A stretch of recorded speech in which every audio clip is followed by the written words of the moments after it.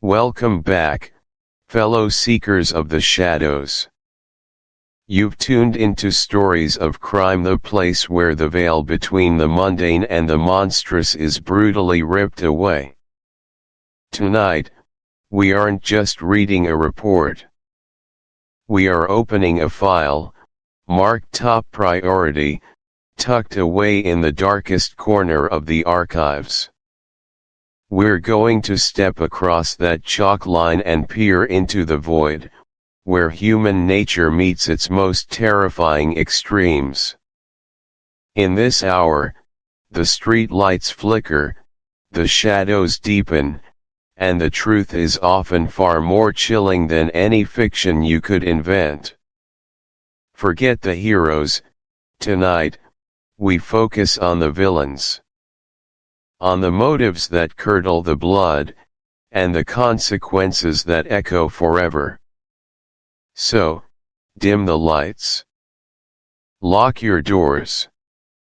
Take a deep, steadying breath, because once the story begins, there's no turning back.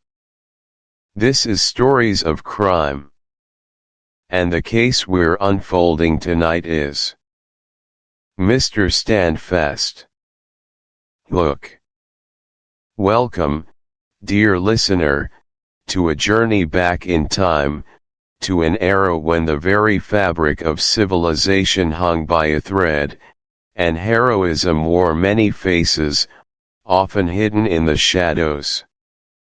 We are about to immerse ourselves into the heart of a global conflict, the Great War, a crucible that forged legends and tested the limits of human endurance. Our destination is the world of Mr. Standfast, where the air itself crackles with the tension of high-stakes espionage, where every whispered word could turn the tide of nations, and where one man, Richard Hannay, finds himself once again drawn into a labyrinth of peril. Imagine, if you will, the year is 1918. The war has ground on for 4 long, brutal years, scarring the landscape and the souls of men. The Western Front is a quagmire of mud and blood, but a different kind of war rages behind the lines, a silent, deadly ballet of spies and saboteurs, of coded messages and clandestine meetings. This is where we find Hannay, a man who has already stared danger in the eye and emerged victorious, yet now faces perhaps his most daunting challenge. The tension is palpable, a constant hum beneath the surface of everyday life. Every newspaper headline, every overheard conversation in a bustling London street, carries the weight of a world teetering on the brink. Can you feel that subtle shift in the atmosphere, that prickle of unease that suggests unseen forces are at play? Our core concept today is to immediately plunge you, the listener, into this exhilarating and terrifying world.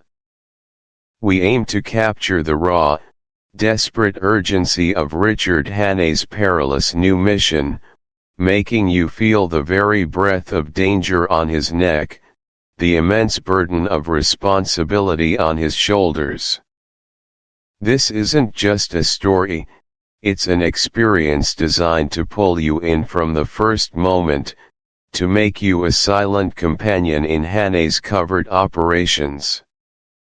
The stakes couldn't be higher, the integrity of the Allied war effort, the lives of countless soldiers, and indeed, the very future of liberty, all hang in the balance, resting precariously on the success of a mission shrouded in secrecy. Now, let's delve into the techniques that allow us to achieve such immediate immersion. First, and perhaps most crucially, we must employ a suspenseful and urgent tone from the very outset. Think of the opening scene of a classic spy thriller, where the camera instantly drops you into the middle of an action sequence, or a ticking clock is heard, signifying imminent danger. Consider the masterful way Alfred Hitchcock often began his films, for instance, in North by Northwest, where a simple case of mistaken identity spirals into an international conspiracy within minutes. Cary Grant's character, Roger Thornhill, is a seemingly ordinary man thrust into an extraordinary, life-threatening situation with no explanation, forced to run for his life from unseen enemies. The immediate disorientation and danger are incredibly effective. In our story, for Mr. Standfast, this urgency is born not just from a specific threat, but from the pervasive atmosphere of a world at war. Every shadow could conceal a foe, every seemingly innocuous detail might be a clue, and every decision is fraught with potential catastrophe.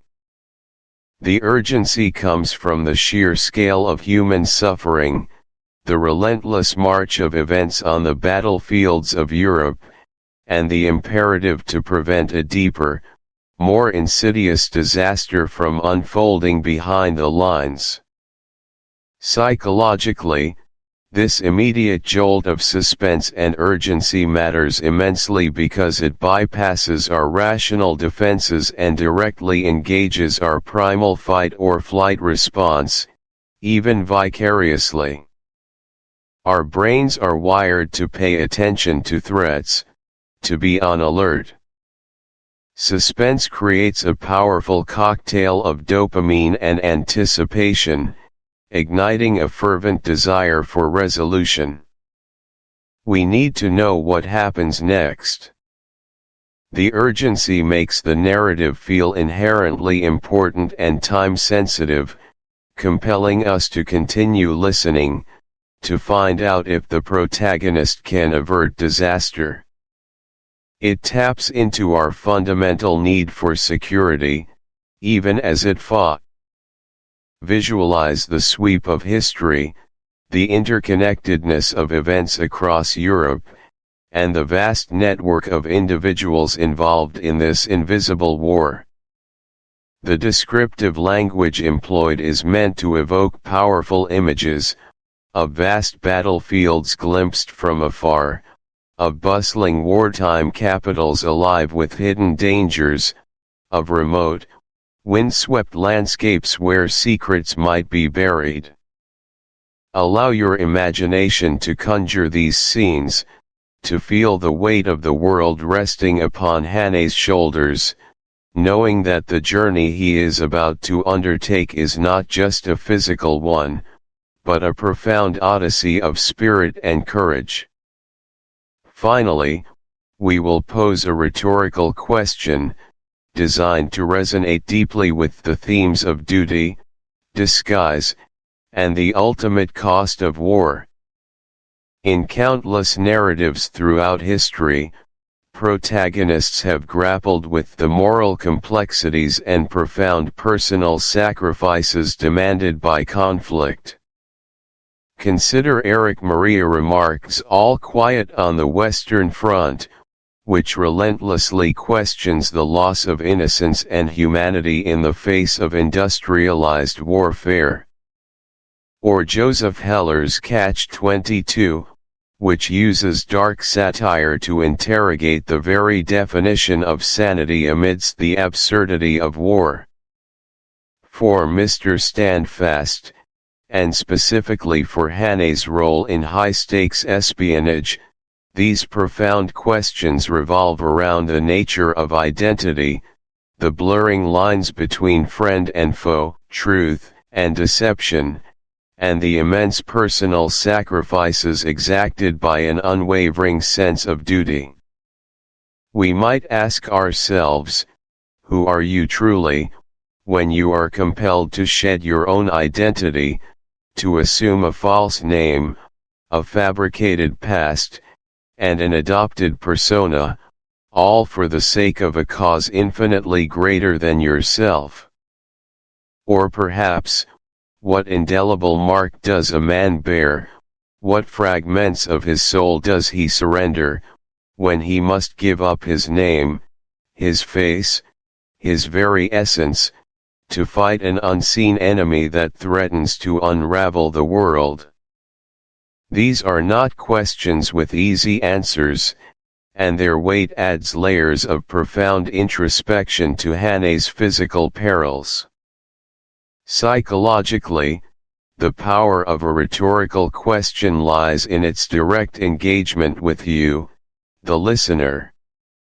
It doesn't demand an explicit answer, but rather, it gently compels internal reflection, drawing you into the philosophical underpinnings of the story rather than keeping you a mere passive observer.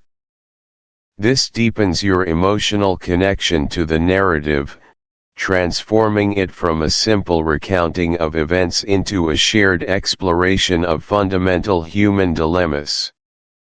It adds intellectual weight, inviting contemplation of your own values, your own sense of duty, and what personal boundaries you might be willing to cross, what sacrifices you might be prepared to make for a cause you believe in. It elevates the story from mere plot mechanics to a profound meditation on the human condition during extraordinary times. For you, the thoughtful listener, the practical application here is simple yet profound. When the rhetorical question is posed, allow yourself a moment of quiet contemplation. Let the words hang in the air, resonating within you. It's an invitation to pause, to breathe, and to consider the immense moral and psychological weight of the themes being explored. Connect these questions to broader human experiences, to historical events you know, or even to personal dilemmas you've encountered. Understand that Hane's external struggles are inextricably linked to a deeper, internal conflict, a battle for his own identity and his very soul. This moment of reflection allows you to not just follow the plot, but to truly inhabit the world and the mind of Richard Hane, making his journey a part of your own. So, as we prepare to step fully into the world of Mr. Standfast, remember these crucial elements: the pervasive, urgent suspense of a world at war, the grand scale of the epic journey that awaits, and the profound questions of identity and duty that will echo throughout Hane's perilous mission. We invite you now to lean back, or perhaps, lean forward, and prepare to be utterly immersed in a tale. Intro. Welcome back, dear listener, to the enthralling world of John Buchan's Mr. Standfast. In our previous chapter, we laid the groundwork, introduced the overarching conflict, and perhaps left you pondering the fate of our intrepid hero, Richard Hane. Now, as we delve into this pivotal second chapter, intro, we find ourselves stepping directly into Hane's mind, witnessing the world through his eyes, colored by his unique blend of practicality, patriotism, and a deep, abiding weariness with the absurdities of war, especially when fought away from the mud and blood of the trenches. Imagine for a moment, if you will, being pulled back into a game you thought you'd left behind. A game not of skill or sport, but of life and death, shadows, and deceit. That, my friends, is precisely where we find Richard Hane at the outset of this new adventure. He's a man of action, a soldier through and through, one who prefers the straightforward, albeit brutal, honesty of the battlefield to the serpentine paths of espionage. His reluctance isn't born of cowardice, not in the slightest.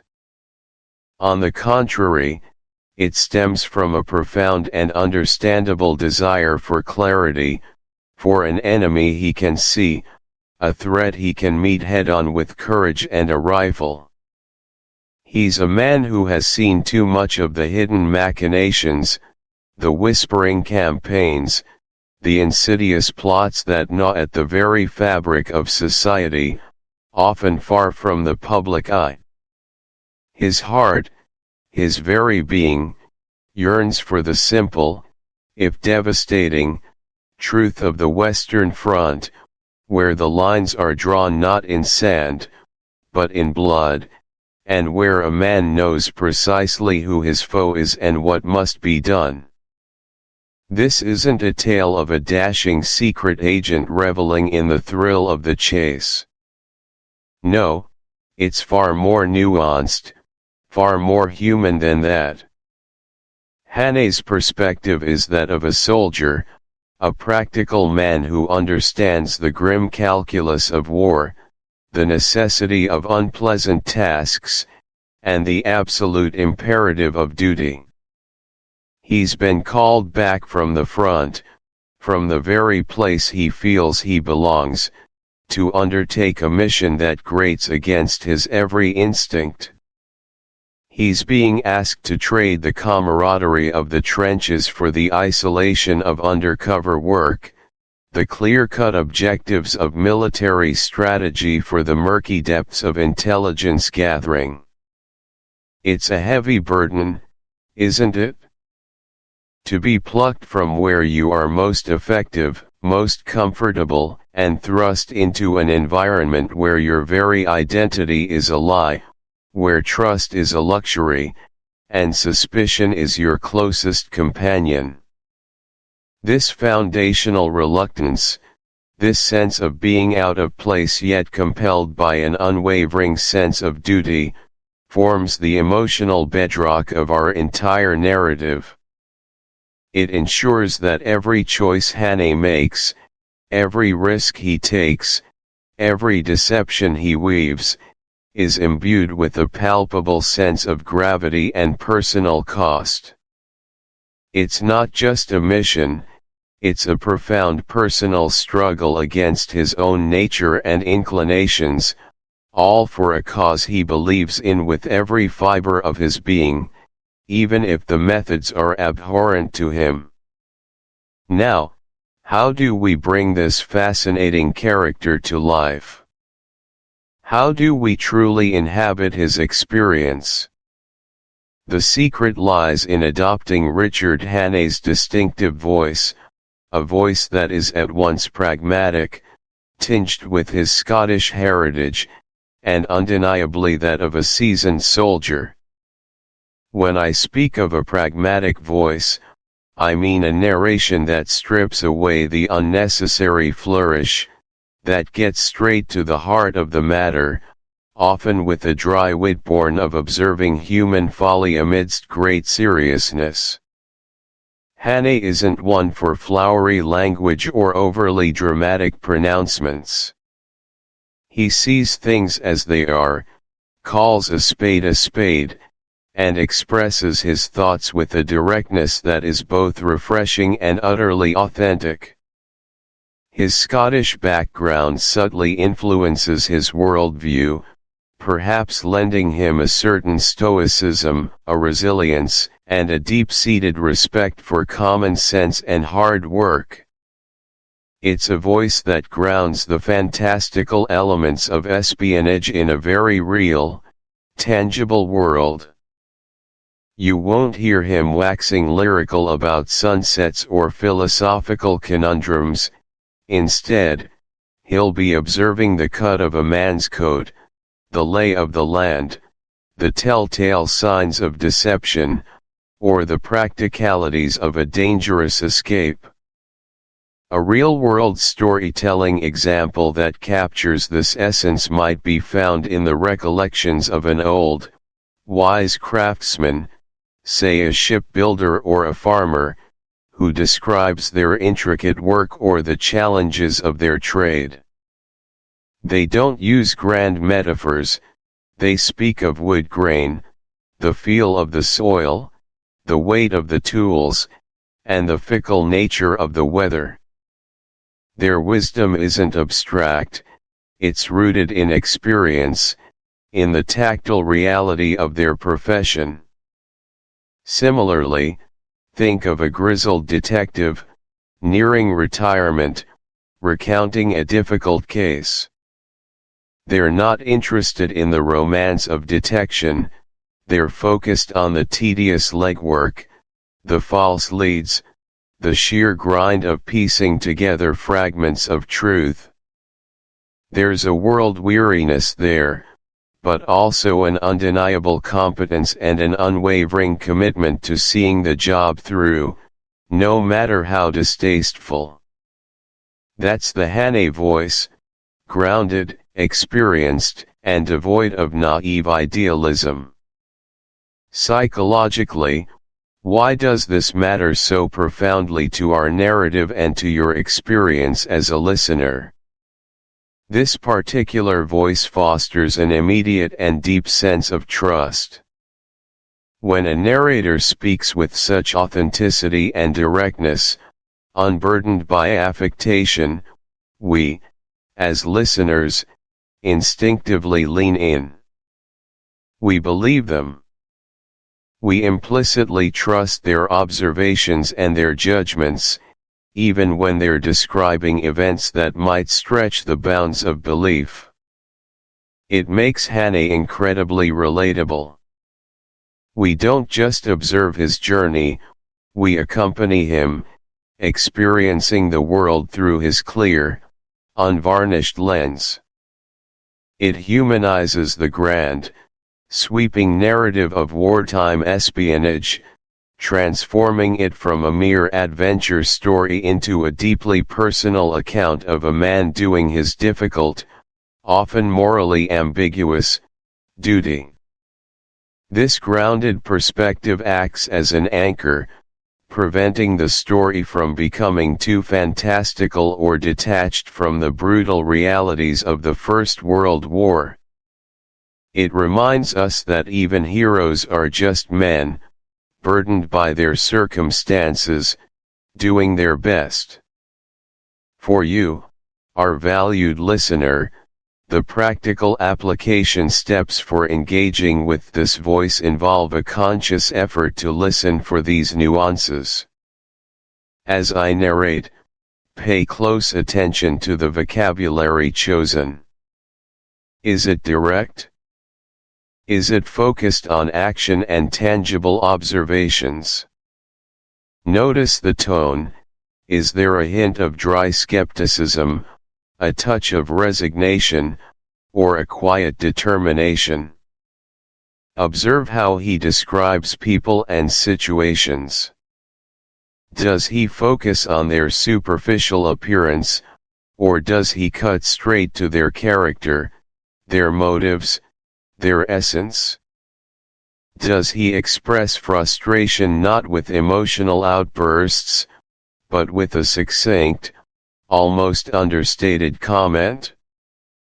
By actively seeking out these elements, you will find yourself not merely listening to a story, but truly immersing yourself in the mind of Richard Hane, gaining a richer, more profound understanding of his character and the momentous events he navigates. It's an invitation to step into his boots, to feel the weight of his responsibilities, and to share in his uniquely insightful, if sometimes cynical, worldview. This conscious engagement will unlock deeper layers of meaning and enjoyment from the tale. Now, let's turn our attention to the specific nature of Hane's mission, a task that, for a man of his military background and deeply held beliefs, must feel profoundly uncomfortable, even morally repugnant. His assignment, you see, is not to fight on the battlefield, but to infiltrate the very heart of pacifist circles in wartime Britain. Consider the irony, the sheer emotional and psychological strain this must place upon him. Here is a decorated soldier, a man who has witnessed firsthand the horrors and the necessities of combat, tasked with feigning sympathy, even allegiance, with those who advocate for peace at all costs, even in the face of an existential threat to his.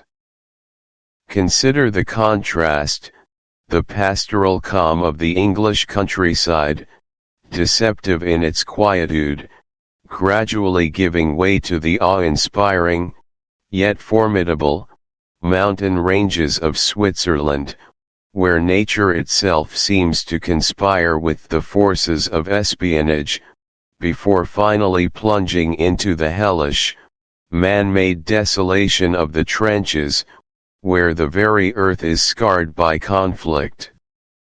As a real-world storytelling example, think of a gripping historical documentary that traces the path of a significant figure across a vast landscape, meticulously detailing the changing environments and the challenges each presented.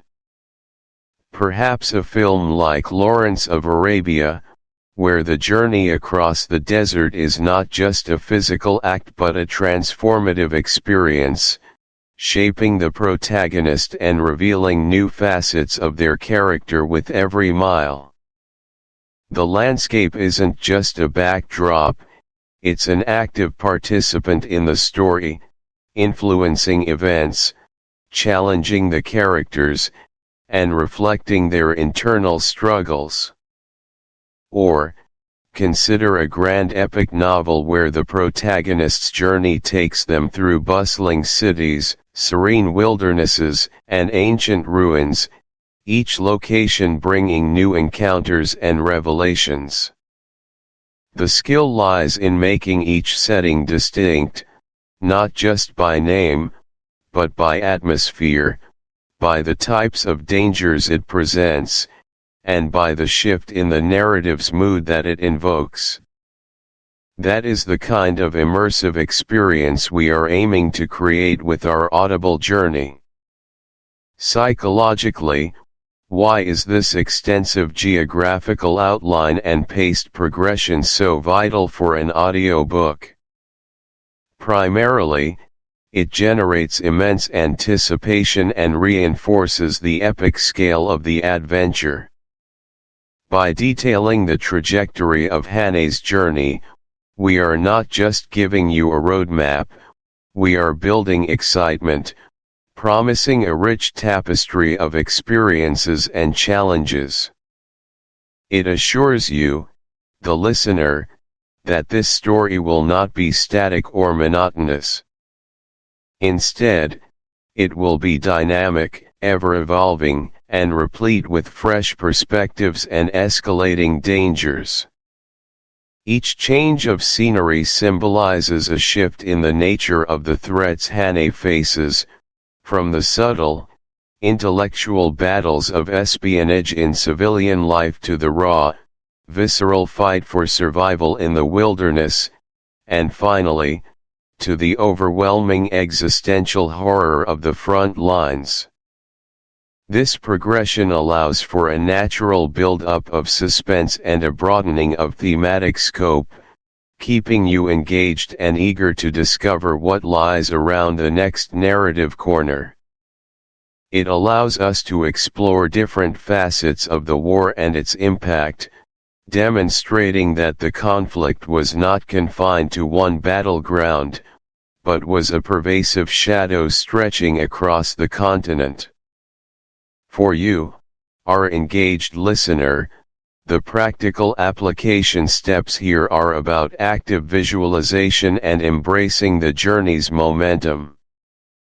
As I describe these shifting landscapes, I encourage you to close your eyes, if safe to do so, and vividly imagine the scenes.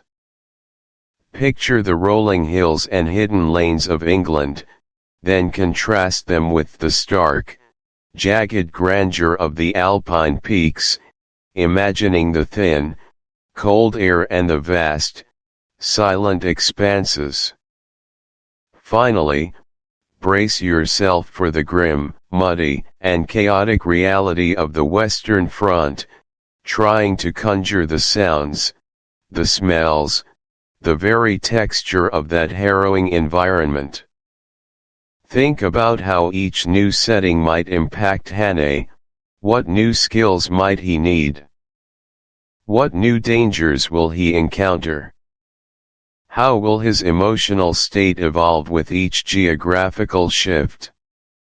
By consciously engaging with these descriptive elements and allowing your imagination to fill in the rich details, you will not only follow Hannay's physical odyssey but also become a fellow traveler on his internal quest, making the narrative all the more vivid and personally resonant. The pacing, carefully considered to allow these images to sink in, is designed to enhance this immersive experience, giving you enough time to absorb the atmosphere of each location before we swiftly, yet smoothly, move on to the next. So, prepare your minds, for we are about to embark on a truly UNF. Chapter 1, The Wicket Gate. Welcome, dear listener, to the enthralling world of John Buchan's Mr. Standfast.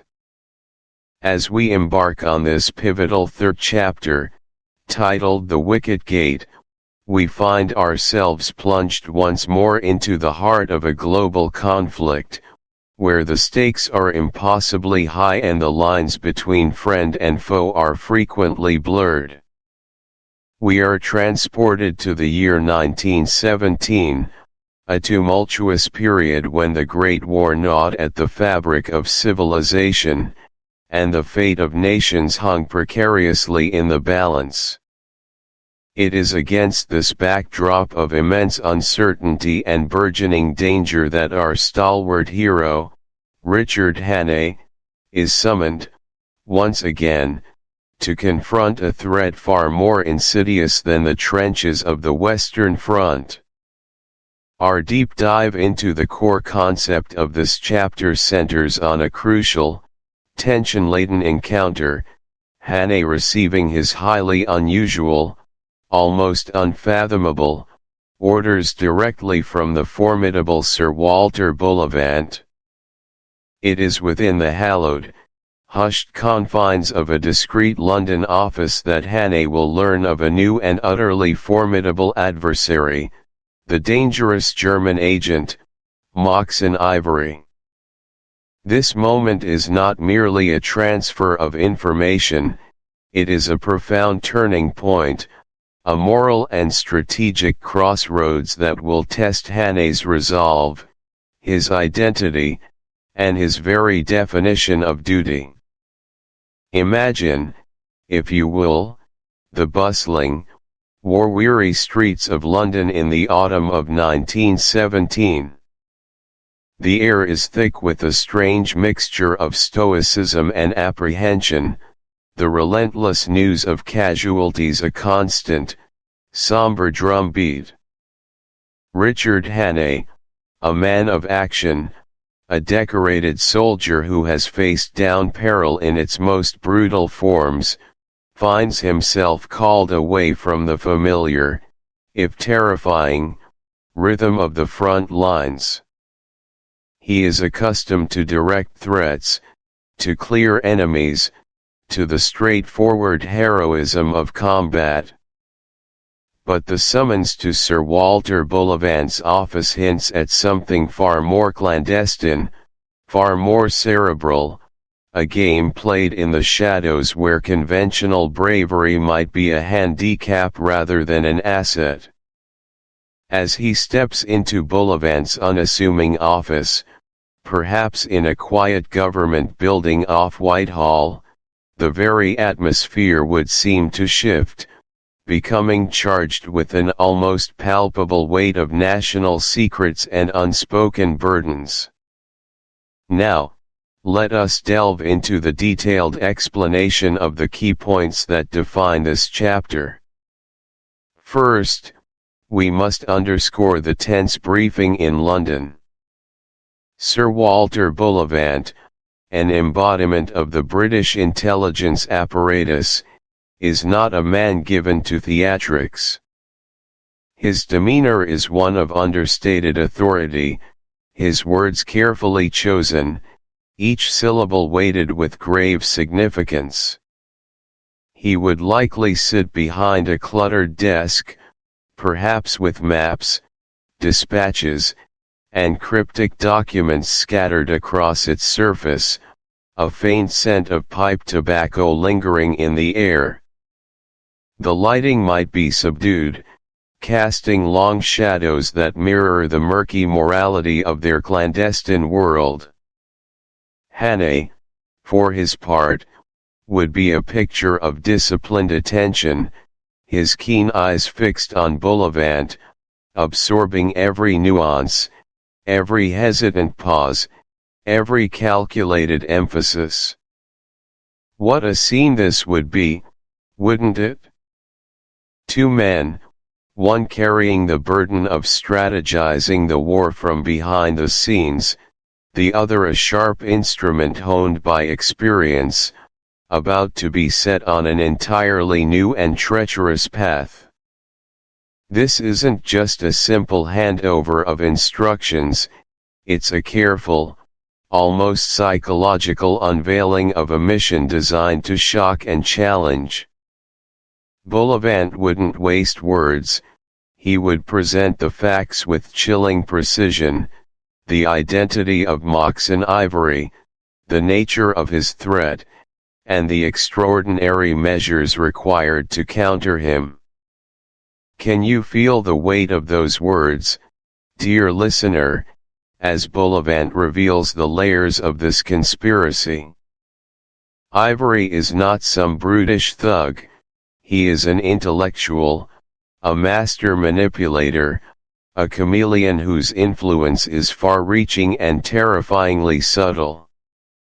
He represents the hidden front of the war, the battle for minds and morale, a battle fought with whispers and propaganda rather than bullets and bayonets.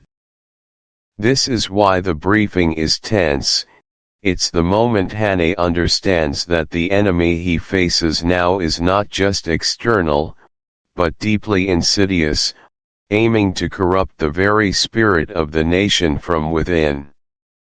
As a real-world storytelling example, consider the classic spy thrillers of our own time, or even historical accounts of espionage during World War I and II.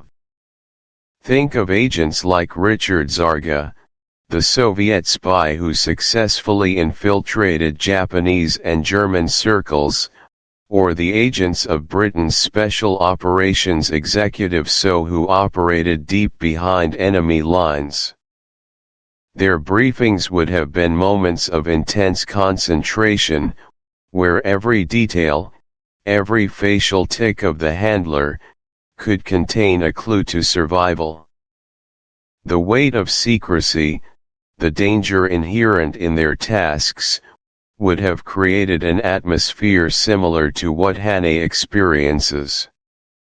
Or consider a scene from a film like Tinker Tailor Soldier Spy, where the sheer quietude and the measured delivery of exposition heighten the tension more effectively than any car chase. It's the calm before the storm, the intellectual sparring before the physical confrontation. Psychologically, this tense briefing is crucial because it establishes the monumental stakes involved and initiates the cognitive restructuring necessary for Hannay. Our brains are wired to identify threats and categorize information. When faced with complex, high-stakes data, especially in a stressful environment. The mind engages in rapid processing, attempting to build a coherent picture from disparate pieces. For Hannay, this involves a rapid re-evaluation of his understanding of the war itself. The psychological impact of encountering a threat like Moxon Ivory, who operates on a level of intellectual cunning rather than brute force, forces Hannay to shift his mental gears from a military mindset to a more subtle, analytical one. It's a fundamental challenge to his worldview, compelling him to accept that victory may not always be found on the battlefield, but sometimes in the quiet manipulation of truth and perception. For you, the listener, a practical application step from this scenario is to cultivate active listening skills, especially when receiving critical information or unexpected challenges.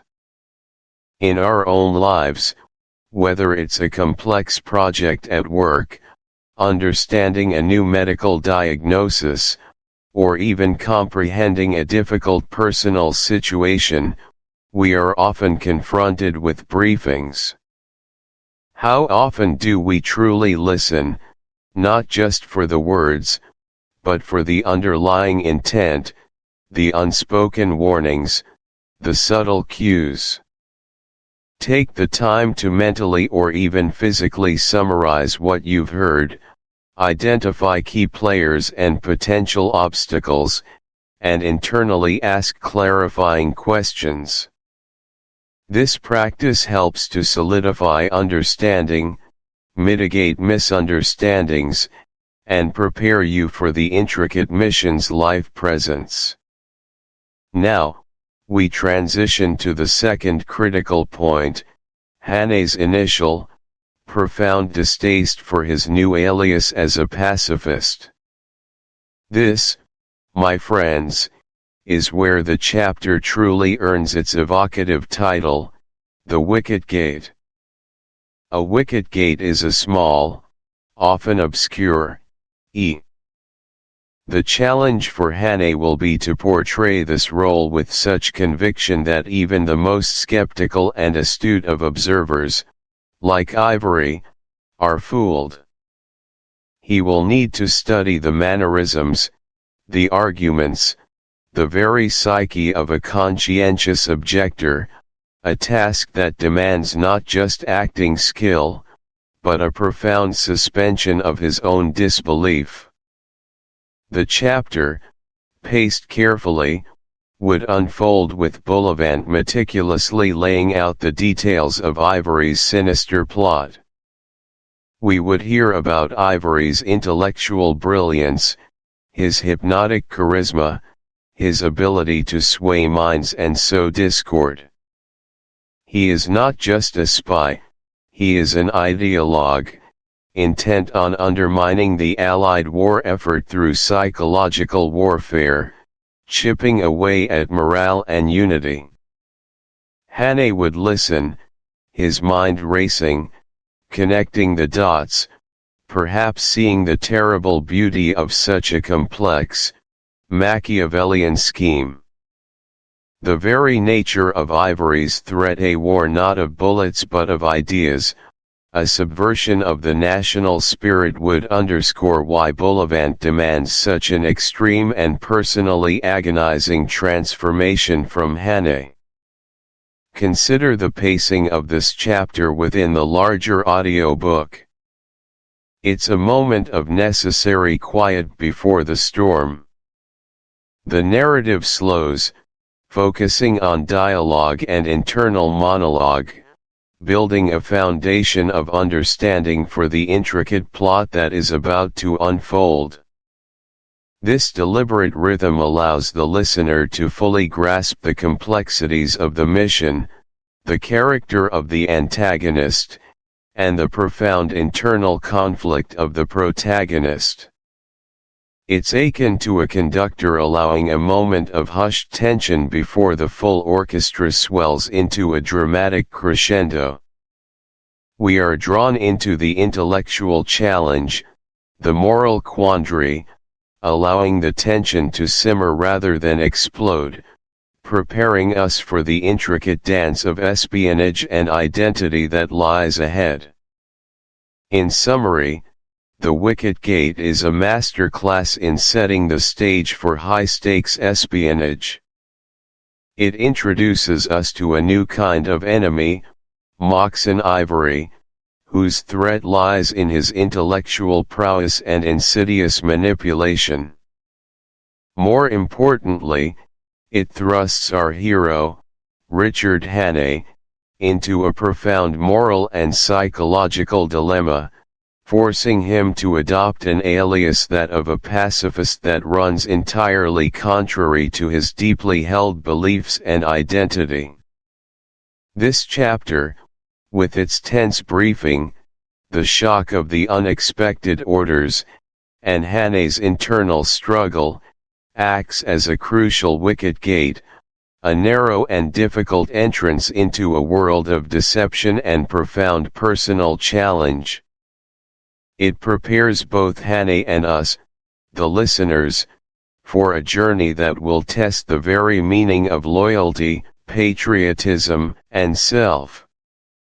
We are left wondering, how will a man of action survive in a world where inaction is his deadliest weapon? And what will be the true cost of such a profound deception?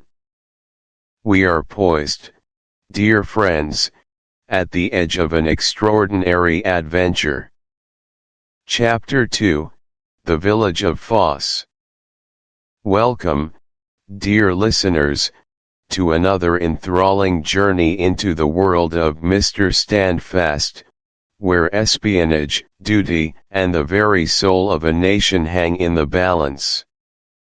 As we turn our attention to the second chapter, aptly titled The Village of Foss, we delve into a crucial phase of Richard Hannay's mission, a phase demanding not just bravery, but an almost unimaginable level of self-reinvention. Our core concept for this chapter, the very essence of its unfolding drama, revolves around the profound transformation of Richard Hannay as he goes undercover, assuming the identity of Cornelius Brand, and immersing himself in the seemingly tranquil embrace of the idyllic Cotswolds. Imagine for a moment, if you will, the daring audacity required for a man renowned for his exploits as a wartime hero, a figure of action and blunt honesty, to shed his very skin and adopt the persona of a mild-mannered, bespectacled ornithologist. This isn't merely a change of clothes, it is a profound metamorphosis of spirit and habit. Hannay, our intrepid protagonist, must now navigate the quiet lanes and hushed conversations of rural England, masquerading as Cornelius Brand, a man ostensibly obsessed with the migratory patterns of birds, a figure whose greatest concern appears to be the rare sighting of a chiffchaff or the nesting habits of a wren. The choice of Cornelius Brand is deliberate, isn't it? It suggests a certain intellectual removedness, a quiet academic pursuit, something utterly divergent from the high-stakes world of international espionage and military intelligence that Hannay has inhabited. This new identity serves as a perfect camouflage, allowing him to blend seamlessly into a setting that, on the surface, appears utterly devoid of intrigue or danger. The Cotswolds, with its rolling hills, ancient dry stone walls, and quaint stone villages, represents the very epitome of pastoral English charm and peacefulness. It is a world away from the trenches of the Western Front, a stark contrast to the clandestine meetings in smoke-filled London rooms, or the adrenaline-fueled chases across desolate moors that have characterized Hannay's past adventures. Here, amongst the gentle undulations of the landscape and the rhythmic tolling of church bells, Hannay must cultivate an air of innocence, an almost scholarly disinterest in the world's larger conflicts, even as those very conflicts threaten to consume everything he holds dear. But consider the psychological toll this must exact. To live a lie, day in and day out, to suppress one's true instincts, one's inherent drive for action and confrontation, to instead adopt a quiet demeanor, a studious gaze, and an almost meticulous attention to the minutiae of the natural world, this is an immense burden. Hannay, a man whose reputation precedes him, a man of direct action and unvarnished truth, must now speak softly, observe keenly without appearing to, and most importantly, listen with an intensity that belies his apparent preoccupation with avian life. His mission is to uncover a network of German spies, operating from within this very pastoral sanctuary, a threat as insidious as it is hidden. The idyllic setting thus becomes a crucible, testing Hannay's patience, his resolve, and his very ability to maintain this elaborate deception. The inherent tension between who he truly is and who he pretends to be becomes a powerful undercurrent throughout this chapter, a silent struggle waged within his own mind, even as he outwardly embraces the serene life of Cornelius Brand. It's a masterclass in literary character development, showcasing the depths of Hannay's commitment to duty. Now, let's explore the key points that truly bring this chapter to life, beginning with a detailed explanation of the stark and dramatic contrast between the peaceful rural setting and the omnipresent, albeit often unseen, backdrop of war. As our narrator, we are immediately struck by the vivid descriptions of the Cotswolds, the gentle undulations of the landscape, the ancient, honey-colored stone cottages nestled into V. For a real-world storytelling example, think of films like Atonement or even Dunkirk, where moments of breathtaking beauty, a sun-drenched summer's day, the shimmering sea, are brutally juxtaposed with the sudden, jarring onset of violence and chaos. The audience is lulled into a false sense of security, or perhaps, a desperate longing for that peace to remain, only for it to be shattered. This technique amplifies the emotional impact and the sense of impending doom. In literature, consider the opening scenes of War and Peace, where the glittering salons of Russian aristocracy buzz with gossip and social maneuvering, entirely oblivious to the monumental storm of Napoleon's invasion gathering on the horizon.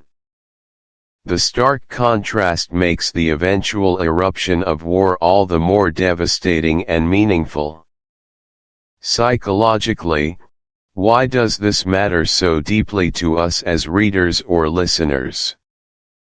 This juxtaposition of peace and impending war creates a powerful emotional resonance. It allows us to experience the fragile nature of tranquility, to recognize how easily it can be shattered, and to appreciate its preciousness.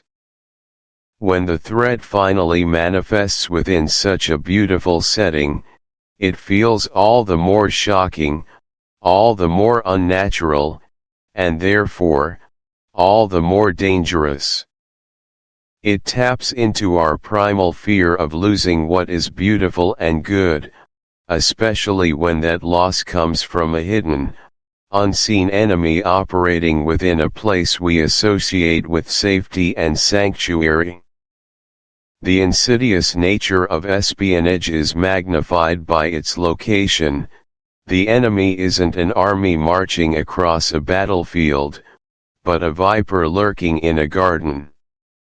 This technique also serves to highlight the dedication of characters like Hannah, who are willing to sacrifice their own peace of mind to protect this idyllic way of life, to ensure that such beauty is not irrevocably stained by conflict. It underscores the profound stakes of the mission. For us, as listeners, appreciating this narrative choice offers a deeper understanding of the story's emotional landscape. It teaches us to look beyond the surface, to recognize that appearances can be profoundly deceptive. It encourages us to consider the duality of human experience, that even in the most serene corners of the world, darkness can lurk. When you encounter a passage describing overwhelming peace, pause and ask yourself, what potential danger might be concealed beneath this tranquility? How does this apparent calm serve to heighten the eventual impact of conflict? By consciously recognizing this storytelling device, we become more active participants in the narrative, understanding the author's craft and appreciating the layers of meaning embedded within the text. Our second crucial key point for this chapter involves the introduction of a character who will undoubtedly become pivotal, a character whose arrival adds a delicate layer of intrigue and complexity to Hannah's already challenging mission, Mary Lamington. She is not merely another villager, she is presented with a subtle elegance, a quiet intelligence that immediately sets her apart. When Hannah, or rather, Cornelius Brand, first encounters Mary, she might appear, at a casual glance, to be a sophisticated, well-educated woman of the local gentry, perhaps involved in some form of war work or simply managing her estate. But there is an undeniable air about her, a certain keenness in her gaze, a self-possession that hints at something more profound than mere social grace. She is intelligent, articulate, and possesses a quiet strength. What makes her introduction so intriguing is precisely the subtlety. She doesn't burst onto the scene with dramatic revelations, instead, her presence subtly alters the dynamic of the village, and more importantly, Hannah's carefully constructed world. Is she an ally, someone he can trust with his true identity and his mission? Or is she, perhaps, a more sophisticated component of the very network he seeks to dismantle? The novel, with its characteristic brilliance, keeps us guessing, just as Hannah himself must remain constantly. It's about building atmosphere, establishing the new normal for Hannah, and slowly but surely, tightening the invisible threads of suspense. For example, when describing the Cotswolds, we don't just state it was peaceful.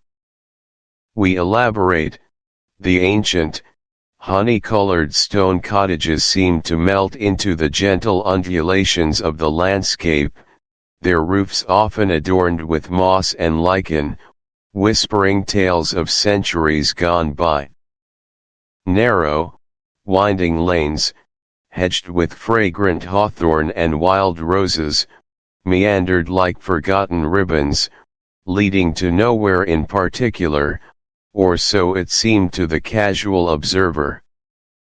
The air itself, a cool, crisp draught, carried the distant bleating of sheep from the higher pastures, the rhythmic murmur of a hidden stream gurgling over smooth stones, and the incessant, almost hypnotic chirping of countless birds nesting in the abundant foliage.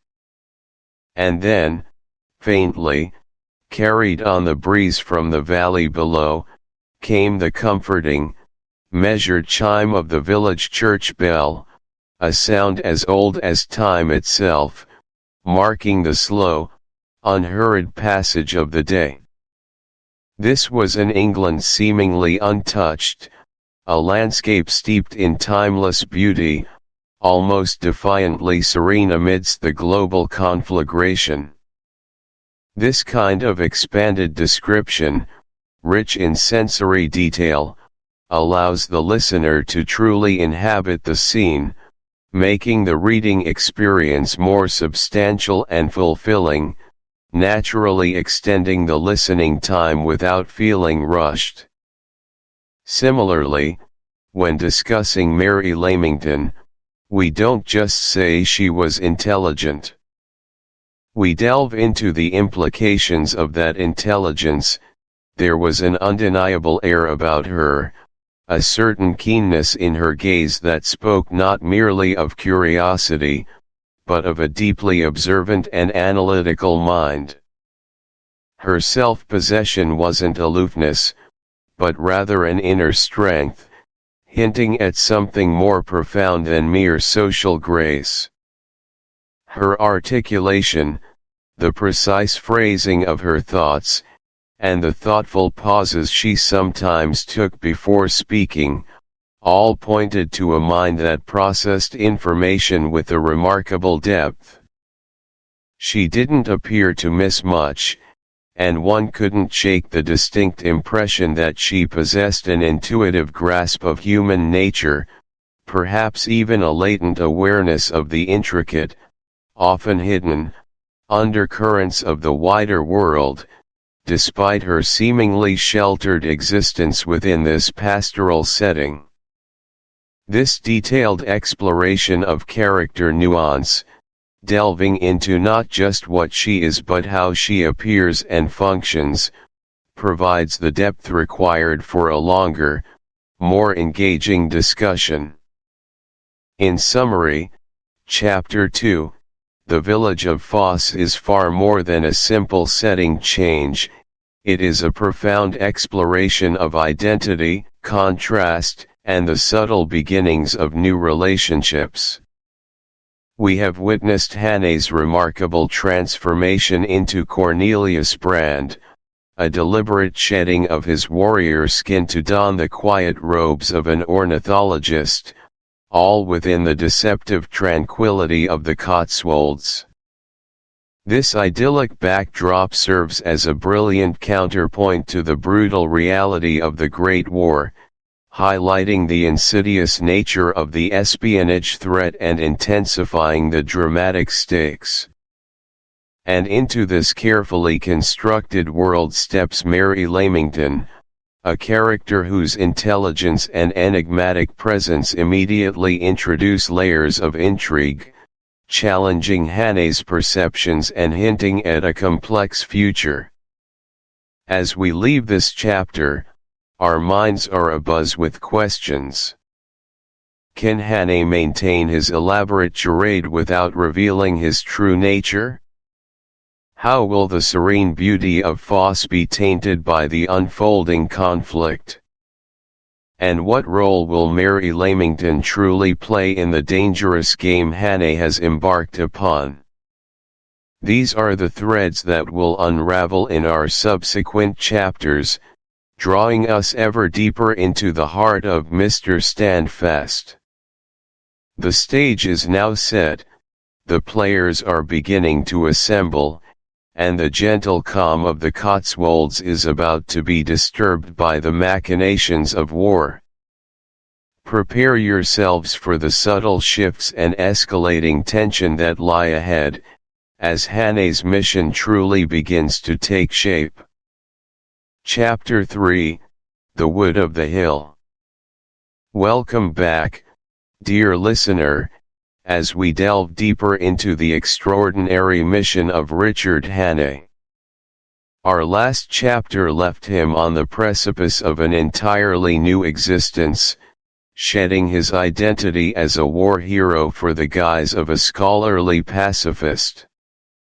And now, he steps into the heart of that deception, into the very crucible where his new identity will be tested, the intellectual, anti-war circle at the Wood of the Hill.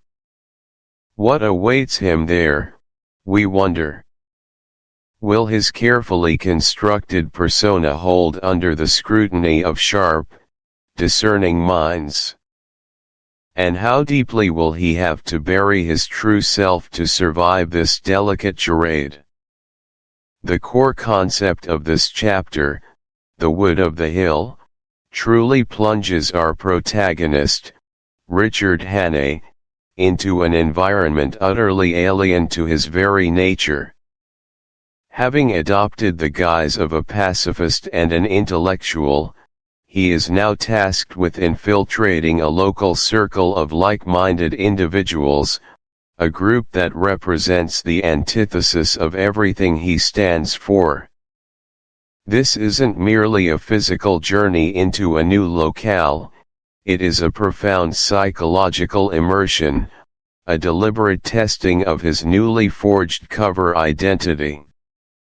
Here, Hannay, the man of action, the veteran soldier, the pragmatic patriot, must embody the persona of a conscientious objector, a proponent of peace, and a man of letters, a dramatic and deeply challenging transformation that forms the very heart of this compelling narrative. Can he convincingly play the part, or will his true convictions betray him? The stage is set for a fascinating interplay of hidden motives and outward appearances. Our first critical point for exploration revolves around the profound contrast between Hannay's ingrained military mindset and the rather bohemian, intellectual circle he finds himself within. Imagine, if you will, a seasoned warrior, a man whose life has been dictated by the brutal realities of combat, strategy, and swift, decisive action, suddenly placed amidst individuals whose world is built upon abstract ideas, moral philosophy, and the fervent rejection of violence. What an extraordinary clash of worlds, wouldn't you agree? Hannay, by his very essence, is a man who understands hierarchy, discipline, and the stark necessity of force when faced with evil. His thoughts are typically geared towards efficiency, tactics, and the tangible outcomes of conflict. He views war, in its current devastating manifestation, as a regrettable but unavoidable evil, a necessary crucible for defending fundamental values. Now, he must sit among those who dissect war not as a grim necessity but as a moral failing, a monstrous aberration that could and should be avoided through reason, dialogue, and a universal commitment to non-aggression. Their conversations would likely revolve around theoretical constructs, idealistic solutions, and perhaps a certain disdain for the very institutions Hannay has served his entire adult life. He listens to their earnest discussions about world peace, about the shared humanity of all peoples, and about the moral imperative to refuse participation in any conflict, regardless of its purported cause. Consider, for a moment, a real-world storytelling example. Think of a skilled detective, a veteran of countless street battles and gritty investigations, who must go undercover as an art critic in a sophisticated, avant-garde gallery opening. He knows how to track a suspect, how to read body language in a confrontational situation, but now he must learn to decipher abstract art, engage in discussions about aesthetic theory, and feign appreciation for works that, to his pragmatic mind, might seem utterly nonsensical. The internal conflict is immense, isn't it? Every gesture, every turn of phrase, every expression must be meticulously calibrated to fit the new role, while his true nature constantly threatens to bubble to the surface, exposing the deception. Psychologically, this contrast matters immensely because it forces Hane into a state of profound cognitive dissonance. He is living a lie that fundamentally challenges his core beliefs. This isn't. It allows us to explore the human capacity for adaptation, for disguise, and for enduring discomfort for a greater purpose. It also highlights the profound differences in worldviews that can exist within a society, even during a time of national crisis. How do people arrive at such divergent conclusions, and what does it take to bridge those gaps, even superficially? The mental gymnastics required for Hane to convincingly portray a man he is not, while simultaneously retaining his true self, creates a fascinating internal landscape. For the listener, this offers several practical application steps. Firstly, it underscores the importance of observation and active listening when entering unfamiliar social or professional environments. Hane doesn't immediately jump in with his own opinions, he absorbs the language, the customs, the prevailing attitudes of the group. Secondly, it teaches us about the art of empathy, even if feigned. To convincingly portray a different viewpoint, one must at least intellectually grasp its foundations, understand its emotional undercurrents, and speak its language. You don't have to agree, but you must comprehend the nuances. And thirdly, it highlights the challenge, and sometimes the necessity, of adapting one's communication style and outward demeanor to different contexts. Whether it's a job interview, a diplomatic negotiation, or simply fitting in with a new social group, the ability to blend, to understand the rules of the game, is an invaluable skill. Hane's mission, though extreme, is an amplified version of these everyday social navigations, demanding an almost theatrical level of self-control. This brings us to our second crucial point, the introduction of Lancelot Wake and the inevitable ideological friction that arises from his interactions with Hane. Lancelot Wake, as you might recall, is not just another member of this intellectual circle, he is often its voice, its philosophical anchor, perhaps even its moral compass. He embodies the sophisticated, articulate, and deeply entrenched pacifist viewpoint. When Hane encounters Wake, it's not merely a casual meeting, it's a collision of deeply held, albeit diametrically opposed, worldviews. Wake, with his sharp intellect and unwavering conviction, becomes a formidable challenge to Hane's carefully constructed facade. He probes, he questions, he engages in abstract debates that demand more than superficial agreement. He is a man who doesn't just believe in pacifism, he champions it, intellectualizes it, and likely sees it as the only enlightened path forward for humanity.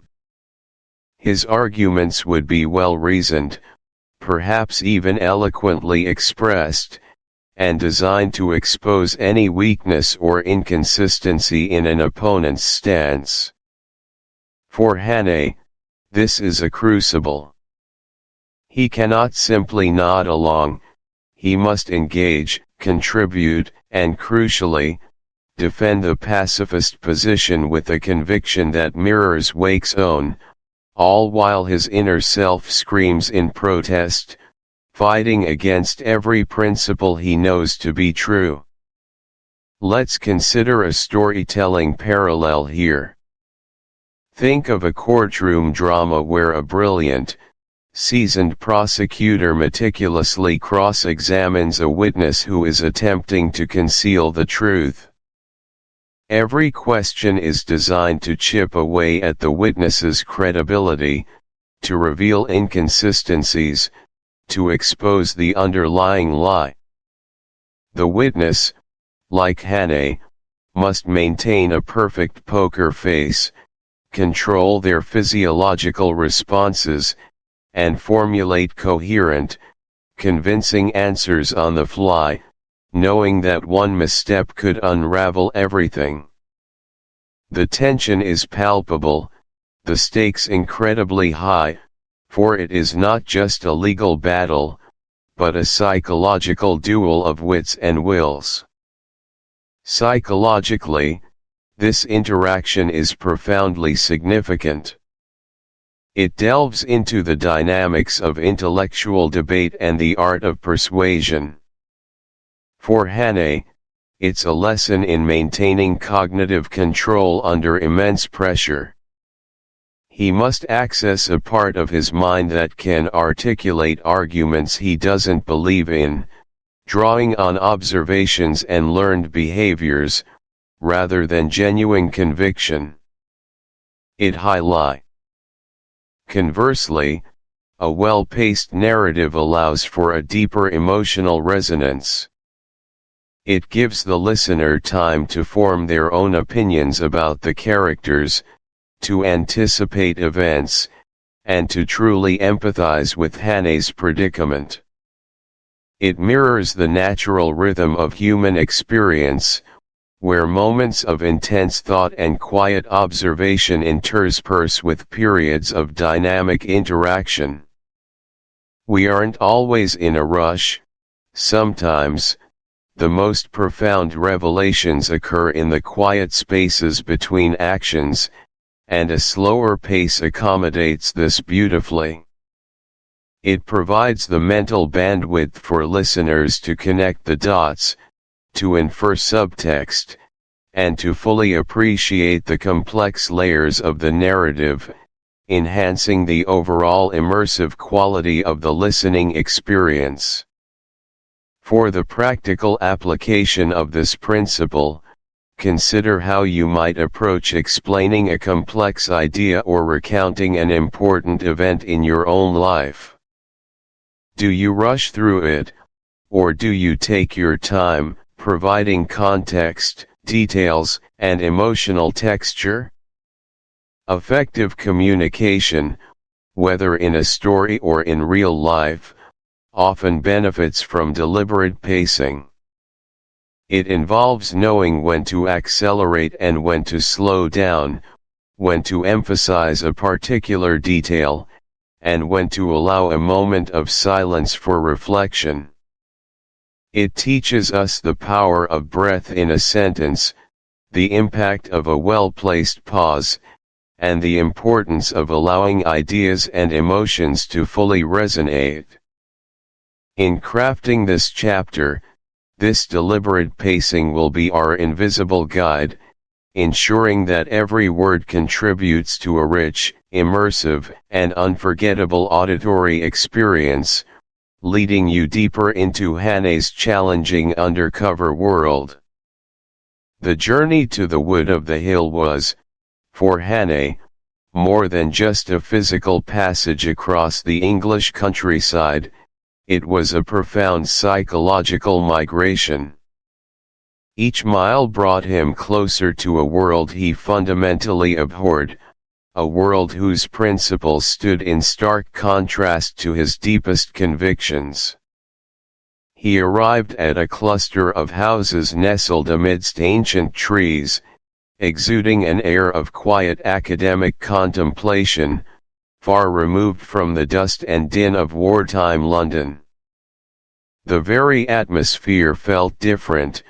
Perhaps it was the scent of damp earth and old books, rather than petrol and gunpowder, or the hushed tones of intellectual discourse instead of the shouted commands of the drill square.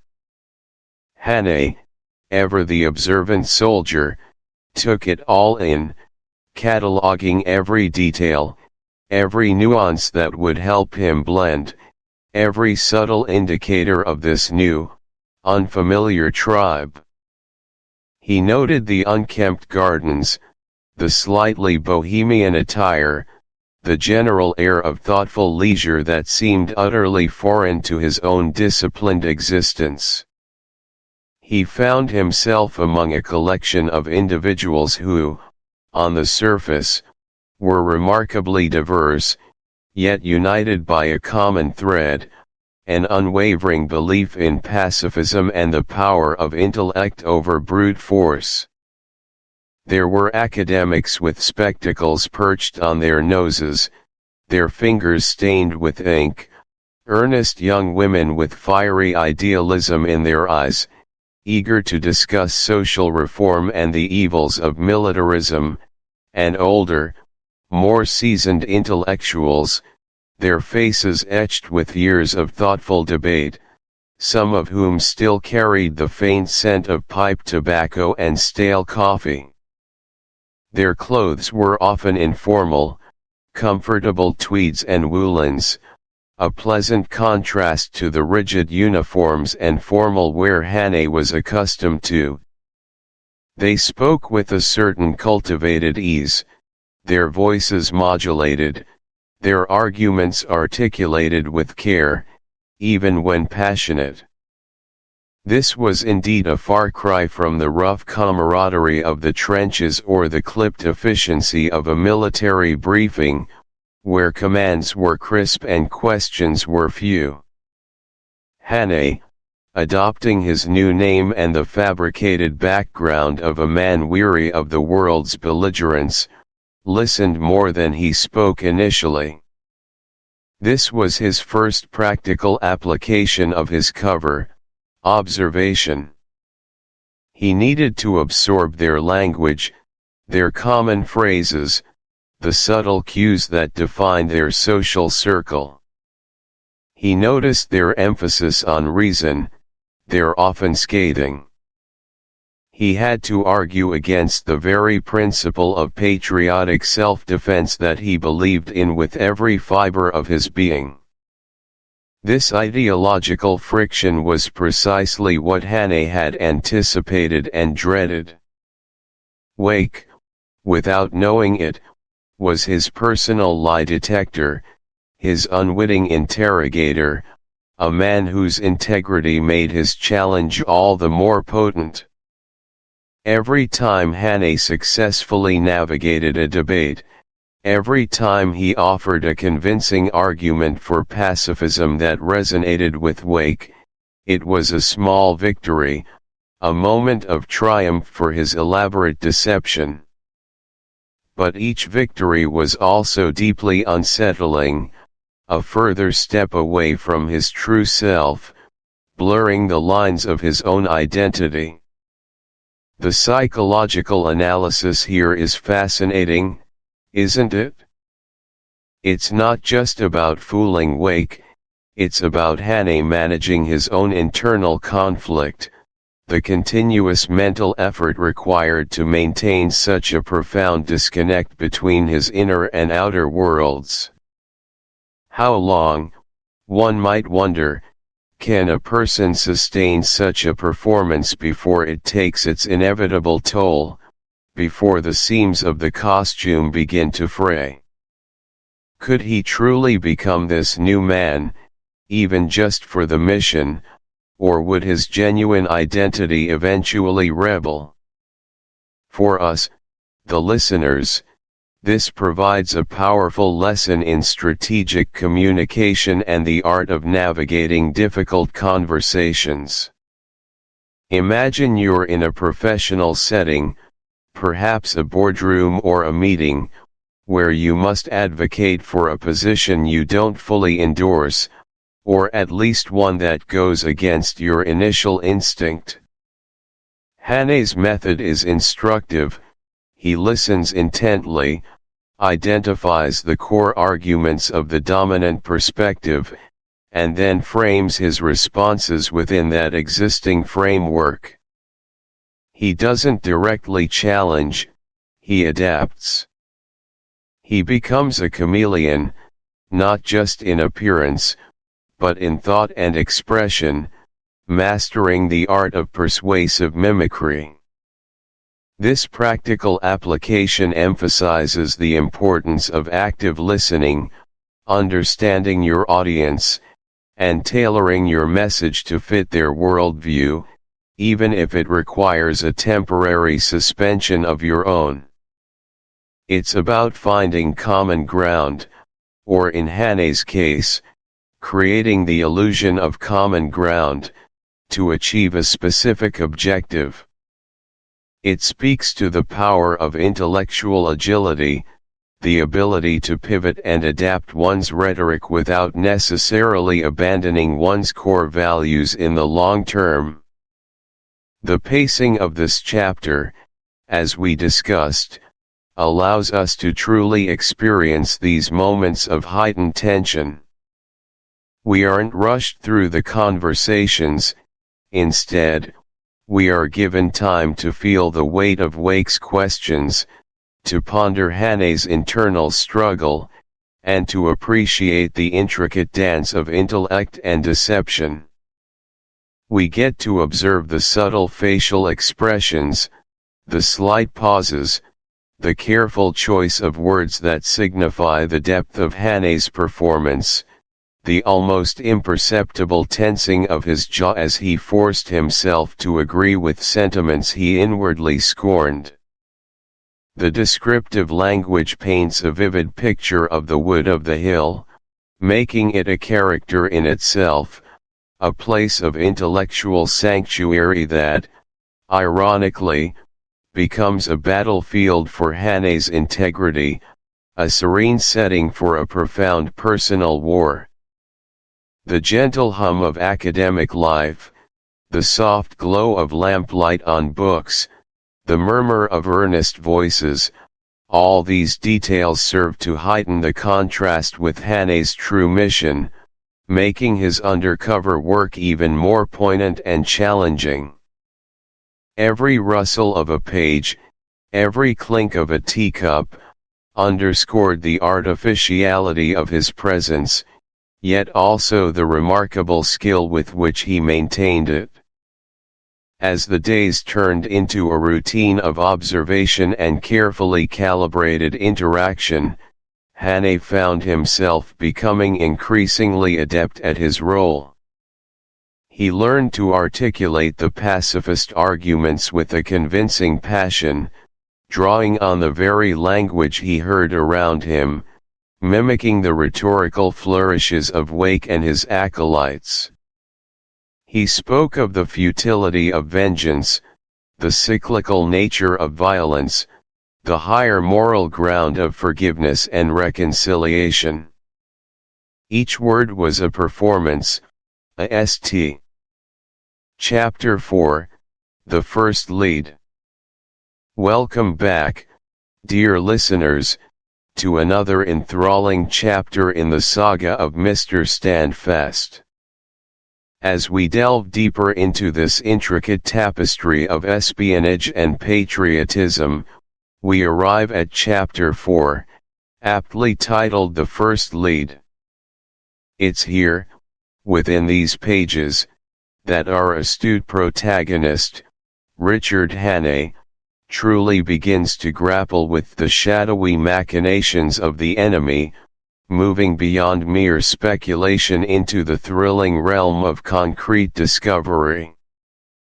This chapter marks the moment Hannah picks up the undeniable trail of the enemy spy network and deciphers a crucial, terrifying clue.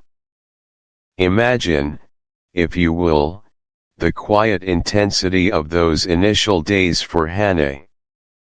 He's been plunged into a world where every face could be a mask, every conversation a trap, and every seemingly innocuous detail a key to unlocking a vast, insidious plot.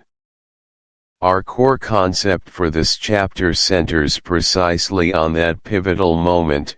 Hannah, armed with little more than his keen intellect and an unwavering sense of duty, stumbles upon the first tangible thread of the enemy's nefarious design.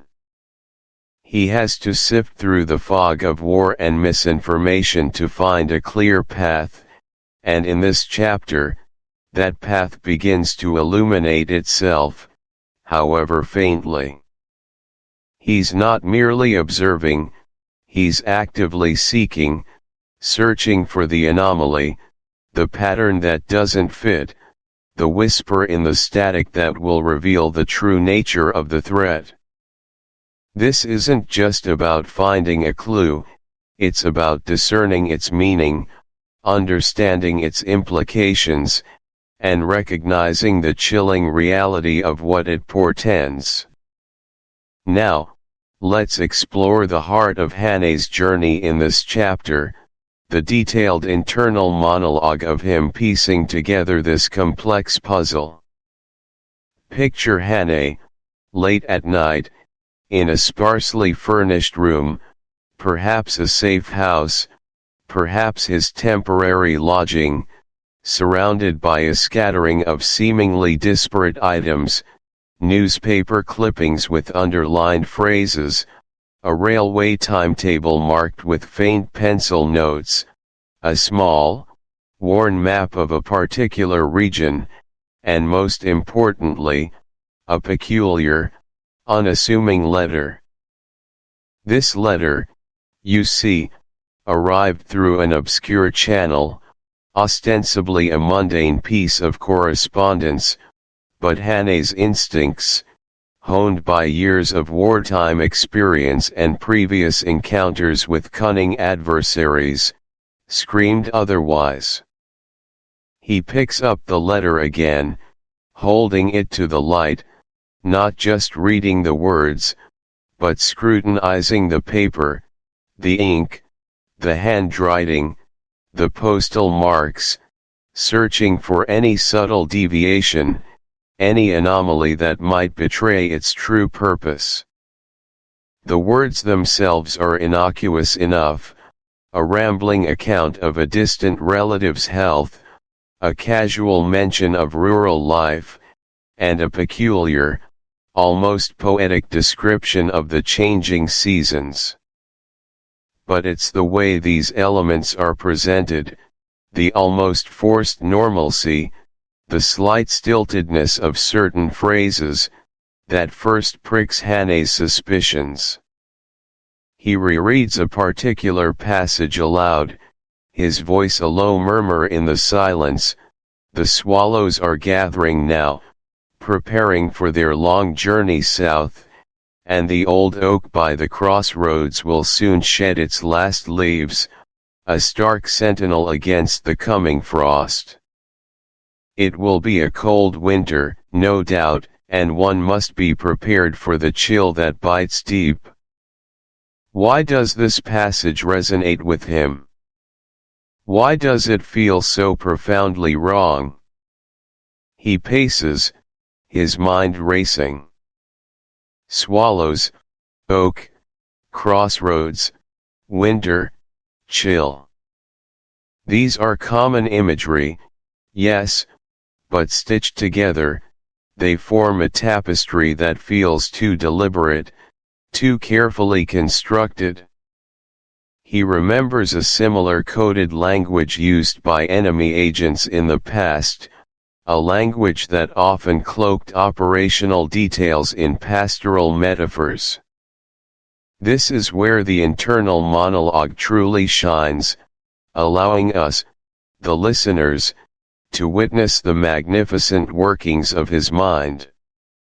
For instance, think of a real-world storytelling example like Sherlock Holmes in A Study in Scarlet, where he deduces a man's profession and recent activities just by observing the dirt on his shoes and the condition of his hands.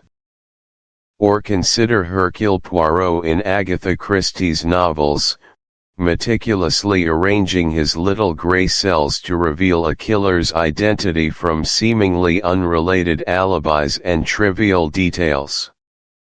What makes these moments so compelling is not just the brilliance of the deduction, but the process of it, the way the detective connects the dots, allowing the audience to feel like they are right there in their minds, sharing in the revelation. Psychologically, this detailed internal monologue matters immensely because it builds empathy and trust with the listener. We don't just observe Hannay, we become him, or at least, we are granted privileged access to his inner world. It humanizes him, showing his struggle, his moments of doubt, his flashes of insight, rather than presenting him as an infallible automaton. When we hear his thoughts, we appreciate the sheer intellectual effort involved, and this makes his ultimate success feel earned, more satisfying. It also creates a sense of suspense, as we follow his mental twists and turns, hoping he'll find the answer before it's too late. Moreover, it taps into our innate human curiosity, our desire to solve puzzles, to understand how brilliant minds operate. We are drawn to the intellectual chase, the thrill of deciphering the hidden meaning. So, how can you, the listener, practically apply steps gleaned from Hannay's method? Firstly, cultivate critical observation. Don't just see, perceive. Look beyond the obvious. What details are unusual? What patterns are emerging? Secondly, challenge assumptions. Hannay doesn't accept the letter at face value, he questions its intent. Ask yourself, is there another way to interpret this? Thirdly, connect disparate pieces of information. The swallows might relate to migration patterns, perhaps a seasonal operation. The old oak by the crossroads might be a specific landmark, a meeting point. The coming frost might not be weather, but a metaphor for a tightening security net, or an impending political chill. Finally, embrace persistence. Hannay doesn't give up after one reading. He rereads, reflects, and recontextualizes on. For instance, in a personal or professional project, understanding the potential pitfalls and worst-case scenarios can help you strategize more effectively, ensuring you are not caught unawares when the chill bites deep. It's about cultivating situational awareness and learning to read the subtle cues that indicate a shift from safety to peril. Hannay, staring at the map, tracing the lines to that isolated crossroads and that ancient oak, feels the cold reality of his mission settle heavily upon him. This isn't just a shadowy organization, it's a vast, interconnected network, seemingly innocuous in its outward presentation, but utterly ruthless in its intent. The swallows gathering now feels like a flock of vultures circling, and he, Hane, is flying headlong into their midst, perhaps to prevent a cataclysm, perhaps to be their next victim. He understands that this is not merely a small-time spy ring looking for minor intelligence, this is something far grander, more audacious, aiming to undermine the very fabric of the war effort. The target is likely crucial, the method insidious, and the agents involved, utterly dedicated. He is no longer just a man on a mission, he is a solitary sentinel, standing guard against an unseen enemy poised to strike at the heart of his nation. The air around him seems to vibrate with the silent hum of impending conflict, and he knows, with a certainty that chills him to the bone, that the game has truly begun, and the stakes could not be higher. Our pacing for this chapter has been deliberately measured, allowing for the full weight of Hane's deductions and the growing tension to properly sink in. We started with the quiet hum of introspection, slowly building, detail by detail, through Hane's internal monologue, allowing his thoughts to unfold at a natural, believable rhythm. This initial slower pace is crucial, as it gives the listener time to absorb the intricacies of the clue and to appreciate the depth of Hane's intellectual struggle. Then, as the pieces begin to fall into place, as the true meaning of the message emerges, the narrative subtly quickens. The revelation itself is delivered with a greater sense of urgency, reflecting the sudden clarity and the impending danger that Hane experiences. This variation in pacing ensures that the listener remains engaged, feeling the shift from contemplative analysis to the sharp intake of breath as the danger becomes manifest. It's like watching a storm gather on the horizon, a gradual darkening, a shift in the wind, and then, a sudden, powerful gust. In summary, Chapter 4, The First Lead, is a masterclass in the art of suspense and character development. We've witnessed Richard Hane's extraordinary mind at work, dissecting a cryptic message with methodical brilliance, guided by his sharp instincts and formidable experience. Through his detailed internal monologue, we've gained invaluable insight into the process of deduction and the sheer mental fortitude required to navigate such perilous waters. Simultaneously, the chapter expertly builds a formidable sense of tension, transforming a seemingly abstract threat into a chillingly concrete danger. Hane's realization of the enemy's scale and ruthlessness transforms his assignment from a challenging task into a truly life-or-death struggle, imbuing every subsequent action with profound urgency. As we conclude this pivotal chapter, Hane stands at a precipice.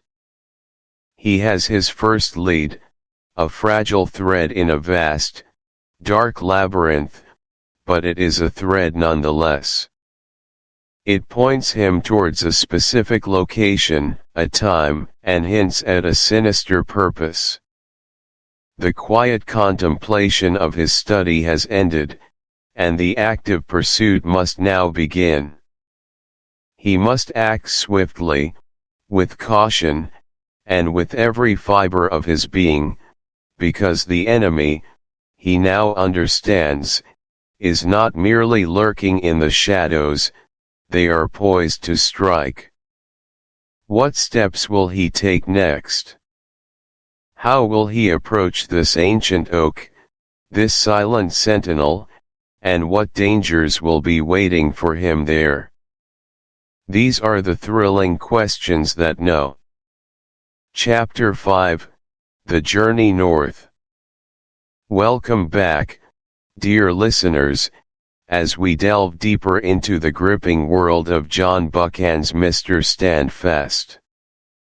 In our previous chapter, we witnessed Hannah's relentless pursuit, a desperate race against time and an unseen enemy, a shadowy organization whose tendrils reached far and wide.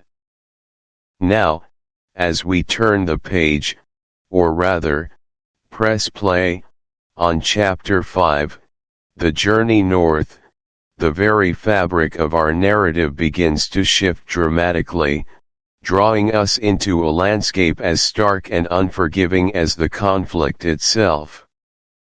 We leave behind the familiar, and venture into a realm of untamed beauty and inherent peril, where the land itself seems to breathe with an ancient, indifferent spirit. Our core concept for this segment is truly transformative. The pursuit shifts to the rugged landscapes of Scotland. No longer confined to the comparatively familiar fields, well-trodden paths, and bustling thoroughfares of England, Hannah finds himself venturing into a realm of wild beauty and inherent danger, where every turn presents a new, primal challenge. Imagine, if you will, the sheer isolation that descends upon a man leaving behind the last vestiges of civilization, the dwindling signposts of human habitation, as he pushes further and further into a world dominated by ancient rock, vast skies, and the relentless breath of the wind. This isn't merely a change of scenery, it is a fundamental redefinition of the chase, a complete recalibration of the environment's role in our hero's ordeal. The very terrain becomes an active participant in the story, an antagonist that must be contended with, or perhaps, at times, a formidable, silent ally providing cover or a strategic vantage point. The stakes are raised, not just by the escalating threat of his human pursuers, whose cunning is only matched by their ruthlessness, but by the raw, elemental challenges of survival in such a remote and demanding environment. Each step north is a step further into an unknown, a journey that strips away the superficial comforts and forces Hannah to confront his own profound resilience against the majestic yet formidable backdrop of a land that cares nothing for human struggles, a land that has endured for millennia, indifferent to the transient dramas playing out upon its surface. How does this profound shift in setting transform our perception of Hannah's mission, do you think? Does it not imbue his quest with a more epic, almost mythical quality, as he confronts not just the meticulously planned machinations of human adversaries, but the very wilderness itself, in all its untamed glory and unforgiving harshness? This is a crucible, dear listeners, forged of stone and wind, within which our hero must either break or be tempered. Let's delve deeper into our first key point, which is the detailed description of the atmospheric shift to the cold moors and mountains. As Hannah journeys northward, the very air he breathes undergoes a dramatic transformation. The gentle breezes of the south, carrying the scent of verdant pastures and blooming hedgerows, give way to biting gales, often laden with mist, carrying the scent of damp peat, granite, and wild, hardy vegetation. The verdant greens of the English countryside soften into the muted browns, russets, and deep purples of heather-clad hills, stretching interminably towards a horizon often shrouded in low-hanging cloud or impenetrable fog. Think of the silence that descends, a profound, almost spiritual quiet, an all-encompassing stillness broken only by the mournful cry of a curlew, the plaintive bleat of a distant sheep, or the insistent murmur of a hidden stream, sounds that only serve to amplify the pervasive sense of solitude and isolation.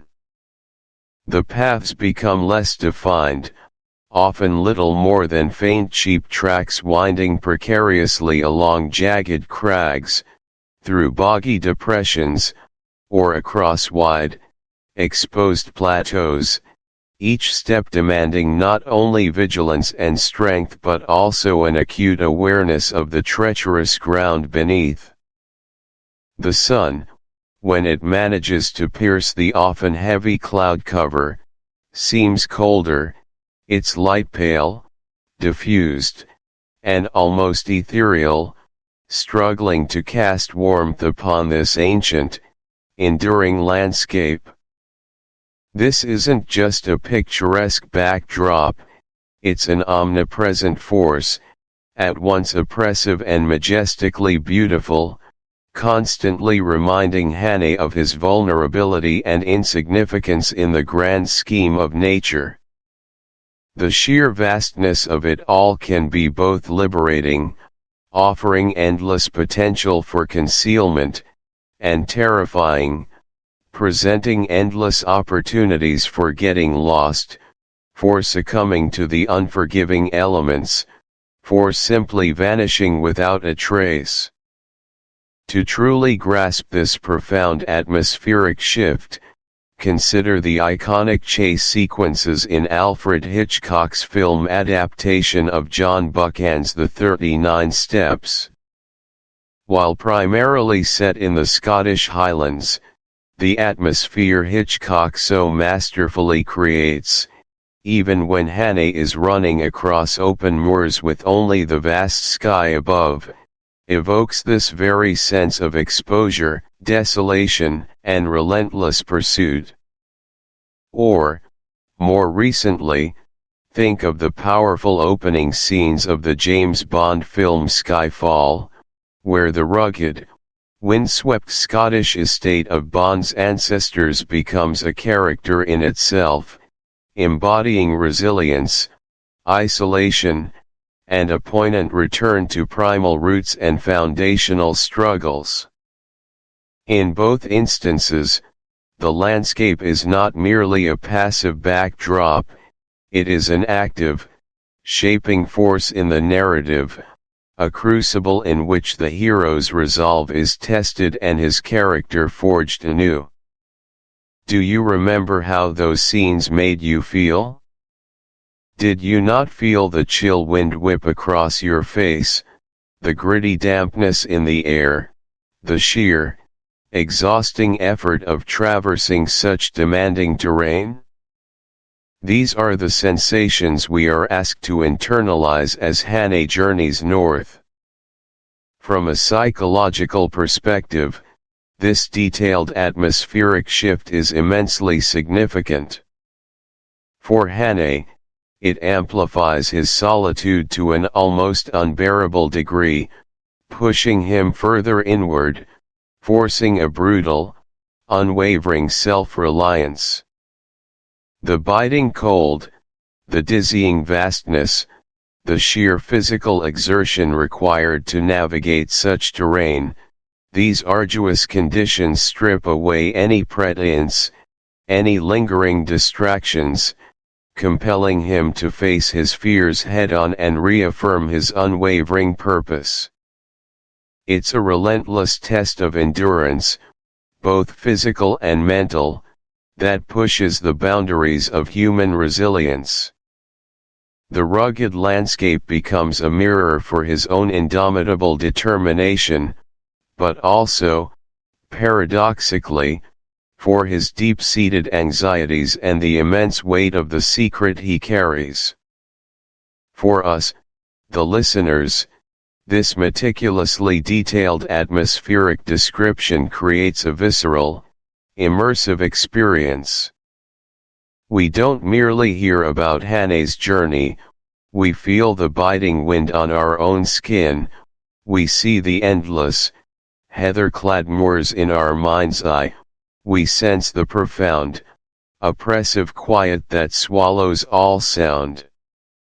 This deep immersion makes the stakes feel far more tangible and personal, grounding the fantastical elements of espionage in a stark, believable reality.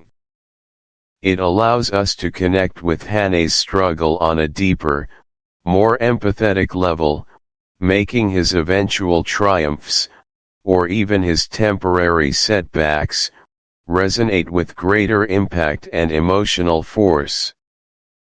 It serves as a powerful reminder that humanity, with all its intricate plots and grand ambitions, is but a small part of a much larger, often indifferent, and timeless natural world. Now, how can we, as listeners, fully appreciate and apply this understanding to enhance our listening experience? When you hear the descriptions of the Scottish landscape unfold in this chapter, try closing your eyes for a moment. What sounds do you imagine piercing the profound silence? Is it the mournful whistle of the wind through sparse grass, the crunch of heather underfoot, the distant cry of a bird of prey circling high above, or the relentless drumming of rain? Can you conjure the distinct smells, the damp earth, the rich, smoky scent of peat water, the wild, herbaceous aroma of moorland grasses? Notice how Hane reacts to these This solitary suspense also forces us to grapple with the deeper, more profound implications of his journey, the profound loneliness of his vital mission, the immense, crushing personal burden he carries, and the terrifying knowledge that failure would mean not only his own end but potentially the destruction of so much more. It makes us acutely aware of the thin, fragile line between fleeting safety and sudden, devastating peril, and how easily that line can be breached when one is entirely alone against formidable, unseen odds. So, how can we actively engage with this layer of suspense to truly enhance our listening experience? As you listen, pay very close attention to the subtle pacing of the narration in these solitary moments. Notice how the narrator might deliberately linger on a description of a vast, empty space, or subtly alter their tone, perhaps deepening their voice or introducing a slight hesitance, to convey a growing sense of unease or foreboding. Ask yourself, what phantom sounds might Hane be hearing just beyond the range of clear perception? What fleeting, unidentifiable shapes might he be seeing in his peripheral vision, causing his heart to pound? What desperate internal dialogue is playing out in his mind as he constantly assesses his surroundings for even the most minute, innocuous threats? Try to vividly imagine the feeling of utter exposure, the chilling, ever-present possibility that at any moment, from any direction, danger could suddenly erupt, shattering the silence. By tuning into these subtle narrative cues and engaging our own imaginations, our own deepest fears, we become active, invested participants in building and experiencing the suspense, making Hane's lonely journey all the more immediate, thrilling, and emotionally resonant. Finally, let's address the crucial element of pacing for this part of the chapter, with a specific focus on ensuring our current script fully captures the depth and detail required for a satisfying and immersive listening experience, aiming for an approximate 12-minute segment of audio. Achieving this extended length isn't about mere padding or adding unnecessary filler, it's about allowing the narrative to breathe, to fully explore the intricate nuances of Hane's arduous journey, and to ensure that every evocative descriptive passage, every moment of profound internal thought, and every subtle build-up of suspense is given its rightful due and allowed to resonate. A deliberate, unhurried pace allows us to linger on the rich atmospheric descriptions we've just discussed, to fully absorb the physical sensation of the biting cold, the relentless wind, and the breathtaking, intimidating vastness of the Scottish landscape. It grants us the precious time to sit, metaphorically speaking, with Hane in his profound solitude, to truly understand the immense weight of his mission and the crushing personal toll it takes on his body and spirit. This isn't a frenetic race to the finish line, it's a journey to be savored, understood in its profound complexity, and felt deeply within our very being. To understand the immense power of a deliberate, extended pace, consider the contemplative works of master directors like Terrence Malick or Andrei Tarkovsky. Their critically acclaimed films are renowned for their long, sweeping takes, their profound emphasis on natural landscapes as emotional mirrors, and their characters' extensive internal monologues, rather than relying on rapid-fire plot developments or constant action. Think of the breathtaking, contemplative scenes in Malick's The Tree of Life or the arduous, deeply philosophical journey in Tarkovsky's Stalker. These narratives do not rush the audience, instead, they invite you to inhabit the world, to feel the deliberate passage of time, to ponder the larger existential questions the characters inevitably face. Similarly, in classic literature, authors like Virginia Woolf or Marcel Proust employed expansive, meticulously detailed prose to explore the intricate inner lives of their characters and the rich,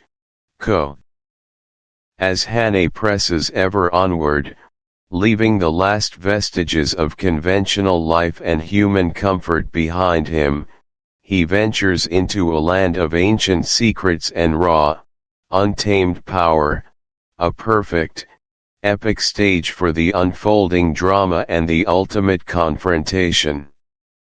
What further trials, what hidden dangers, what unexpected revelations await him in these stark northern climes, and how will this unforgiving environment continue to shape his desperate quest for truth and survival? Join us next time as we discover just that, as our hero pushes further into the beating heart of the wild, and ever closer to the elusive truth. Chapter 6, The Coolin. Welcome, dear listener, as we delve into Chapter 6, aptly titled The Coolin, from John Buchan's thrilling narrative, Mr. Standfast.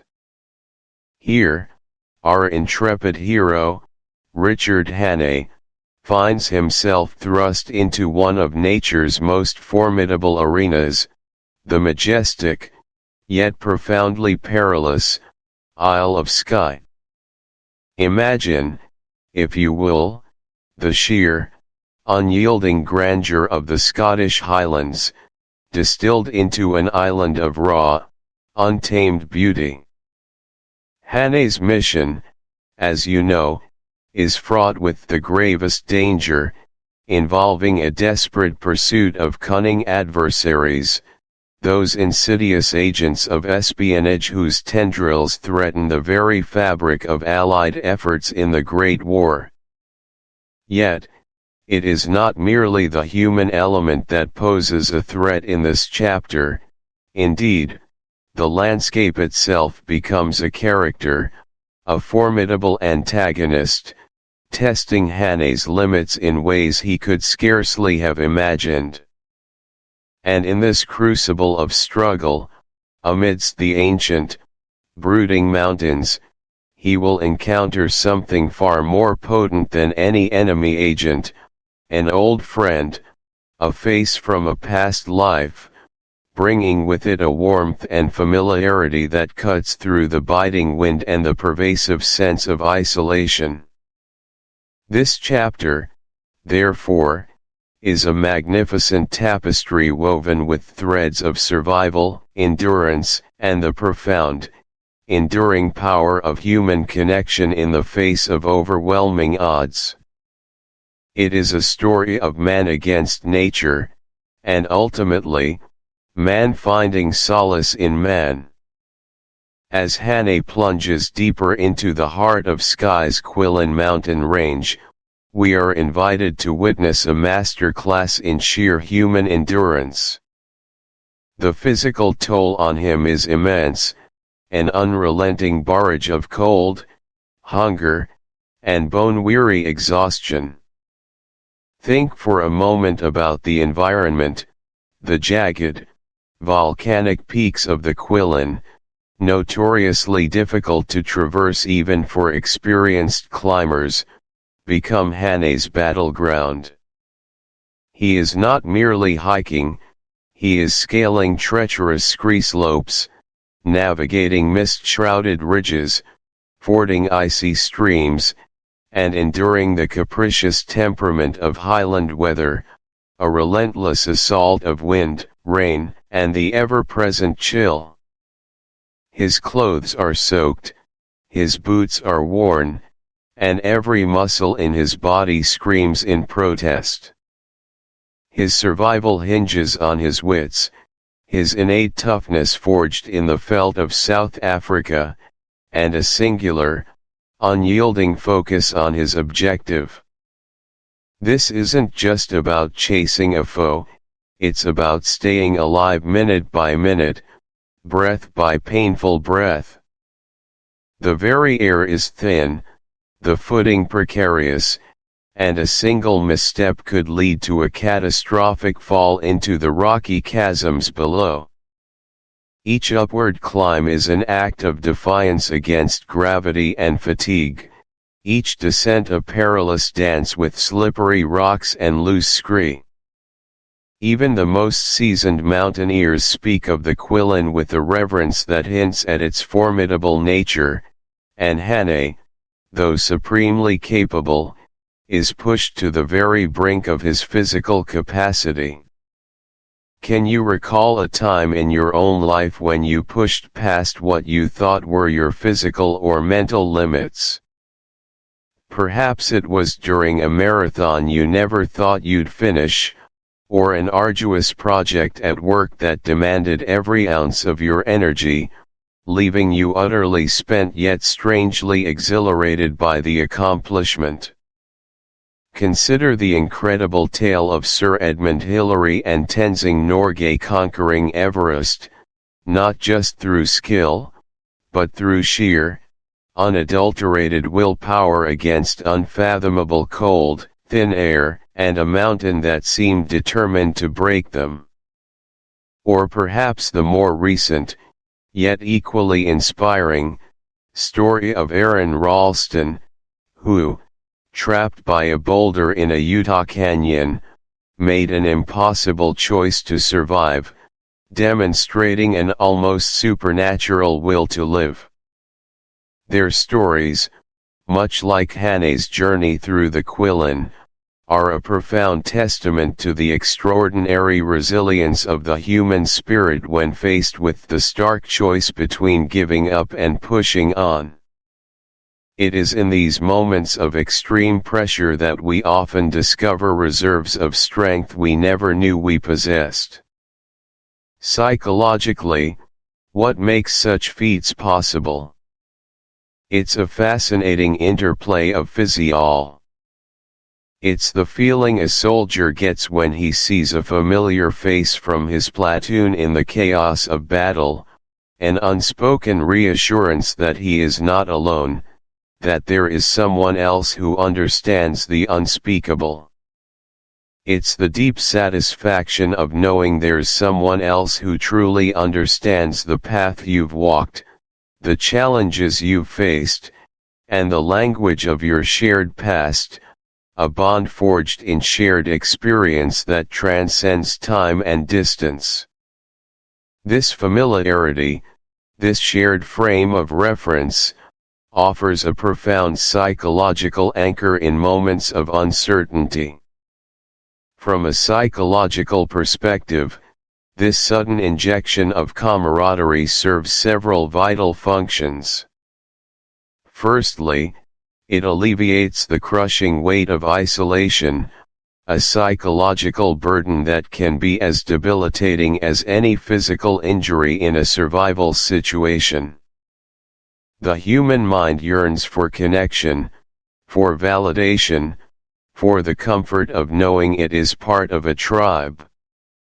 Isolation can breed despair and erode morale, making any challenge seem insurmountable. The sudden appearance of pioneer combats this directly. Secondly, it provides a powerful boost to morale. Pioneer's presence not only means a temporary cessation of Hane's solitary ordeal but also brings with it the promise of shared responsibility, shared burden, and crucially, shared strength. This reduces the cognitive load, allowing Hane to offload some of the mental vigilance he's had to maintain alone, knowing he now has an extra pair of eyes and an equally sharp mind. Thirdly, and perhaps most profoundly, it taps into the deep well of trust built over years of shared experiences. In an environment where everyone else is potentially an enemy or a neutral stranger, Pioneer is an absolute known quantity, a reliable, loyal ally. This shared history isn't just nostalgia, it's a vital psychological resource, offering stability and confidence in an unstable world. It validates Hane's own journey, reinforcing his sense of purpose and reminding him that his efforts are part of a larger, collective struggle. This mutual trust is an invisible, yet immensely powerful, force multiplier. So, how can we apply this understanding in our daily lives?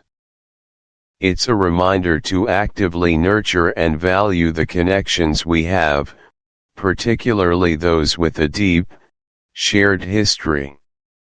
Reach out to old friends. A simple message or call can rekindle a bond that brings immense comfort and support, often at precisely the moment you need it most. Be open to serendipitous encounters, for they often bring unexpected joy and reinforcement, reminding you of the rich tapestry of your life. Actively build your support network, both personally and professionally, seeking out those who genuinely understand and uplift you. In times of stress or overwhelming challenge, knowing you have people you can trust, people who understand your journey, can be an invaluable psychological lifeline, helping you to weather storms you might otherwise face alone. Just as Hane found renewed strength in Pioneer's presence, we too can draw immense fortitude from our connections, reminding us that even the steepest climb is made easier when we know we don't have to face it entirely alone. The investment in these relationships pays dividends in resilience and emotional well-being. In this powerful chapter, the Kulin, we've journeyed with Richard Hannay through the breathtaking yet brutal landscapes of the Isle of Skye. We've witnessed his incredible physical and mental fortitude as he navigated seemingly insurmountable natural obstacles, a testament to the raw human capacity for survival. We've delved into the psychological underpinnings of endurance, understanding how adversity can reveal our deepest strengths and how breaking down a formidable challenge into smaller steps can lead to ultimate triumph. And then, at the zenith of his solitary struggle, we experienced the profound, soul-stirring reunion with Peter Pioneer, a moment that underscored the vital importance of human connection, shared history, and the comforting balm of camaraderie in the face of isolation and dang. Chapter 7, The Blind Baggage. Welcome, dear listener, to Chapter 7 of Mr. Standfast, a chapter most aptly titled The Blind Baggage. What a vivid and intriguing phrase, wouldn't you agree? It conjures images of clandestine journeys, daring escapes, and the very breath of danger whispering down the corridors of a speeding train. Indeed, this chapter plunges us directly into the heart of a high-speed pursuit and evasion tactic, played out against the rattling, thrumming backdrop of the railway, a quintessential setting for espionage and desperate flight. At its core, the blind baggage refers to an ingenious, if perilous, method of travel. Historically, it described the act of riding on the front platform of a baggage car, or indeed any part of a train where one could escape the direct scrutiny of the crew or fellow passengers. It is travel in the shadows, a desperate gamble for anonymity and freedom, where the very act of moving forward is fraught with peril. Imagine the wind whipping past, the relentless rhythm of the wheels beneath you, the constant threat of discovery, and the immense vulnerability of being exposed to the elements and the relentless scrutiny of your pursuers. Our hero finds himself in precisely this unenviable, yet thrilling, position. This isn't merely a journey from one station to another, it's a frantic dash for survival, where every passing mile could signal either salvation or capture, making it a pivotal moment in our tale of wartime intrigue. The stakes, as you can well imagine, could not be higher. Now, let us delve into the specific techniques and narrative strategies that make this chapter so compelling, starting with a crucial element for conveying the intensity of our hero's flight. Firstly, the author masterfully employs rapid, rhythmic pacing to mimic the train's relentless movement. Think about it for a moment.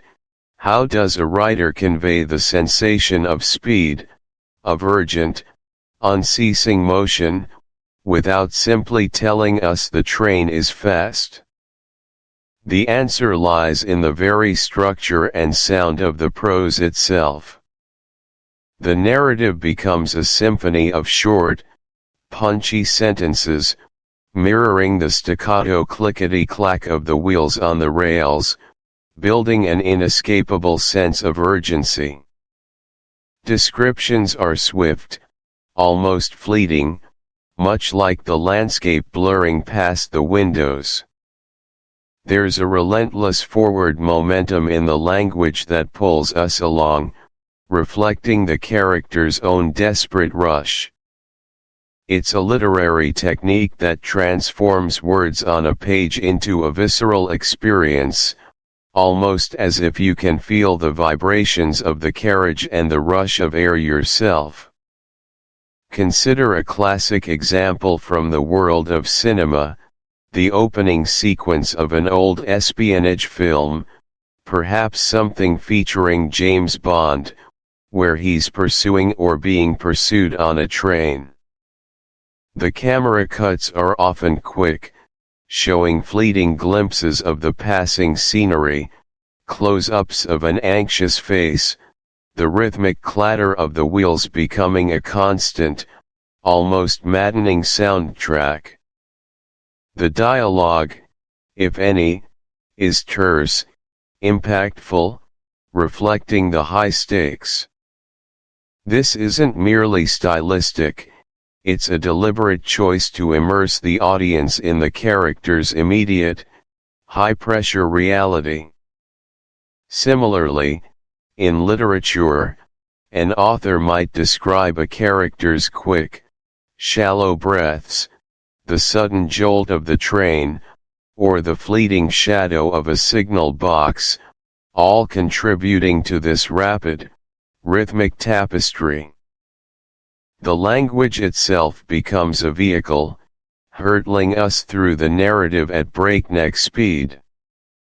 From a psychological perspective, why does this matter so profoundly? This kind of pacing isn't just a stylistic flourish, it's a direct conduit to our own primal responses. It creates an almost physiological sense of urgency and immersion.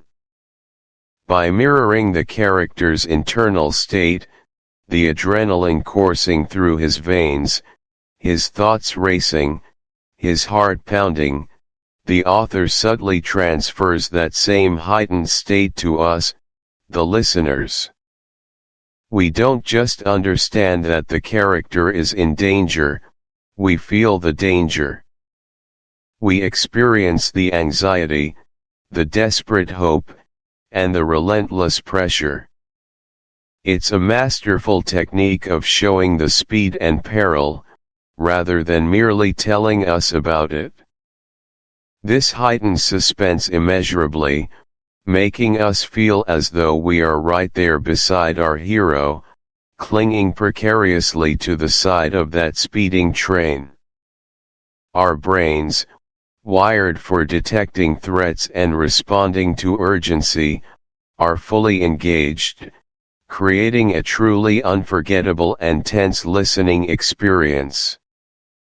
So, how might you, as an engaged listener or perhaps an aspiring storyteller, apply this insight? When reading or listening to an intense passage, pay close attention to sentence length and structure. Notice how short, declarative sentences can create a sense of immediacy and impact, especially when juxtaposed with slightly longer, more descriptive ones that provide momentary flashes of detail. Think about how sound words, or onomatopoeia, can be seamlessly integrated to enhance the rhythm, the hiss of the steam, the clatter of the wheels, the shriek of the whistle. Consider how master storytellers, like Ernest Hemingway with his concise, impactful prose, utilize brevity to build tension and momentum.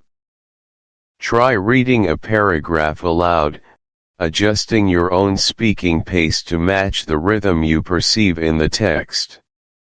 You'll find it a fascinating exercise in understanding how an author crafts atmosphere and urgency through the very sound and flow of their words. Secondly, and perhaps most crucially for maintaining the relentless tension of a thriller, the chapter is replete with exquisitely detailed close calls with enemy operatives. This isn't just about escaping, it's about the agonizing, heart-stopping reality of almost being caught, repeatedly, each instance ratcheting up the stakes higher than the last. These near misses are the very lifeblood of suspense, crucial for escalating the tension and vividly demonstrating the unwavering competence and terrifying persistence of the antagonists. They show us that the threat is real, ever-present, and intelligent.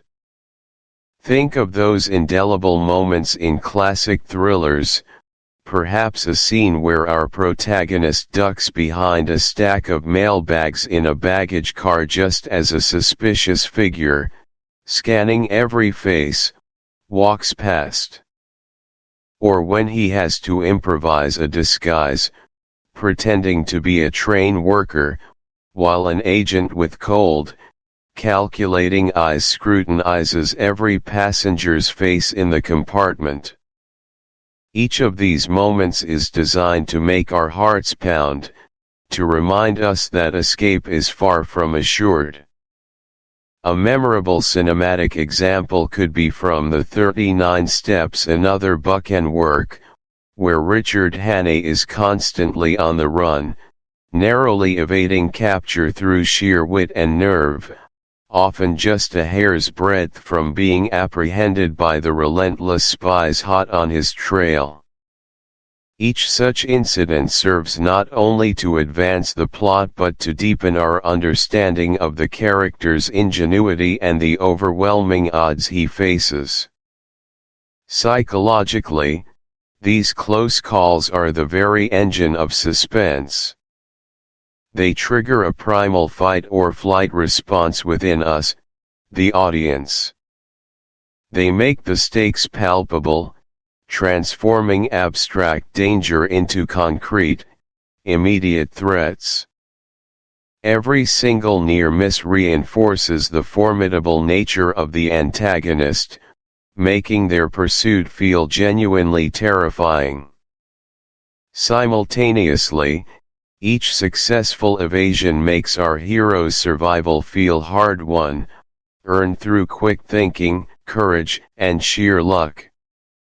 Remember, pacing isn't merely about the speed of events, it's about the masterful rhythm of revelation, action, and internal reflection that carries the narrative forward. It's about carefully orchestrating the flow of information and excitement to keep the audience captivated from beginning to end. In summary, The Blind Baggage is a masterclass in thriller writing. It exemplifies how to craft a truly electrifying escape sequence by leveraging rapid, rhythmic pacing to mirror the train's frantic motion, by detailing excruciatingly close calls that amplify tension, and by sustaining this high-octane narrative over an extended period to fully immerse the listener. Each of these elements works in concert, transforming a simple journey into a harrowing, unforgettable ordeal. As our hero hurtles through the night, clinging to his precarious perch, we are right there with him, breathless, anxious, and utterly captivated by the sheer audacity of his gamble. The chapter leaves us poised on a knife edge, wondering what new dangers await at the next station, or what ingenious twist of fate might yet deliver him from the clutches of his relentless pursuers. The railway, that great iron artery of the land, has become a battlefield, and our hero, a lone figure against a shadowy network, is fighting for every inch of ground, every fleeting moment of freedom. What fresh challenges will he face, and how will he continue to evade capture? The answers, dear listener, lie just ahead in the unfolding drama of Mr. Standfast. Chapter 8, The Return to London. Welcome, dear listener, to Chapter 8 of Mr. Standfast, a pivotal moment where the wild moorlands and desperate chases give way to the hushed corridors of power in wartime London. Our intrepid hero, Richard Hannay, now returns from the rugged, windswept expanses of Scotland, bringing with him the tantalizing threads of a dangerous conspiracy. This is not merely a geographical shift, it marks a profound change in the very atmosphere of our narrative, transitioning from the raw, elemental struggle for survival and pursuit to the intricate, cerebral game of high-stakes espionage and strategic planning. As Hannay's train rumbles through the English countryside, gradually drawing closer to the sprawling metropolis, we feel the shift in tone almost immediately. The relentless physical exertion, the raw adrenaline of the chase across the heather and through the glens, begins to recede, replaced by a growing mental burden. The air becomes heavy with anticipation, with the weight of unshared secrets and the complex machinations of a global conflict. This return to London, you see, is not just a journey home, but a deliberate pivot towards the bureaucratic espionage and high-level strategy that underpin the true scope of the war. Think of those classic spy thrillers, perhaps a John Le Carre novel or a Cold War film, where the desperate fieldwork of an agent in the field concludes, and they return to the quiet, smoke-filled rooms of the agency. There, the real, often more terrifying, work begins, the analysis, the cross-referencing, the mapping out of enemy intentions on a global chessboard.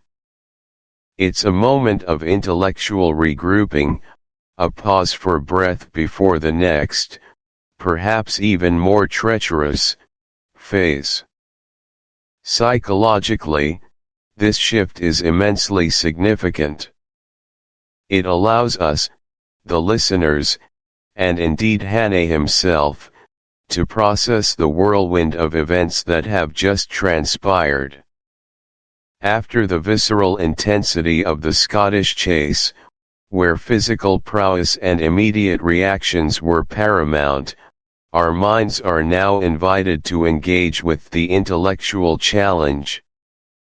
It provides a crucial contrast, highlighting that espionage isn't solely about daring escapes and thrilling pursuits, but also about the painstaking collation of intelligence, the subtle interpretation of clues, and the strategic foresight of seasoned professionals.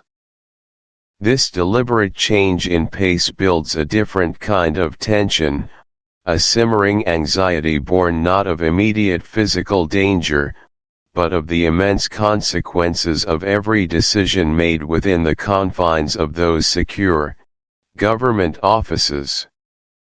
For Hannay, it's a transition from being a hunted man to being a crucial piece on the board, his experiences now serving as vital intelligence.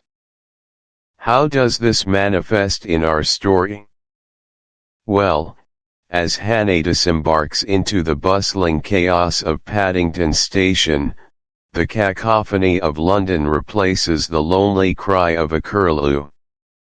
The familiar scent of coal smoke, damp earth, and human throng replaces the clean, sharp tang of the Highlands.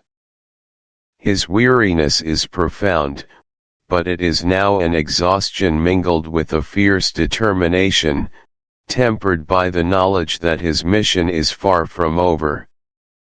He's not simply reporting back, he's bringing essential puzzle pieces to a highly complex, critical operation. His superiors, General La Mancha and Sir Walter Bullivant, are the architects of this grand strategy, and Hannay is their indispensable operative, a man whose unique blend of courage and street smarts makes him invaluable. The summons to their presence is swift and discreet, delivered with the quiet efficiency characteristic of wartime intelligence. No grand fanfare, no overt display, just a terse message directing him to an unassuming government building, one of those anonymous, gray structures that house immense power and even greater secrets in the heart of Westminster. As he makes his way through the familiar streets, a sense of grim purpose settles over him. He's back in his element, yet the stakes have never felt higher. Upon entering the designated office, the atmosphere is palpably different from. Sir Walter continues, his words dropping like carefully placed stones. Moxon Ivory, as we have come to understand him, is not merely a high-ranking spy. He is, in fact, a master of deception whose true identity is so deeply buried, so utterly unthinkable, that it beggars belief. We have compelling evidence that he is none other than Alastair Carmichael, the renowned Scottish historian and academic, presumed dead in a mountaineering accident in the Himalayas nearly 15 years ago. The name hangs in the air, a shocking pronouncement. Alastair Carmichael. The public figure, the celebrated scholar, whose disappearance had been mourned as a national tragedy, whose works were studied in universities. The man whose life had been meticulously detailed, whose memory revered. To hear that he was not only alive, but had been living a double life for decades as one of Britain's most dangerous enemies, was an intellectual shockwave. Hannay feels a jolt of pure disbelief, followed quickly by a wave of cold comprehension. This isn't just a spy being identified, it's the unveiling of a ghost, a long-held deception that rewrites history. It's a twist that would make the most seasoned storyteller gasp. Psychologically, this reveal is devastating. It means that the enemy has infiltrated the very fabric of society at the highest, most respected levels. It means that trust, that most fragile of commodities in wartime, has been utterly shattered. For Hannay, it retroactively explains Ivory's almost supernatural ability to blend in, to anticipate moves, to appear utterly unexceptional yet remain completely untouchable. Who would suspect a revered academic, long thought dead? This new intelligence doesn't just raise the stakes, it twists the entire conflict into a more personal, more profoundly unsettling battle against an enemy who has proven capable of living a life for decades. It's an affirmation of the psychological war being waged, not just on the battlefields, but within the very minds and institutions of the nation. Practically, in terms of our script, this reveal needs to be delivered with maximum impact. It's not just a line of dialogue, it's a moment designed to make the listener's jaw drop. The narrator needs to convey Hannay's internal turmoil, the rush of thoughts and emotions as he grapples with this astounding truth. We need to feel the weight of this information, the profound implications it carries for the security of the nation and the very future of the war. Hannay struggles to process it.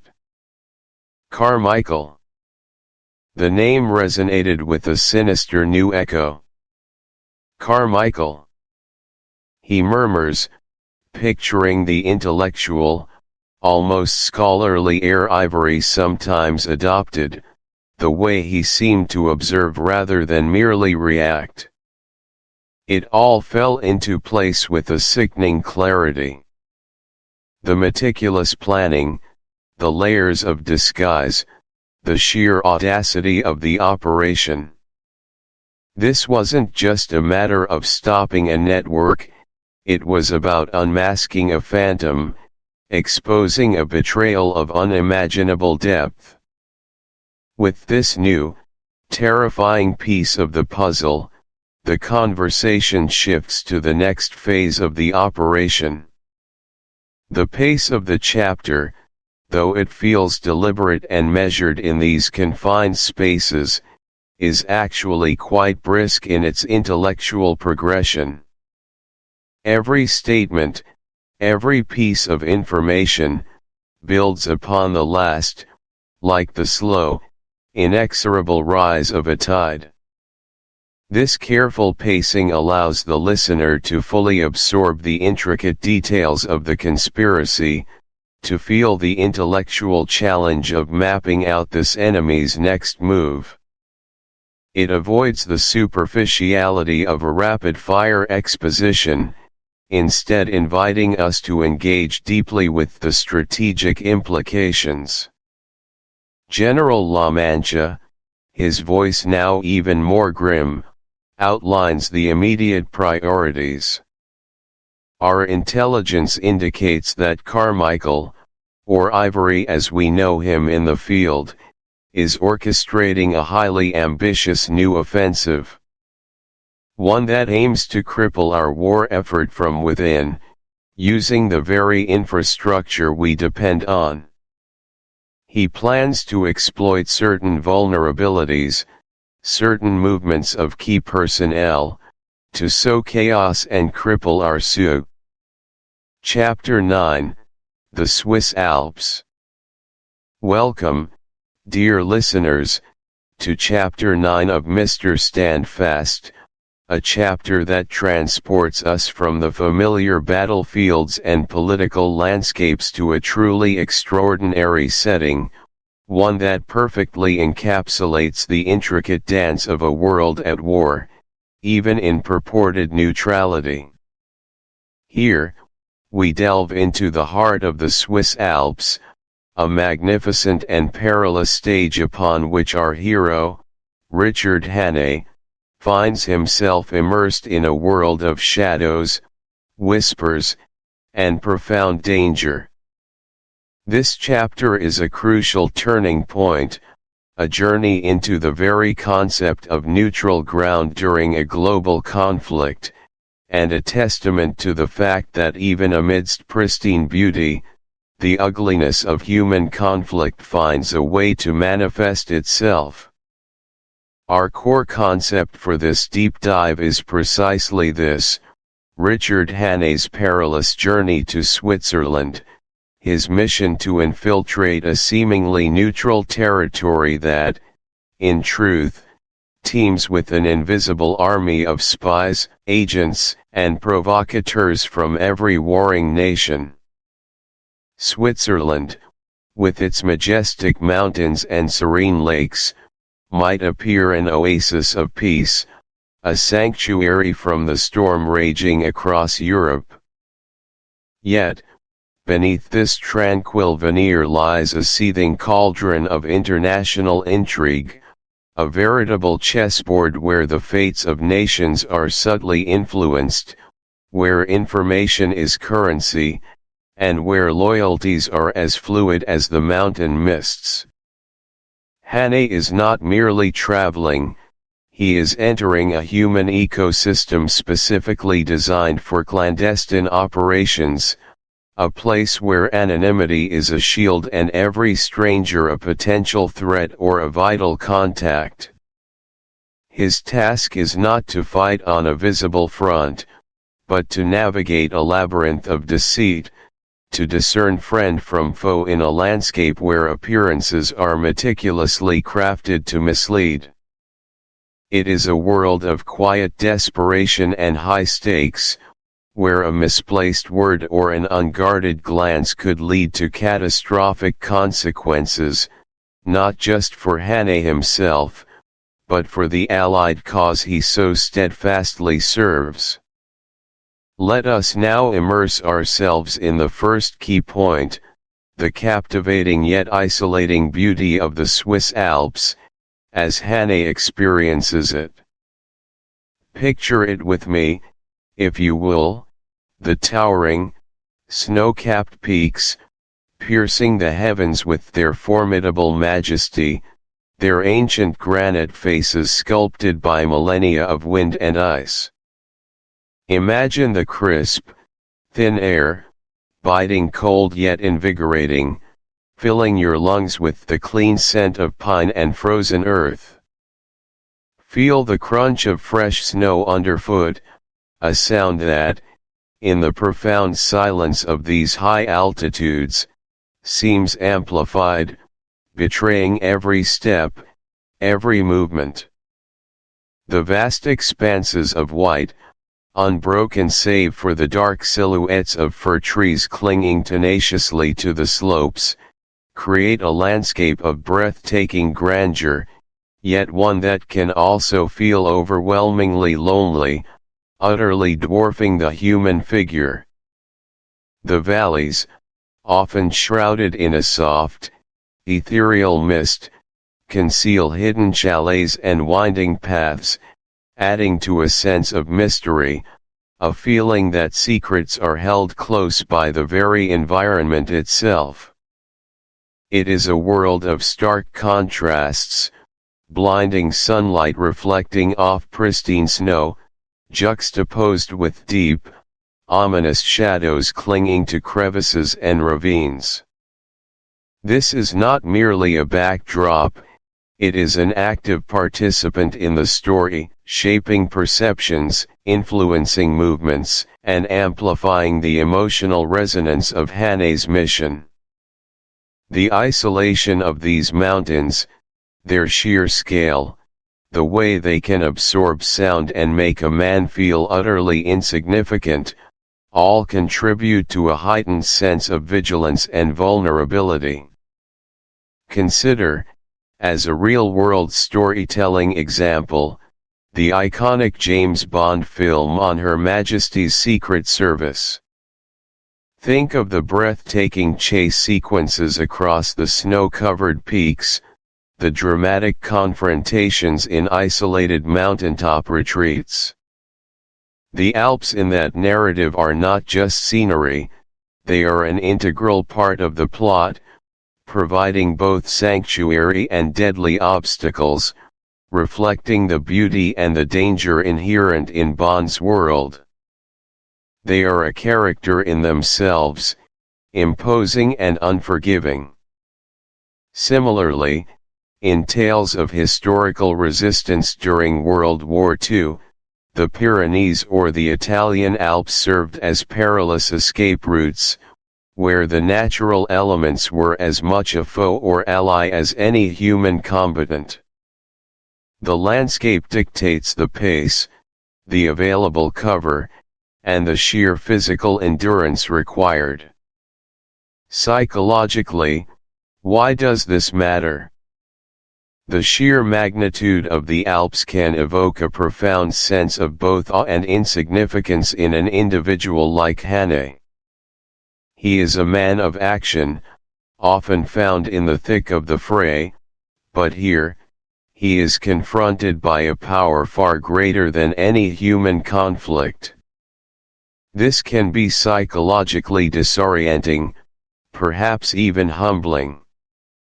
The isolation breeds introspection, forcing one to confront their inner thoughts and fears without the usual distractions. It can also sharpen the senses, making one acutely aware of every subtle change in their environment, a distant echo, a fleeting shadow, the shift in the wind. For a spy, this heightened awareness is crucial, but the loneliness can also be a heavy burden, testing mental fortitude. The silence can feel oppressive, making even one's own heartbeat seem thunderous, amplify. This psychological burden can lead to profound loneliness, as genuine connection is a luxury that few can afford or trust. The very fabric of human interaction becomes a tool, a weapon, or a shield. It demands an extraordinary level of self-control, emotional repression, and an almost superhuman ability to discern truth from deception. Hannay, a man of straightforward action, must now adapt to this nuanced world of manipulation, which represents a significant psychological challenge for him. His innate honesty and directness are his strengths, but here, they could also be his greatest vulnerabilities if not carefully managed. The psychological warfare is as potent, if not more so, than any physical combat. For your practical application steps, consider how this understanding of complex networks and hidden motives can be applied to discerning information in your own life. In our modern age, we are constantly bombarded with news, opinions, and narratives. Just as Hannay had to sift through deception, we too must learn to critically evaluate sources, question assumptions, and look for underlying agendas. Practice identifying logical fallacies, recognizing biased reporting, and considering multiple perspectives before forming conclusions. Think about the hidden motivations behind advertisements or political speeches. By developing a discerning eye and a critical mind, you are not only sharpening your analytical skills, but also becoming a more informed and resilient individual, capable of navigating your own complex world with greater clarity, much like a seasoned intelligence agent sifting through the layers of deceit in neutral Switzerland. In summary, Chapter 9 of Mr. Standfast plunges Richard Hannay into a world of breathtaking natural beauty and treacherous human artifice.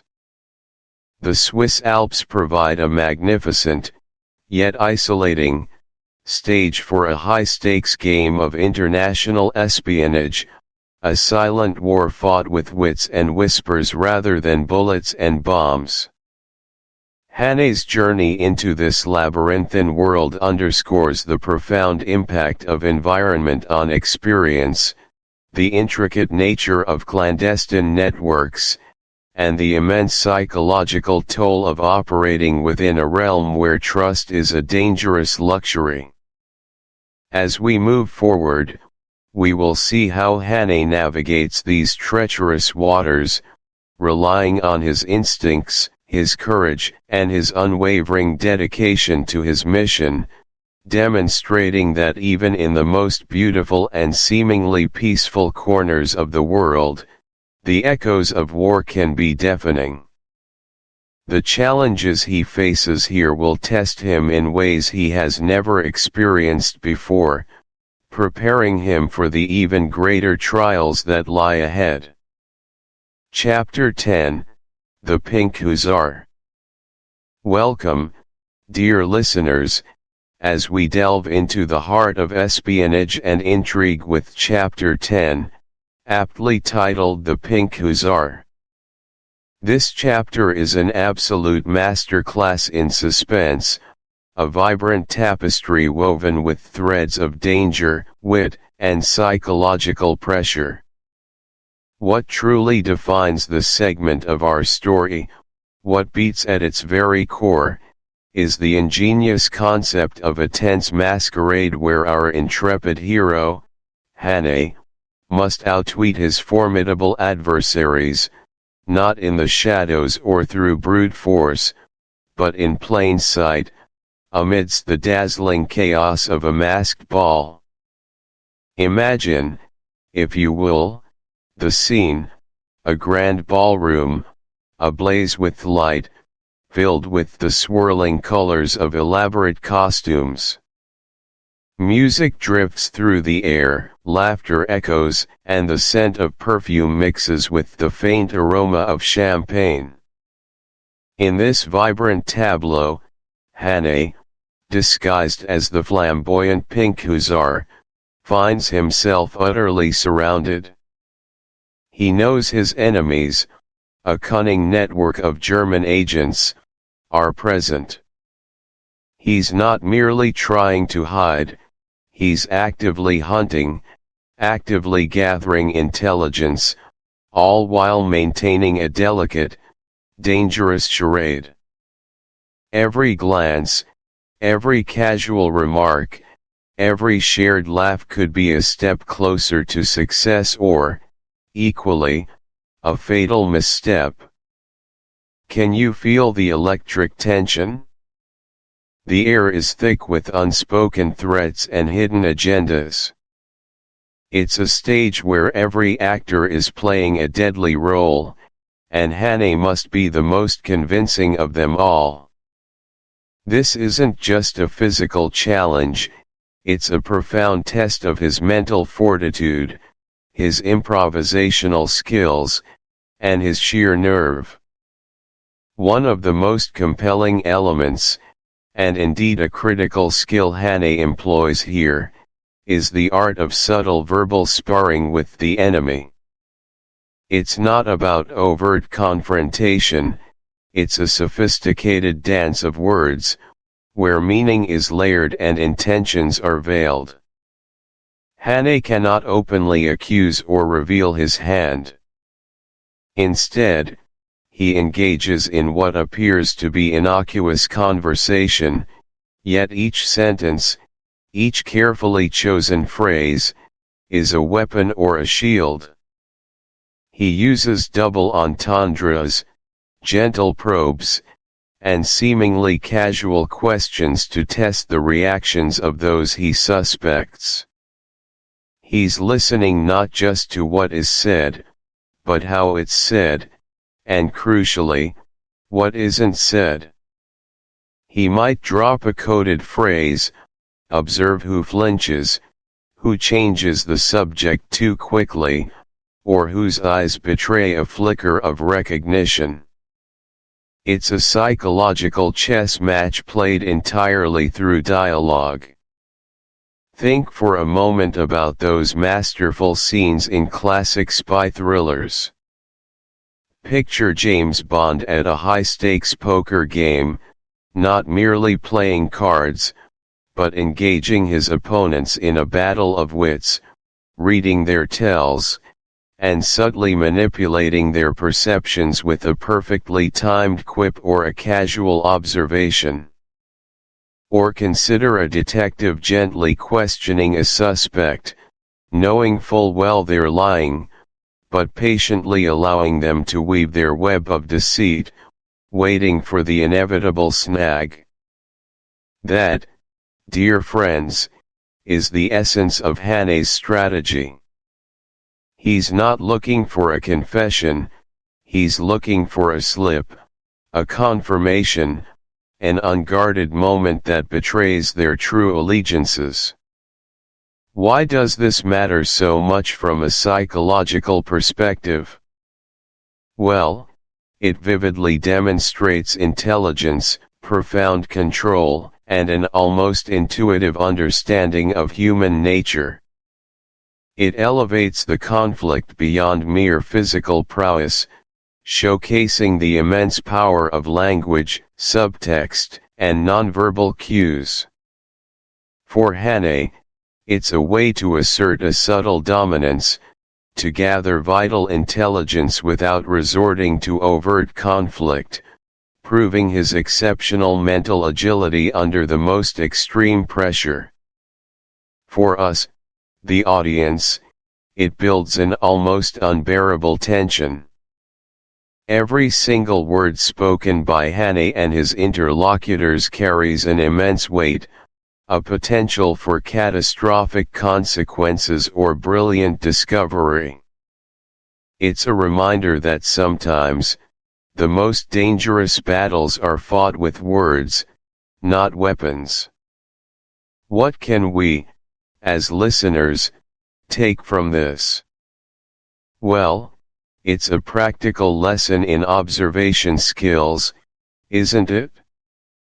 It teaches us the invaluable art of reading between the lines, of these narratives lay bare the very real, often devastating, human cost of sustained pretense.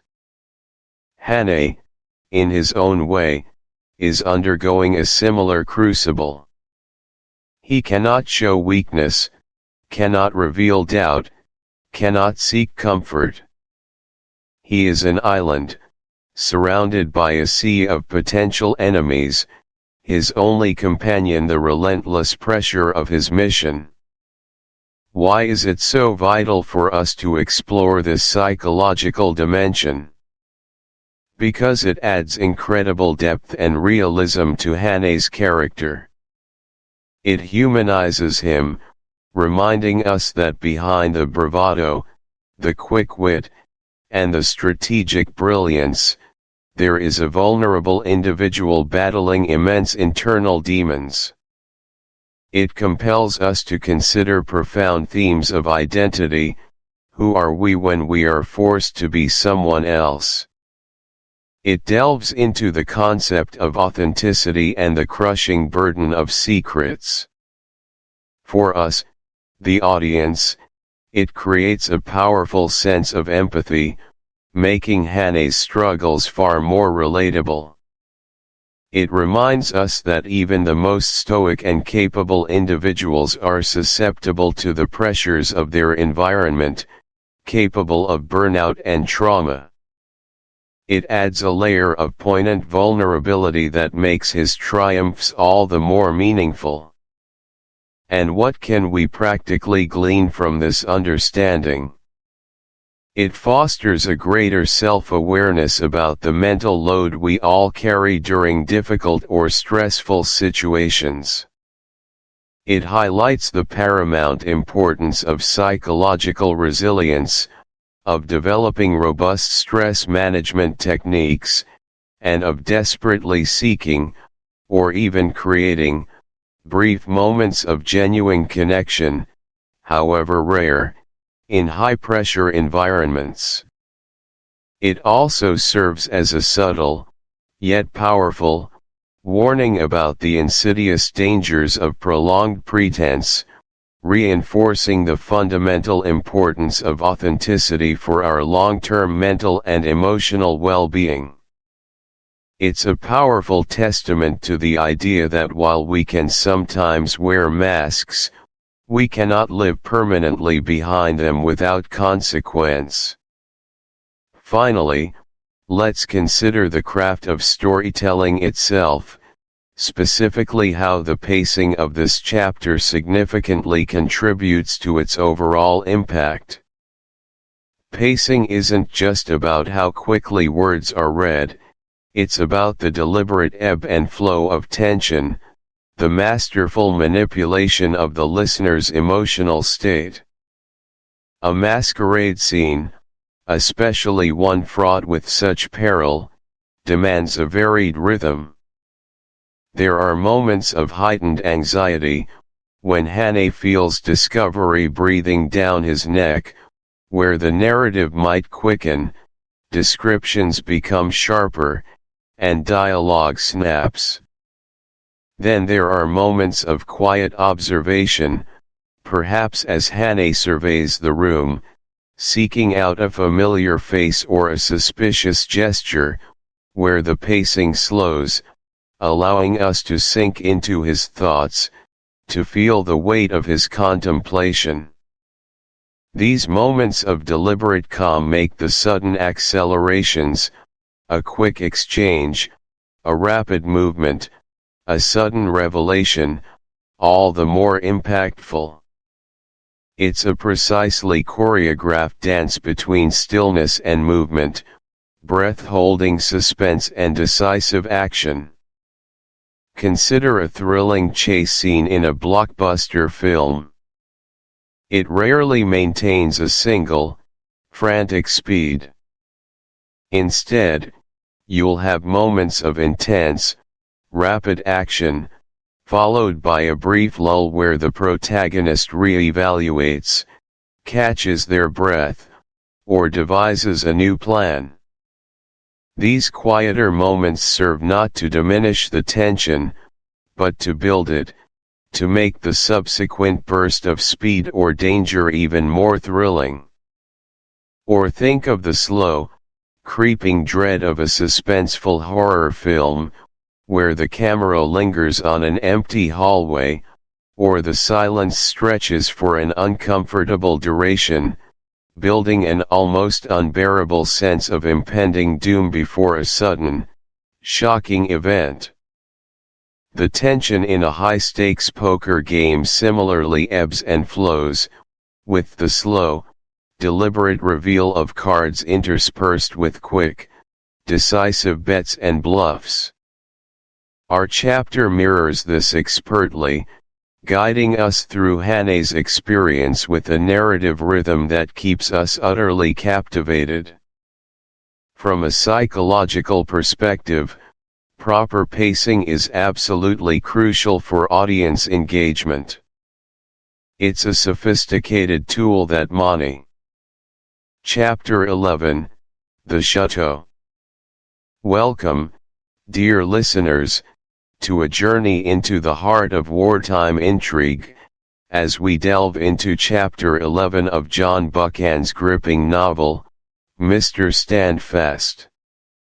This chapter, simply titled The Chateau, is a masterclass in espionage storytelling, a pivotal moment where our protagonist, Richard Hannay, infiltrates an enemy stronghold and uncovers a plot of terrifying proportions. Our deep dive today will explore not just the events of the chapter, but also the meticulous craft behind its creation, aiming to enrich your understanding and appreciation of narrative artistry. The core concept driving the chateau is the thrilling and perilous infiltration of an enemy stronghold, culminating in the discovery of a massive, devastating plot. Imagine the tension. Our hero, Richard Hannay, a man of action and keen intellect, has successfully adopted a new identity, a Dutch-American named Mr. van der Velde. He is now deep behind enemy lines, having talked his way into a chateau serving as a temporary German high command post. This isn't merely a personal mission, it's a race against time, where the fate of nations rests on his ability to observe, deduce, and ultimately, escape with vital intelligence. The stakes could not be higher, and it is this profound sense of risk that will guide our exploration of the chapter's storytelling techniques.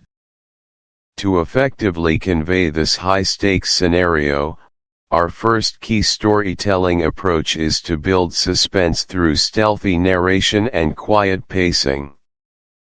What does this mean in practice? It means every rustle, every shadow, every hushed conversation is imbued with a sense of potential discovery. The narration itself becomes a whispered conspirator, drawing you closer, making you strain your ears as if you, too, are hiding in the dark corners of that chateau. We want to emphasize Hannay's heightened senses, his quickened pulse, the cold sweat prickling at his neck. Consider, for a moment, a real-world storytelling example of this technique. Think of the iconic library scene in the film The Name of the Rose, where Sean Connery's character, William of Baskerville, navigates the forbidden, labyrinthine shelves in almost complete silence, every creaking floorboard or distant cough magnifying the danger of exposure. The camera lingers, the sound design is minimalistic, focusing on environmental noises rather than a dramatic score. Or perhaps the quiet, methodical approach of Ethan Hunt in A Mission, impossible film as he bypasses laser grids or hacks into a secure server. The tension isn't from explosions, but from the delicate precision required, where one wrong move means immediate failure. Psychologically, this quiet, stealthy pacing is incredibly potent. It taps into our most primal fears, the fear of the unknown, the fear of being caught, the vulnerability of being an outsider in a hostile environment. It creates an almost visceral empathy with the protagonist. As listeners, we hold our breath alongside Hannah. The absence of overt noise or action forces our minds to fill the gaps, imagining the unseen threats, amplifying the significance of small details. This delayed gratification builds anticipation, making the eventual revelations all the more impactful. It's about making the listener a co-conspirator, a silent witness to a high-stakes game. 4 practical application steps for you, our discerning listener. Consider how this kind of narration invites you to become more attuned to the subtle cues in your own environment. It encourages a deeper engagement with the sensory details of a story, moving beyond just plot points to experience the atmosphere, the tension, and the psychological state of the characters. When you encounter a passage described with quiet reverence or meticulous detail, pause, and allow yourself to sink into that moment. What sounds do you imagine? What smells? How does the character's internal monologue reflect their external danger? This practice sharpens your appreciation for the author's craft and your own imaginative faculties. Now, let us step into the chateau with Richard Hannay, feeling the oppressive quiet of the place, the weight of the secrets it holds. The air within the chateau hung heavy, a peculiar blend of old stone, expensive cigars, and an underlying scent of fear that Hannay alone seemed to detect. His assumed identity, Mr. van der Velde, felt like a thin mask, one that could shatter with the slightest tremor. Every polished surface reflected shadows. Every hushed conversation from behind closed doors seemed to carry a coded message meant to expose him. He walked the long, carpeted corridors with a measured tread, his movements outwardly casual, inwardly precise, each step a deliberate act of deception. The soft glow of electric lamps, a luxury in the war-torn countryside, cast long, dancing figures on the ornate wallpapers, turning familiar patterns into watchful eyes. He noticed the arrangement of the guards, their uniforms immaculate, their gazes sharp, but a casual disinterest in his own presence, a testament to his convincing disguise. The chateau was a hive of activity, yet it hummed with an almost unnatural quiet, punctuated only by the crisp commands of German officers or the distant clatter of typewriters. Hannay's ears, trained by years of wilderness and espionage, picked up the nuances, the heavy boots of a senior officer, the lighter footsteps of a subordinate, the distinct cadence of different languages, German, obviously, but also a guttural French, and once, a snatch of what sounded like Russian. He kept his own breathing shallow, his focus absolute, scanning every detail, every face, every potential threat, all while maintaining the serene, slightly bored demeanor of a neutral observer. The true danger lay not in a sudden confrontation, but in a slow, insidious slip-up, a single misplaced word or an uncharacteristic gesture that could unravel his elaborate charade. He felt like a mouse in a lion's den, acutely aware of the overwhelming power surrounding him, yet driven by an even more powerful necessity. The silence itself was a pressure, a sound that screamed of secrets. As Hannay navigates this treacherous environment, the narrative must eventually fulfill its promise, to reveal the devastating scale of the impending German offensive. This isn't just about discover. This wasn't merely a strategic advantage, it was a gamble for the entire war, a desperate, final throw of the dice that, if successful, would spell the end of the Allied cause. The realization hit him with the force of a physical blow. He wasn't just observing a military operation, he was looking at the precipice of global devastation. The numbers, the lines, the arrows on that table weren't just ink on paper, they represented millions of lives, countless families, the very future of Europe. He had to get this information out. The urgency was absolute, overwhelming. It wasn't just about escaping, it was about preventing a catastrophe. Finally, we turn our attention to the overall pacing of the chapter, specifically how we aim to achieve a substantial, immersive experience, akin to a chapter that naturally fills 12 minutes of reading time. This isn't about artificially stretching moments, but about allowing the narrative to breathe, to linger on details, and to fully explore the psychological landscape of Hannay's experience. The chateau isn't just a backdrop, it's a character, a maze of secrets and dangers that demands exploration, both physical and emotional. Consider a real-world storytelling example of effective, deliberate pacing.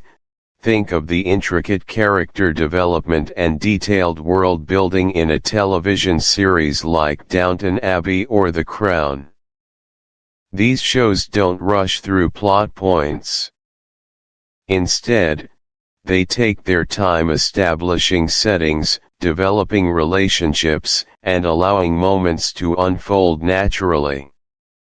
We spend significant time with characters as they simply exist within their world, which in turn enriches our understanding of their motivations and the significance of their actions when major events do occur. It's about building a rich tapestry, not just a quick sketch. Psychologically, this slower, more deliberate pacing allows for deeper immersion. It gives the listener ample time to process the information, to build vivid mental images, and to truly inhabit the scene alongside Hannay. It prevents the story from feeling superficial or rushed, thereby enhancing the emotional impact of key moments, whether that be the quiet tension of infiltration or the shocking clarity of discovery. This kind of pacing builds a sense of realism, making the fictional world feel more tangible and the characters more relatable. It respects the listener's intelligence and imagination, trusting them to engage with nuance rather than demanding constant, frantic action. For practical application, as listeners, embrace the moments when a narrative slows down. These are often the passages richest in descriptive language, internal monologue, and character insight. Rather than wishing the story would hurry up, take the opportunity to visualize the scene more completely, to consider the characters' thoughts and feelings, and to appreciate the author's attention to detail. This teaches us the value of patience in storytelling, both as creators and consumers, and highlights how depth and resonance are often found in the deliberate unfolding of events, rather than in their rapid succession. Let us return to Hannay, grappling with the weight of his discovery, the silence of the chateau now feeling even more ominous as he plots his next move.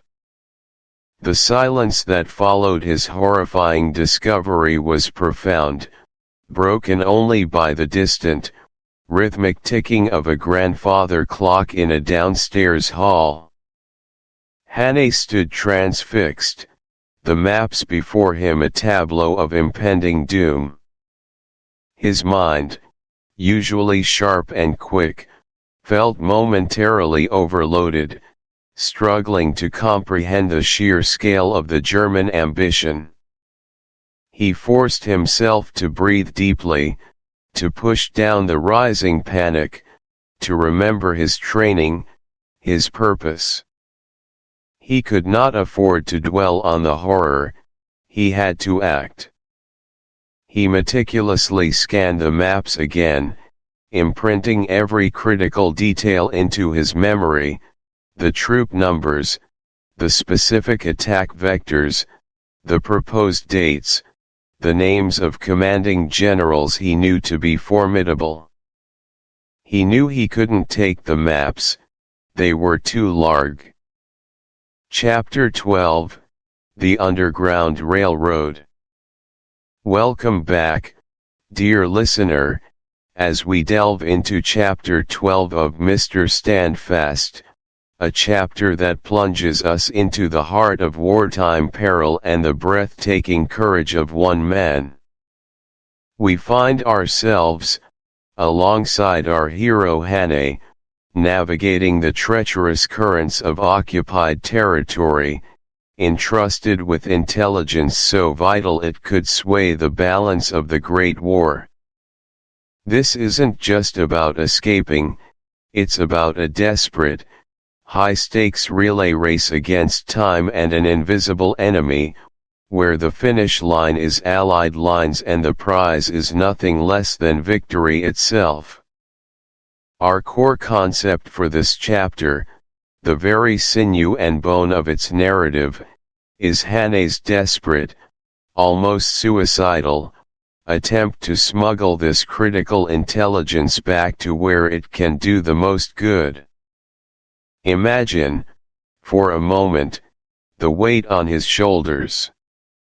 He carries not just a message, but the hopes of nations, the lives of countless soldiers, and the potential trajectory of an entire global conflict.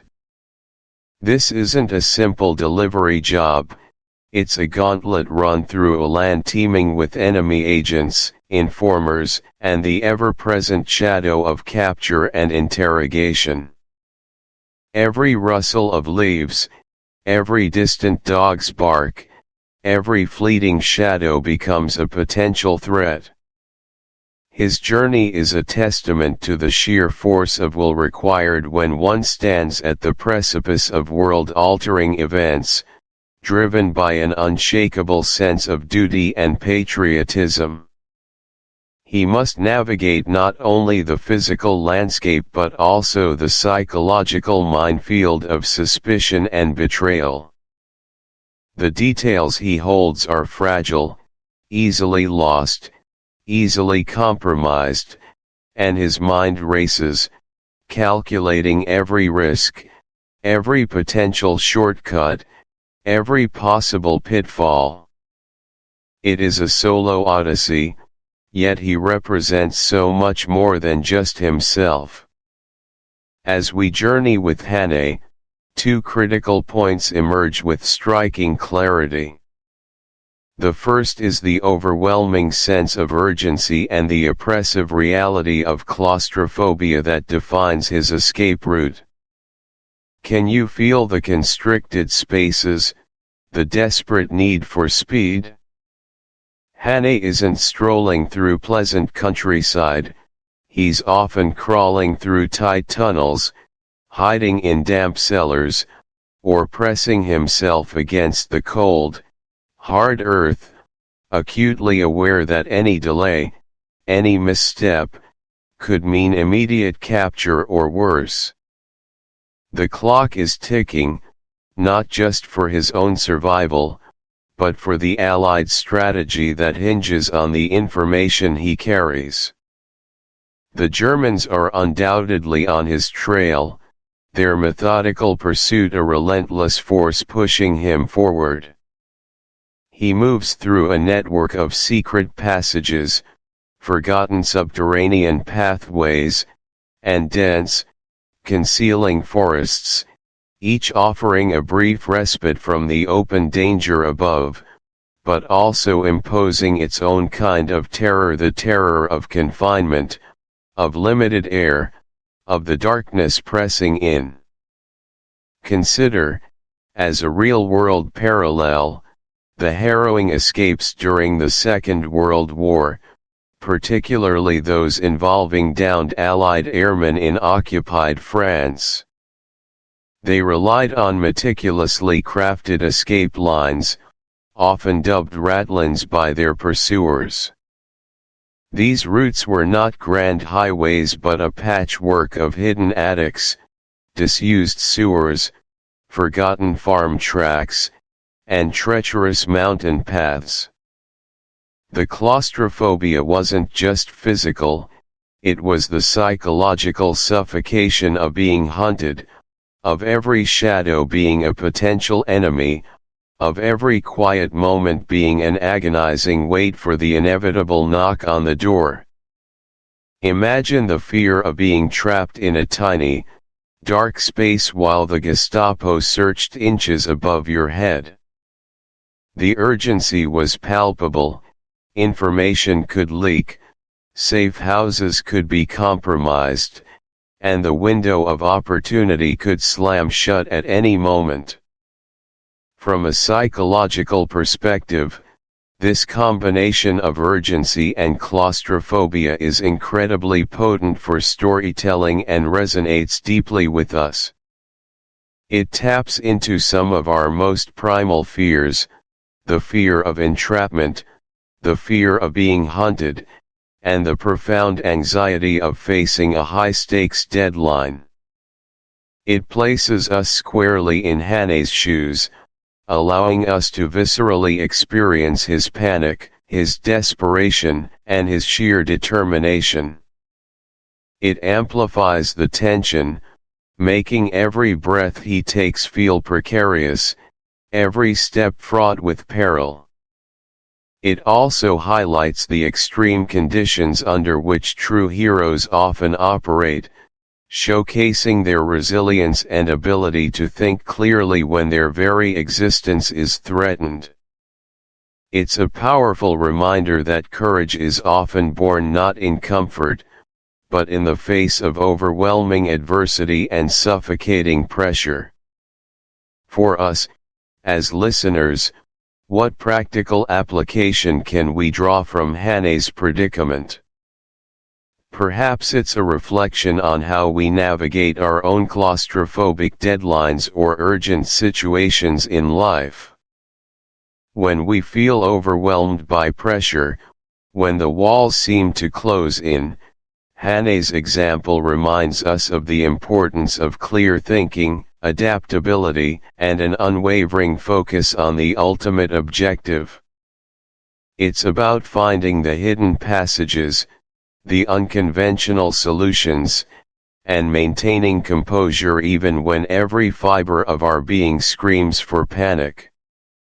It encourages us to find our inner resilience, to breathe deeply, and to push through the moments of intense confinement, knowing that relief and success might be just around the corner. The second crucial element that surfaces in this chapter, painting a rich tapestry of human courage, is the silent sacrifices of the local resistance members.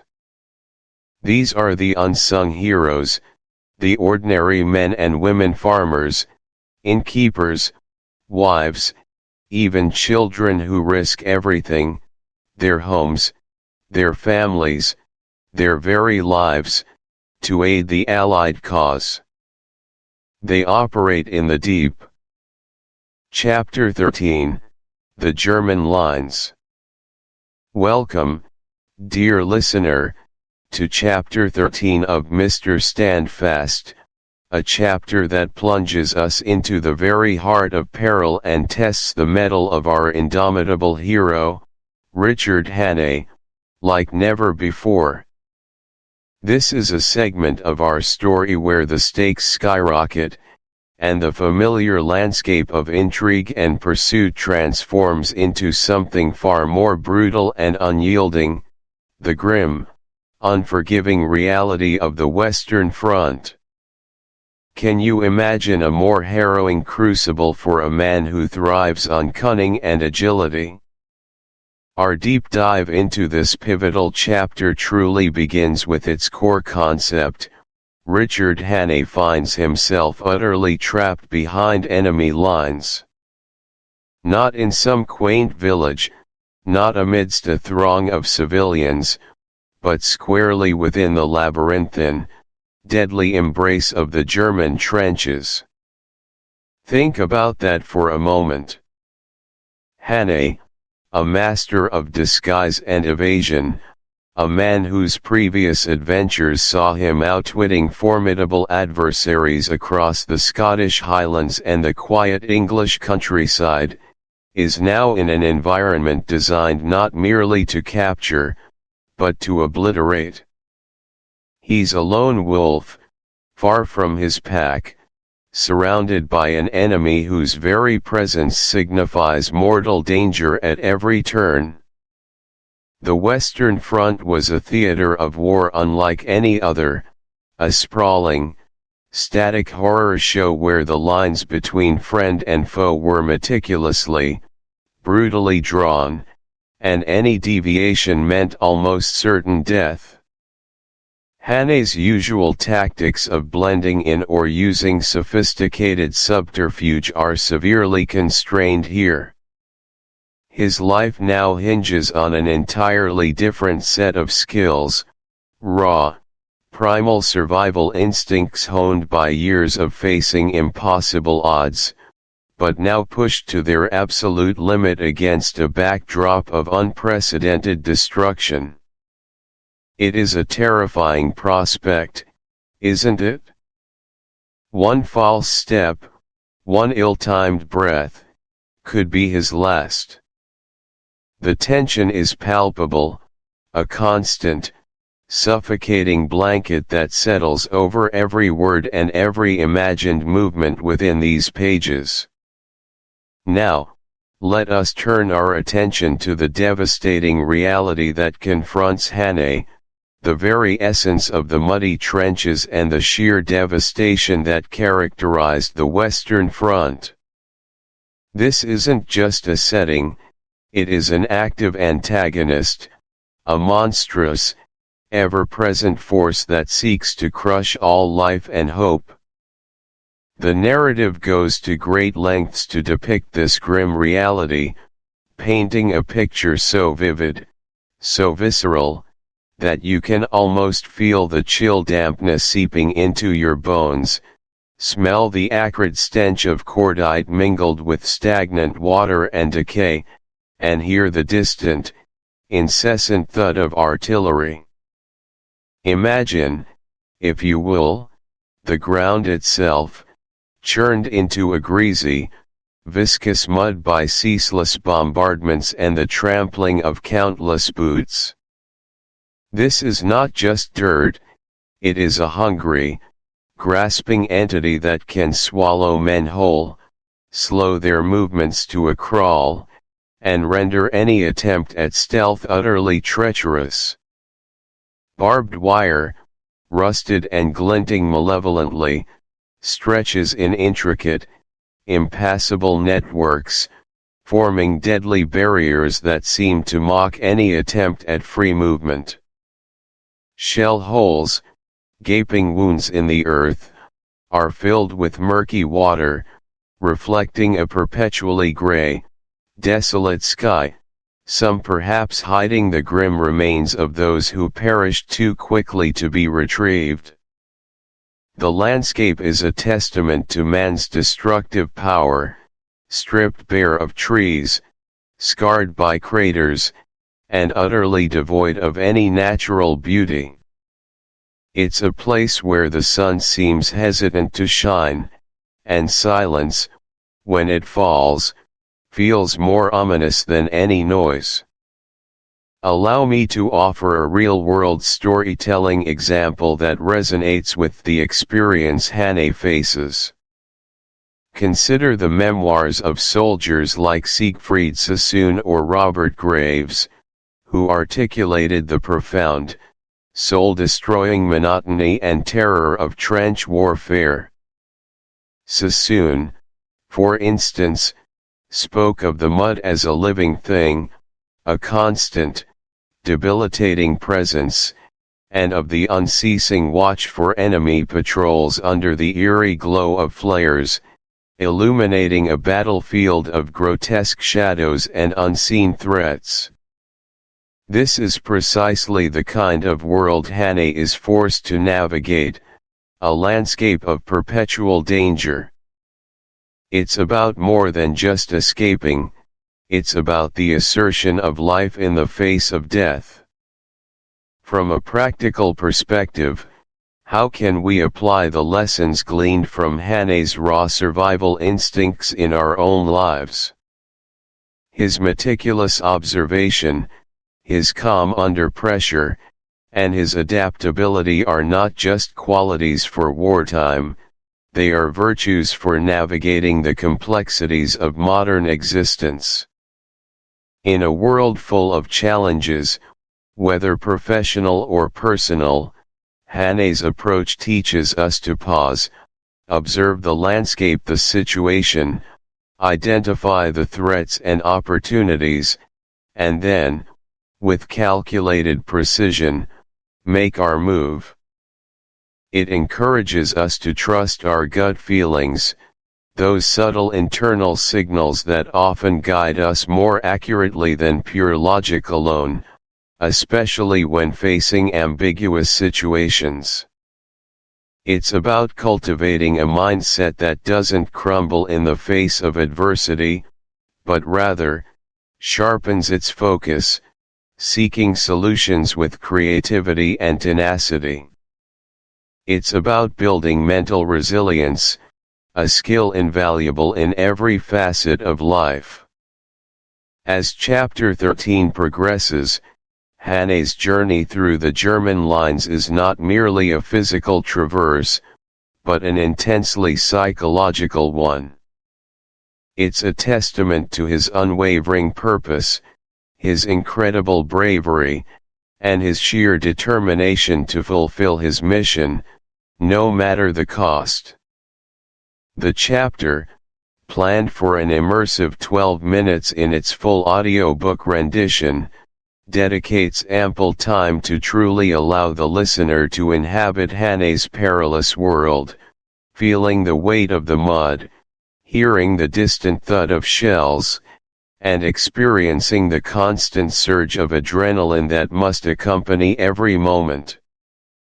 We are not just told of his plight, we are invited to experience it alongside him.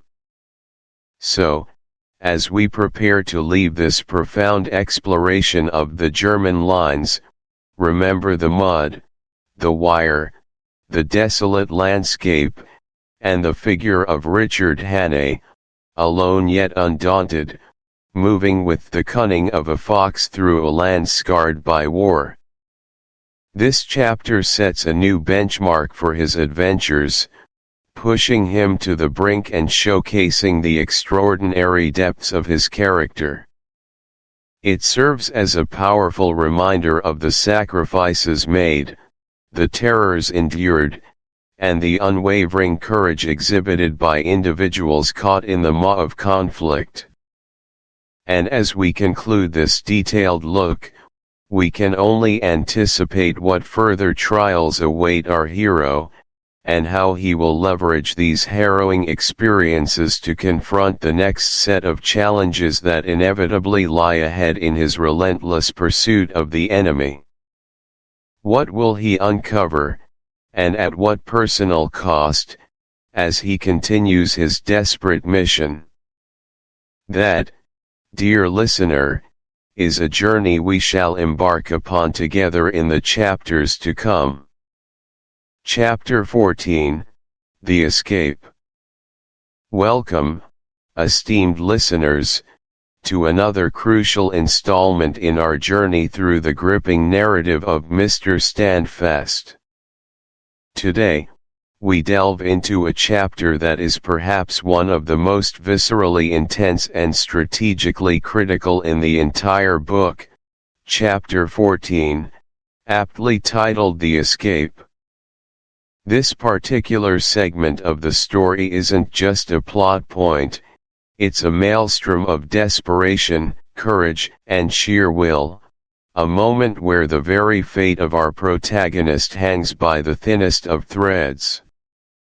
At its heart, the core concept of this chapter is a daring and violent breakout across the treacherous expanse known as No Man's Land. Imagine the scene: a landscape scarred beyond recognition, a moonscape of craters, shattered trees, and the constant, chilling presence of death. Our hero, having been trapped, now faces the most daunting challenge imaginable: to cross this deadly buffer zone, teeming with enemy patrols, riddled with barbed wire, and perpetually under the watchful, hostile gaze of the opposing lines. This isn't merely an attempt to slip away, it's a desperate, high-stakes gamble for survival, requiring a swift, brutal, and utterly committed effort to overcome overwhelming odds. The air itself feels thick with tension, heavy with the scent of fear and damp earth, as the stage is set for an encounter that will test the very limits of human endurance and ingenuity. It's a primal struggle against both nature and an implacable foe, a moment of raw, unvarnished conflict where every decision, every movement, could mean the difference between freedom and an ignominious end. Now, let's dissect the key points that make this chapter such a powerful and unforgettable experience, and how we, as discerning listeners and appreciators of narrative craft, can fully grasp its impact. Our first critical element in crafting and appreciating this segment is the deliberate choice to use chaotic, fast-paced narration to convey the sudden violence. When we read or listen to a story, especially one set in the crucible of war, the way events are described profoundly shapes our emotional response. If the narration were slow and measured, would it truly capture the terror and urgency of a breakout? Absolutely not. The sudden eruption of gunfire, the frantic scramble through mud and wire, the explosive bursts of artillery, these demand a narrative tempo that mirrors the adrenaline-fueled reality of the moment. We're not meant to calmly observe, we're meant to feel plunged headfirst into the very heart of the chaos. Think of it as a narrative crescendo, starting perhaps with a low hum of tension that abruptly explodes into a cacophony of sound and fury.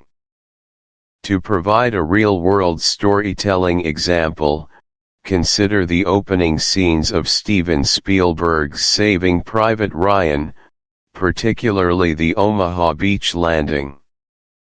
The camera isn't static, it's handheld, jarring, disorienting. The soundscape is overwhelming, a horrifying symphony of machine gun fire, explosions, and screams.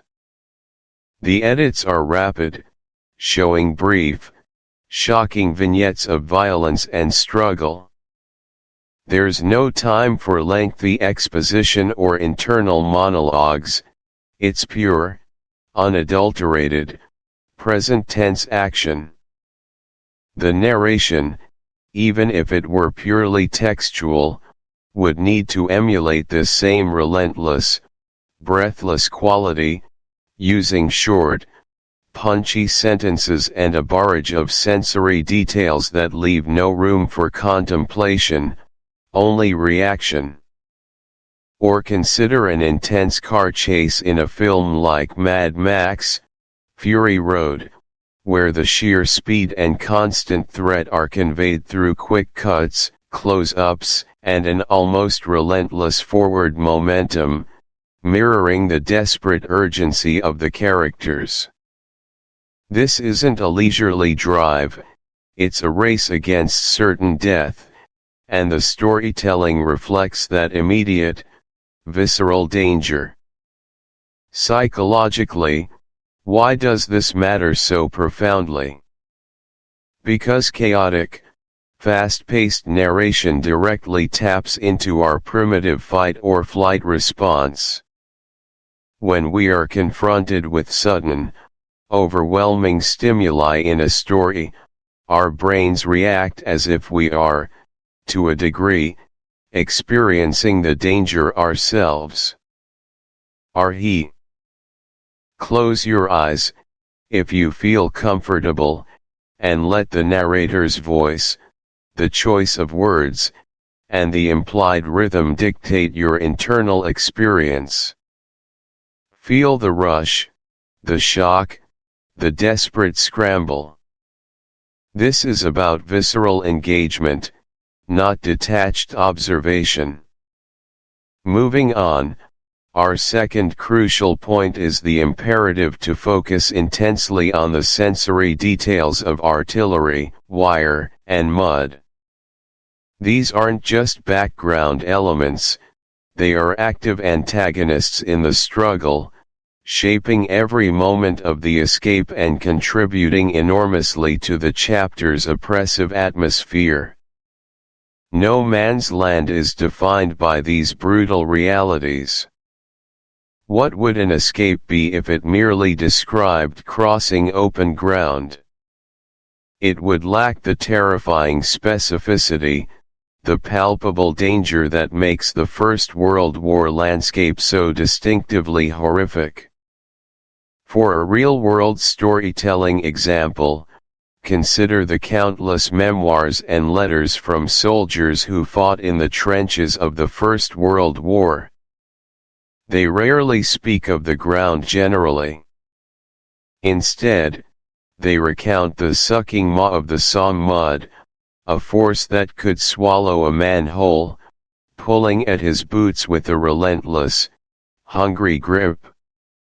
They describe the wicked, thorny embrace of the barbed wire, which wasn't just an obstacle but a living, tearing entity designed to ensnare and hold prey for the enemy guns. And the artillery? It wasn't just explosions, it was the shrieking descent of shells, the earth-shattering concussion that ripped through flesh and spirit, the metallic tang of cordite in the air, and the raining shards of shrapnel that cut through everything indiscriminately. These are not abstract concepts, they are vivid, terrifying realities that define the environment. Think of the way authors like Eric Maria Remarque in All Quiet on the Western Front make the mud, the shells, and the wire characters in themselves, forces to be contended with as much as the enemy soldiers. Psychologically, why do these specific sensory details matter so profoundly? Because they ground the narrative in a tangible, undeniable reality. When an author describes the specific pull of the mud on a character's boots, the way the barbed wire snags their uniform and tears their skin, or the blinding flash and deafening roar of a shell exploding nearby, they aren't just telling us something happened, they are inviting us to experience it. These details bypass the abstract and connect directly to our innate understanding of physical pain, discomfort, and danger. They create a strong sense of place and atmosphere, making the environment an active participant in the story rather than a passive backdrop. This detailed immersion fosters a deeper empathy for the character's plight. We don't just understand intellectually that the escape is difficult, we feel the cold, the wet, the pain, the fear. It makes the struggle personal and immediate, allowing us to project ourselves into the shoes of the one enduring this hellish passage. It also amplifies the feeling of vulnerability and fragility, emphasizing how easily life can be extinguished in such a hostile landscape. Practically, as listeners, how can we leverage this understanding? As you listen to the descriptions in The Escape, don't just hear the words, try to truly visualize and even feel them. What does the mud feel like clinging to your clothes, seeping into your boots, sucking at your every step? Can you imagine the desperate strength required to pull free? What does the barbed wire look like glinting menacingly in the dim light, and how does it feel as it rips at flesh and fabric? Can you hear the sickening snap as a strand breaks under pressure, or the dull thud of a body falling? And the artillery, can you feel the ground tremble beneath you, the concussive force rattling your bones, the acrid smell of high explosives assaulting your nostrils? Engage all your senses in your mind's eye. Let the narrative paint a full, immersive picture, not just of what happens, but of what it feels like to be there, right in the thick of it. This active engagement will do. Chapter 15, The Front Line. Welcome back, dear listener, as we delve into the heart of Chapter 15, aptly titled The Front Line, from John Buchan's masterful espionage thriller, Mr. Standfast.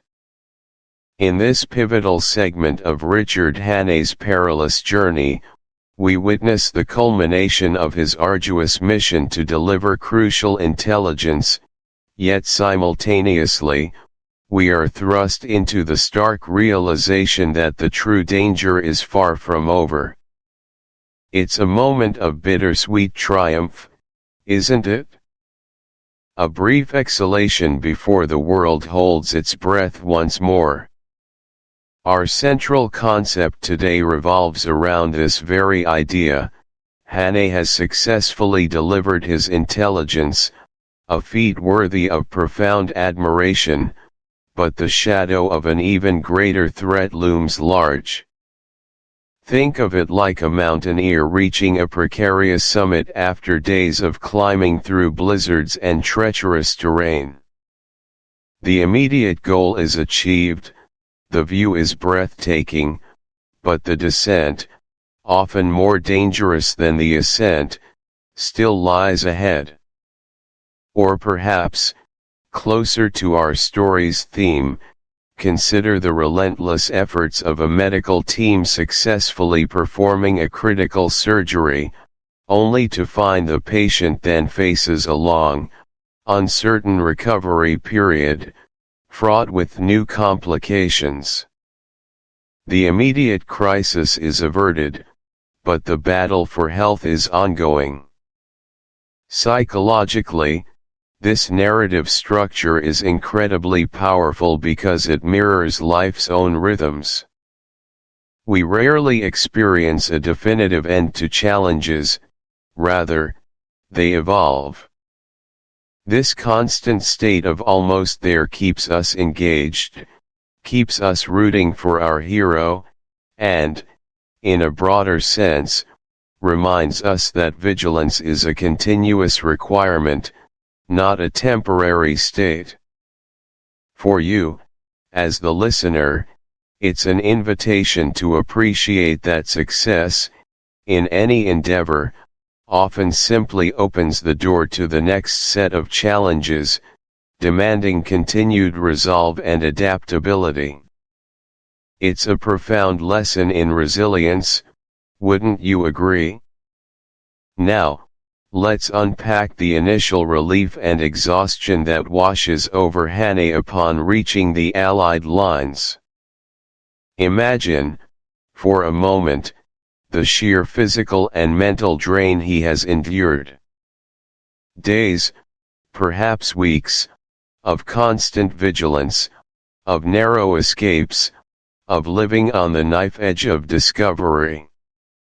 He's been a phantom, a hunted man, carrying the weight of vital national security on his shoulders. The moment he crosses that threshold into safety, into the presence of his own kind, must feel like shedding a colossal burden. Do you remember a time when you pushed yourself to the absolute limit, perhaps on a long journey or completing a demanding project, and then finally allowed yourself to collapse into the comfort of your own home, or the congratulatory embrace of colleagues? That profound sigh, that trembling of the muscles, that sudden awareness of every ache and pain now that the adrenaline has subsided, that's precisely the state Hannay finds himself in. It's a moment of pure, unadulterated human vulnerability and relief. From a storytelling perspective, this is crucial. It humanizes Hannay, making him relatable despite his extraordinary circumstances. We see not just the indomitable spy, but the exhausted man. Psychologically, this connection to the character's physical and emotional state allows for deeper empathy. It makes his subsequent actions, his willingness to continue fighting, even more heroic, because we understand the personal cost. For us, as listeners, it's a powerful reminder to acknowledge and respect our own limits, to seek out moments of respite, and to truly appreciate the feeling of safety and belonging when it comes. It's the breath we take before plunging back into the deep end. However, that moment of respite, as we've alluded to, is fleeting. The narrative, with remarkable swiftness, pivots from Hannay's personal relief to the overarching, chilling reality: a massive German attack is imminent. The intelligence he risked everything to deliver isn't a mere historical curiosity, it's a desperate warning, a ticking clock. Can you feel the shift in atmosphere? It's like being in a calm eye of a hurricane, only to realize the M. Chapter 16, The General's Tent. Welcome back, dear listener, to a chapter where the pieces on the grand chessboard of war finally begin to align, revealing the enemy's master stroke. We delve now into the strategic heart of the conflict, a place where intelligence, intuition, and sheer willpower converge. Chapter 16, The General's Tent. Imagine, if you will, the flickering lamp within the confines of a canvas tent, stark against the encroaching night. The air, thick with the scent of pipe tobacco and the subtle tension of men burdened by impossible decisions. Here, in this makeshift command center, Mr. Standfast found himself amidst the highest echelons of military leadership. This is where strategic planning truly takes shape, where the scattered fragments of intelligence coalesce into a chillingly clear picture of where the enemy intends to strike, transforming uncertainty into grim, actionable certainty. The general, a man whose very presence commanded respect, leaned over a sprawling map, his finger tracing a familiar river line. His voice, when it came, was not loud, but imbued with an undeniable gravitas, a weight of authority that silenced all other sound. "Gentlemen," he began, his gaze sweeping across the tense faces, "our latest intercepts, combined with Hannay's invaluable reconnaissance, paint a picture we can no longer ignore. The enemy's thrust, long suspected but now undeniable, will come here, and with overwhelming force. Do you notice the immediate, profound impact of such a voice? It's not just the words themselves, but the unwavering conviction, the steadfast resolve behind them. Think of the pivotal moments in history, like General Eisenhower addressing his troops before D-Day. His words were not merely directives, they were imbued with a powerful sense of leadership and purpose, designed to inspire confidence and unwavering commitment even in the face of unimaginable odds. Psychologically, we humans are hardwired to respond to such steadfast authority, especially during times of profound crisis. A firm, confident tone from leaders doesn't just convey information, it instills a deep sense of security and direction, minimizing the potential for panic and fostering the discipline crucial for collective, effective action. In your own life, when you face moments requiring decisive communication, whether presenting a critical project or making a significant family decision, consider the profound power of a clear, confident, and measured tone. Project certainty and conviction, not through arrogance, but through a genuine, well-founded belief in your analysis and the path you've chosen. It's about being a beacon of unwavering resolve when others seek guidance. As the general spoke, a palpable hush fell over the tent, each man absorbing the grim certainty. The map, once a mere drawing, now seemed to pulse with impending doom. The enemy's intricate and brutal plan was laid bare, its destructive intent undeniable. Mr. Standfast felt a cold knot tighten in his stomach, the anticipation of the coming storm almost suffocating in its intensity. This, dear listener, is the essence of building anticipation. It's not about the battle itself, not yet, but about the agonizing stretch of time leading up to it, when the stakes are vividly laid bare and the immense scale of the challenge looms large over the horizon. Remember the anxious weeks leading up to the Battle of Britain? The public knew a massive invasion was coming, the air raids were intensifying daily. Every news report, every sighting of enemy aircraft, every desperate scramble of fighter planes built an excruciating tension towards that inevitable, massive confrontation. Psychologically, anticipation is a potent emotional driver. It engages our imagination, compelling us to visualize the impending events, thereby making the eventual climax all the more impactful and emotionally resonant. Without this careful build-up, major events can often feel sudden and unearned, significantly lessening their profound emotional effect. So, in your own storytelling, whether you're outlining a new strat. Chapter 17, The Trap is Set. Welcome back to our journey through Mr. Standfast, where we now arrive at a pivotal moment, Chapter 17, aptly titled The Trap is Set.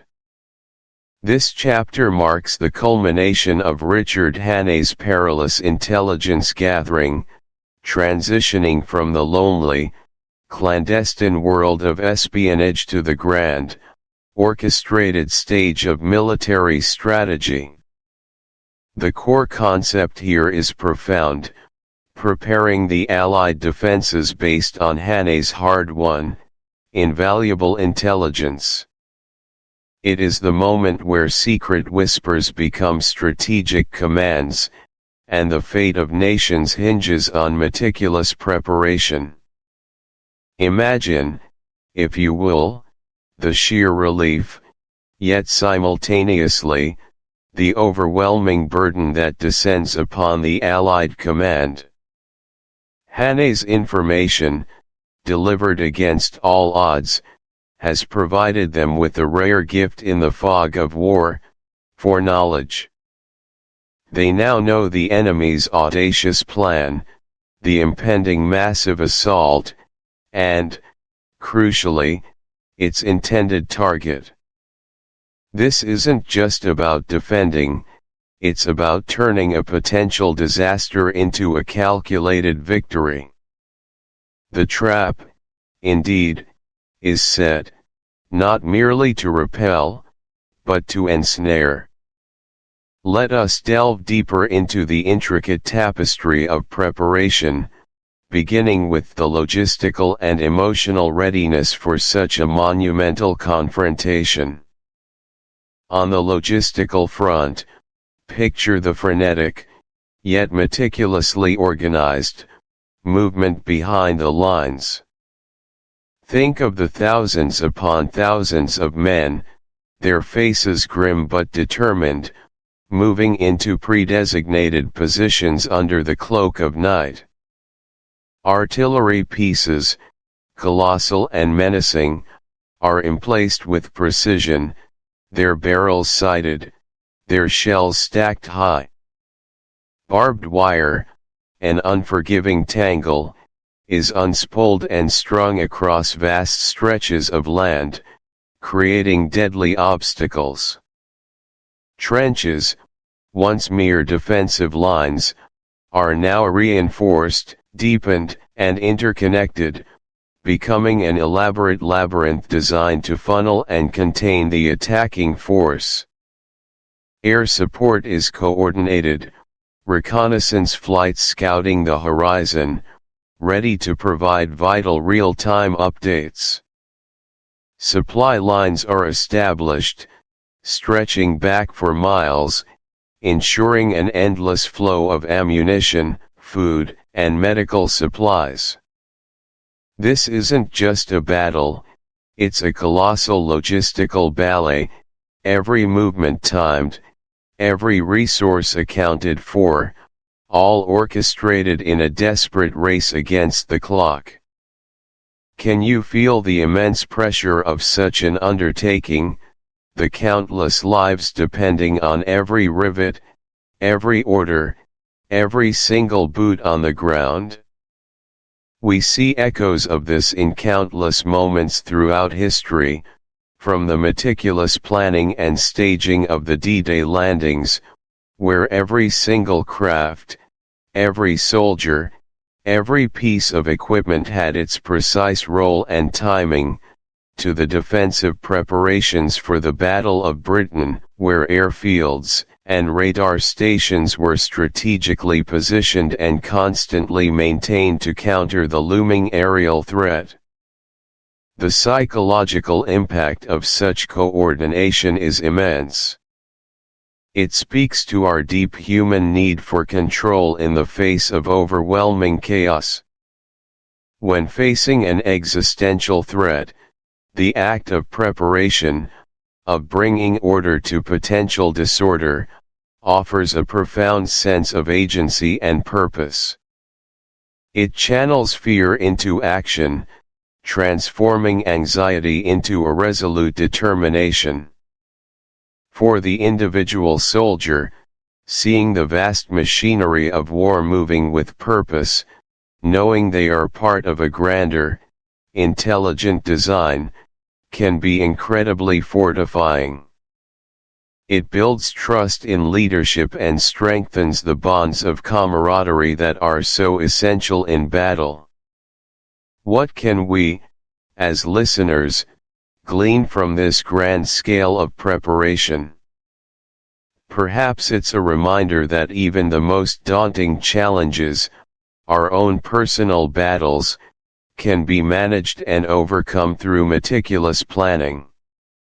Breaking down a seemingly insurmountable task into smaller, manageable steps, focusing on what we can control rather than dwelling on the uncontrollable, and leveraging the strengths of our own team, our family, friends, colleagues, can transform overwhelming anxiety into a focused strategy for success. And then, after the frenetic pace of preparation, comes the dreadful tension of waiting for the attack. The calm before the storm. The final checks are done. The last orders issued. And then, silence. A profound, heavy silence that amplifies every rustle of leaves, every distant bird call, every beat of one's own heart. Soldiers crouch in their dugouts, rifles at the ready, eyes scanning the empty no-man's land. Commanders pore over maps, their faces etched with the strain of anticipation, replaying scenarios in their minds. The air is thick with unspoken fears and determined resolve. It's a moment of profound psychological pressure, where the imagination, often our greatest ally, can become our greatest tormentor, conjuring all manner of dreadful possibilities. This waiting, sometimes stretching for hours, even days, before the first enemy shell whistles overhead, before the first wave of attackers surges forward, can be far more agonizing than the battle itself.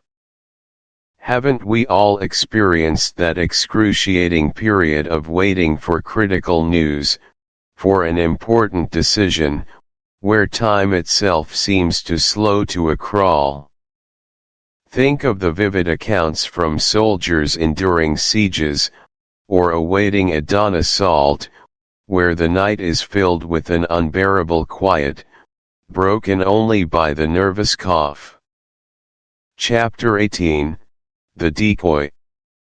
Welcome, esteemed listeners, to another profound exploration into the heart of John Buchan's classic tale, Mr. Standfast. Today, we delve into Chapter 18, a pivotal moment we've aptly titled The Decoy. This chapter represents a crucial turning point, a meticulously crafted maneuver designed to achieve one ultimate goal: to draw out the insidious mox in ivory, once and for all. It's a masterstroke of strategic thinking, an elaborate trap set for the most cunning of adversaries.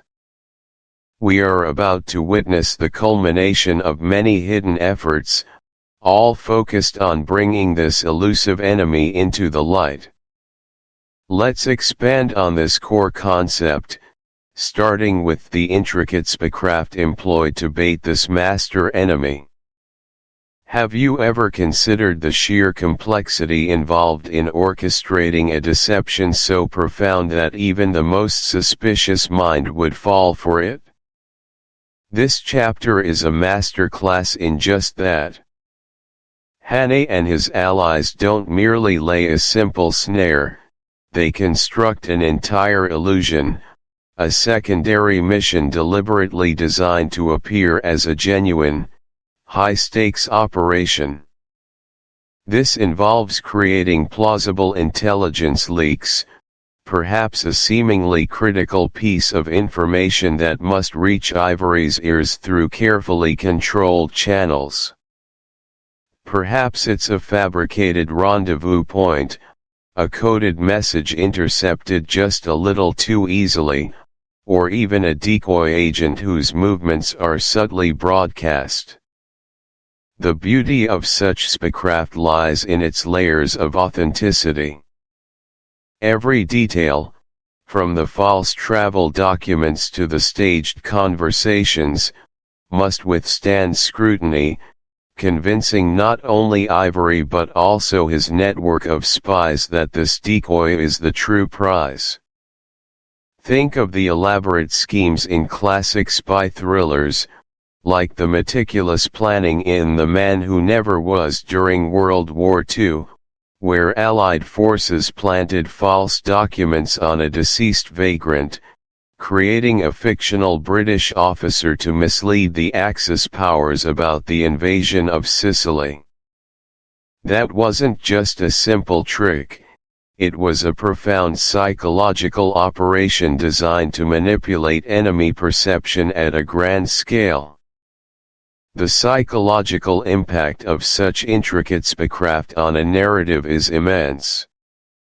It speaks to our innate fascination with puzzles, with the intellectual battle between adversaries.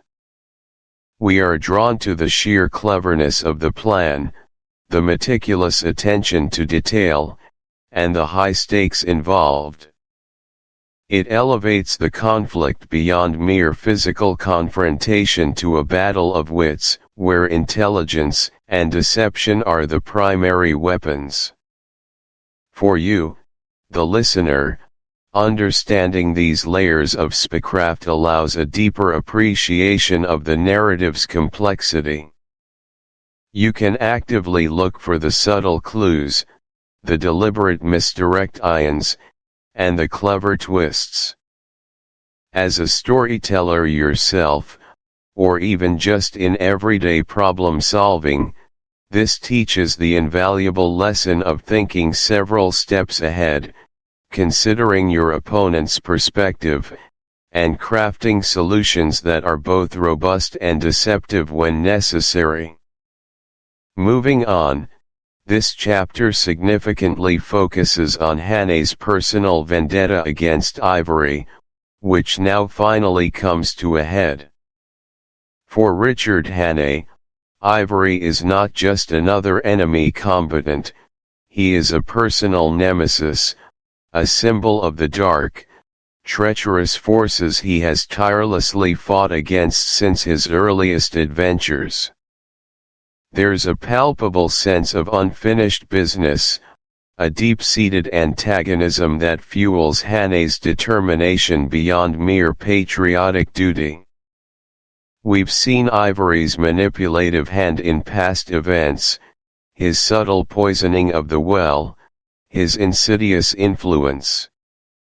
Now, Hane has the chance to confront the orchestrator directly, to face the man who embodies so much of what he despises. This isn't just about winning a battle, it's about settling a score, about a profound desire for justice. Consider the enduring rivalry between Sherlock Holmes and Professor Moriarty. While Moriarty is a criminal mastermind, his significance to Holmes extends beyond his crimes. He is the Napoleon of crime, the intellectual equal who presents the ultimate challenge and, thus, the ultimate personal test for Holmes. This personal animosity, this deep-seated rivalry, adds immense emotional weight to the story.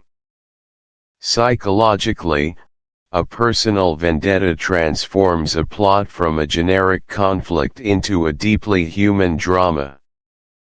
It allows us to connect with the protagonist on a much more intimate level, understanding their motivations, their passions, and their deepest fears. When the hero has a personal stake, their triumphs feel more earned, and their struggles more poignant. For you, the listener, recognizing this personal investment in Hannah allows you to experience the story with greater emotional resonance. It's not just about the external plot, but about the internal journey of the character. As aspiring writers or even just critical readers, it highlights the power of giving your characters strong, personal motivations. It makes them relatable, memorable, and drives the narrative forward with an authentic, compelling force.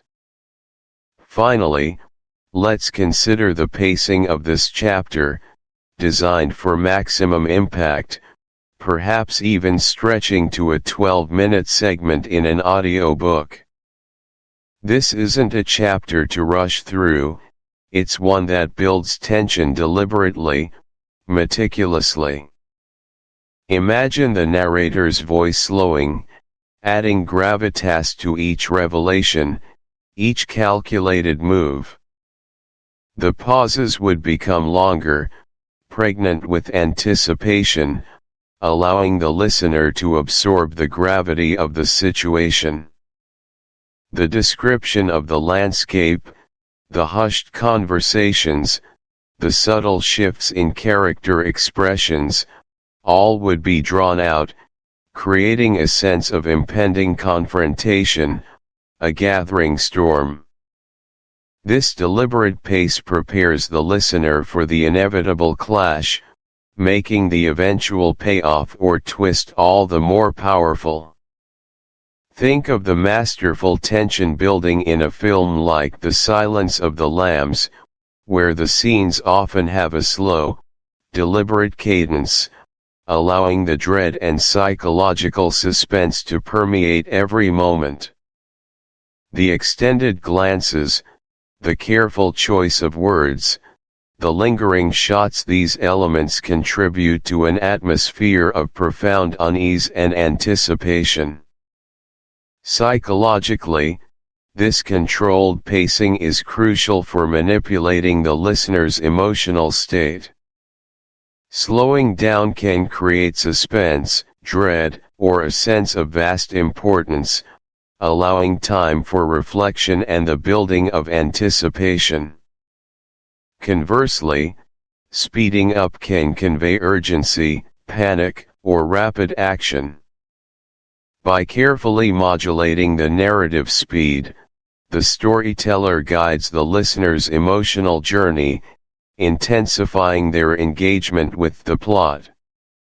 As a listener of audiobooks, recognizing these pacing choices allows you to appreciate the artistry of both the writer and. Chapter 19, The Bombardment. Our journey through Mr. Standfast brings us to Chapter 19, The Bombardment. Here, the massive German offensive begins, testing Allied lines to their absolute limits. Can you truly grasp its overwhelming scale? To simulate the endless artillery, use booming, impactful vocal delivery. Imagine an earth-shattering roar from countless shells, a continuous, pulverizing force. This relentless sound is pure psychological warfare, designed to dismantle hope. How would such concussive vibrations reshape your reality? Psychologically, it's about overwhelming the senses. As a listener, try to feel the ground shaking with the ceaseless iron rain. This chapter conveys the Great War's sheer terror and apocalyptic scale. Visualize a sky of smoke and fire, the very earth churned into a desolate wasteland. What kind of terror grips the heart when such a colossal, unstoppable force triggers primal fear? Psychologically, it reduces complex thought to pure survival. Consider how you might find a shred of courage amidst such total devastation. Regarding pacing, the narration should shift. Begin with rapid intensity, mirroring the initial, overwhelming shock of the bombardment. Then, transition to a slower, heavier delivery, emphasizing the crushing weight of dread, the silent moments between shell bursts. This rhythmic manipulation of speed pulls you deeper into the character's profound experience. Pay close attention to these vocal cues to enhance your immersion. The bombardment is an immersive test of human endurance, showcasing immense courage and sheer will. What harrowing trials await our characters next as they navigate this shattered landscape? We shall soon discover. Chapter 20, The Final Offensive. The air shrieked, a maelstrom of metal and human cries. We surged forward, bayonets glinting, into the very maw of the German line. Chaos reigned supreme, a brutal ballet of push and thrust. Hannay, an unyielding beacon amidst the pandemonium, roared encouragement, his eyes ablaze with a fierce, unwavering resolve, leading us through the inferno. This was the moment. Chapter 20, The Final Offensive, is the visceral heart of our narrative, plunging listeners headfirst into the climatic battle of Amiens. This isn't just a strategic overview, it is the raw, terrifying, and ultimately triumphant infantry clash, painted in vivid detail. We are not merely describing a battle, we are experiencing it alongside our protagonist. It's about the brutal intimacy of hand-to-hand combat, the deafening cacophony of war, and the indomitable spirit forged in the crucible of absolute peril. Do you feel the tension building already, just contemplating it? First, let's deep dive into narrating the chaotic hand-to-hand combat with breathless energy. To truly immerse the listener, the narration must mirror the chaos. Every word should contribute to a sense of urgent, breathless energy, conveying the sheer, overwhelming confusion and brutality of close-quarters fighting. We need to hear the grunts, feel the desperate lunges, and smell the cordite and fear. Think about the sensory overload. How do you translate that into sound? Consider classic war literature, perhaps Erich Maria Remarque's All Quiet on the Western Front, where the individual soldier's terrifying, visceral experience in the trenches is brought to life.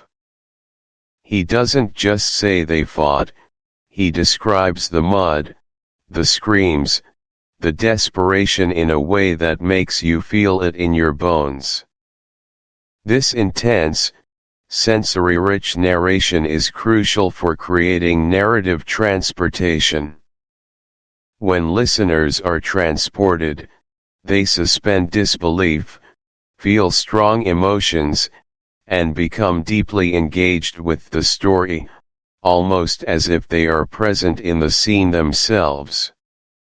It's about triggering empathy and primal responses to danger and survival. As the audiobook script writer, I would use short, punchy sentences interspersed with longer, more descriptive ones that build momentum.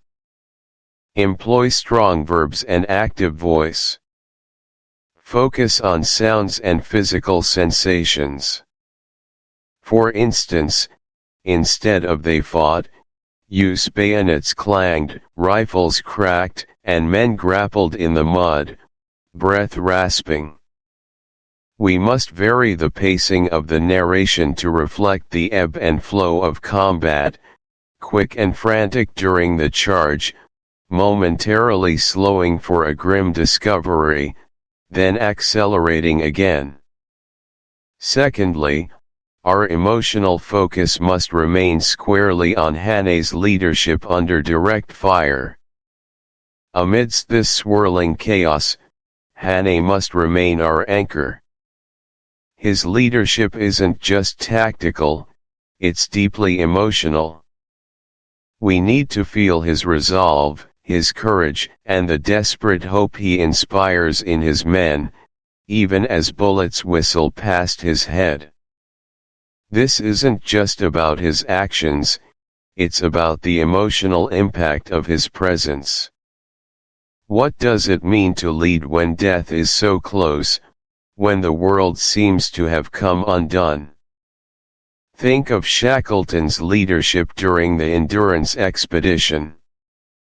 His crew faced unimaginable hardships, yet his unwavering optimism, resilience, and personal example kept them going. It wasn't just about survival skills, it was about his psychological presence, a moral compass in chaos. Human beings are wired to look for leadership in times of crisis. Highlighting Hane's emotional fortitude under fire creates a powerful emotional resonance, fostering admiration and connection with his character. It demonstrates courage, self-sacrifice, and resilience, traits that deeply appeal to listeners and provide a vicarious sense of triumph over adversity. The script would show, not just tell, Hane's leadership. Describe his physical presence, his posture, his unwavering gaze, the tone of his voice above the din. Incorporate his brief, impactful words of encouragement or command. Crucially, show the effect of his leadership on his men, their renewed effort, their trust in him. For example, a soldier catching Hane's eye and finding a burst of renewed courage. This grounds his heroism in relatable human experience. Finally, while the excerpt we've just listened to is brief, the full chapter's pacing is paramount for a complete 12-minute experience. It needs peaks of frantic action and troughs of suspense, moments of reflection, and rising tension, all carefully orchestrated to maintain engagement without exhausting the listener.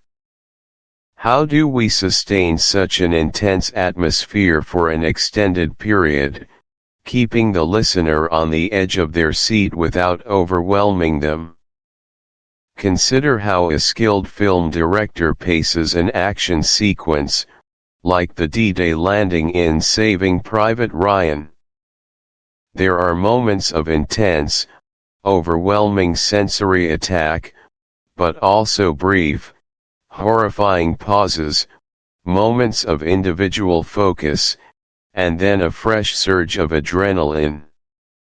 It's not one continuous explosion, it's a carefully crafted sequence of events designed to maximize emotional impact. Effective pacing manages cognitive load and emotional energy. Constant high intensity. Chapter 21, Peter's Last Flight. Deep dive into the core concept, the heroic and heartbreaking sacrifice of Peter Pioneer in the air. At the very heart of Chapter 21, titled Peter's Last Flight, lies a narrative pivot of immense emotional gravity. This is not merely a description of an aerial engagement, it is the solemn recounting of a courageous individual's final, selfless act. Peter Pioneer, a character etched into the listener's mind as a man of quiet strength, unmatched skill, and profound loyalty, reaches the zenith of his personal journey through an act of ultimate sacrifice. The core concept demands that the script transcends mere action, delving into the psychological and emotional landscape of heroism. It's about the devastating cost of war, epitomized by the loss of a truly good man, whose death serves not as a random casualty, but as a deliberate, calculated, and heartbreaking choice made for the greater good. The narration must imbue every word with the weight of this impending tragedy, building a powerful sense of respect for Peter's character and the poignant inevitability of his fate. We are not just witnessing a death, we are witnessing a testament to human spirit under duress, a moment where individual will confront the terrifying maw of conflict, and chooses an honorable, albeit fatal, path. Detailed explanation of key points, shift the perspective upward to the desperate aerial dogfight. To fully grasp the magnitude of Peter's sacrifice, the listener must first be transported into the chaotic, breathtaking realm of aerial combat during the Great War. The script needs to elevate the narrative, quite literally, moving from the grounded concerns of the preceding chapters to the vast, indifferent canvas of the sky. This isn't just about describing planes, it's about invoking the visceral experience of a desperate dogfight, the roar of engines, the sudden lurch of the aircraft, the glint of sunlight on enemy wings, the staccato bark of machine guns, and the silent, terrifying dance of life and death unfolding thousands of feet above the earth. The sky becomes a dynamic, three-dimensional arena where skill, courage, and a fraction of a second define survival. The listener should feel the wind, sense the dizzying altitudes, and track the aerial ballet with bated breath, setting the stage for the dramatic climax. A real-world storytelling example, consider films like Dunkirk or Top Gun, Maverick. These productions don't just show planes, they immerse you in the cockpit, displaying the intense concentration of the pilot, the claustrophobia of the space, the vastness of the world outside, and the sudden, explosive violence of battle. They use sound design, visual cues, and the actor's performance to convey the sheer adrenaline and mortal stakes of aerial combat. A psychological analysis of why it matters, shifting perspective upward creates a potent sense of both awe and vulnerability. Awe at the sheer daring of these early aviators, and vulnerability because, at that altitude, mistakes are fatal and the human body is fragile against the elements and enemy fire. This immersive perspective fosters a strong emotional connection, making the listener a participant rather than a mere observer.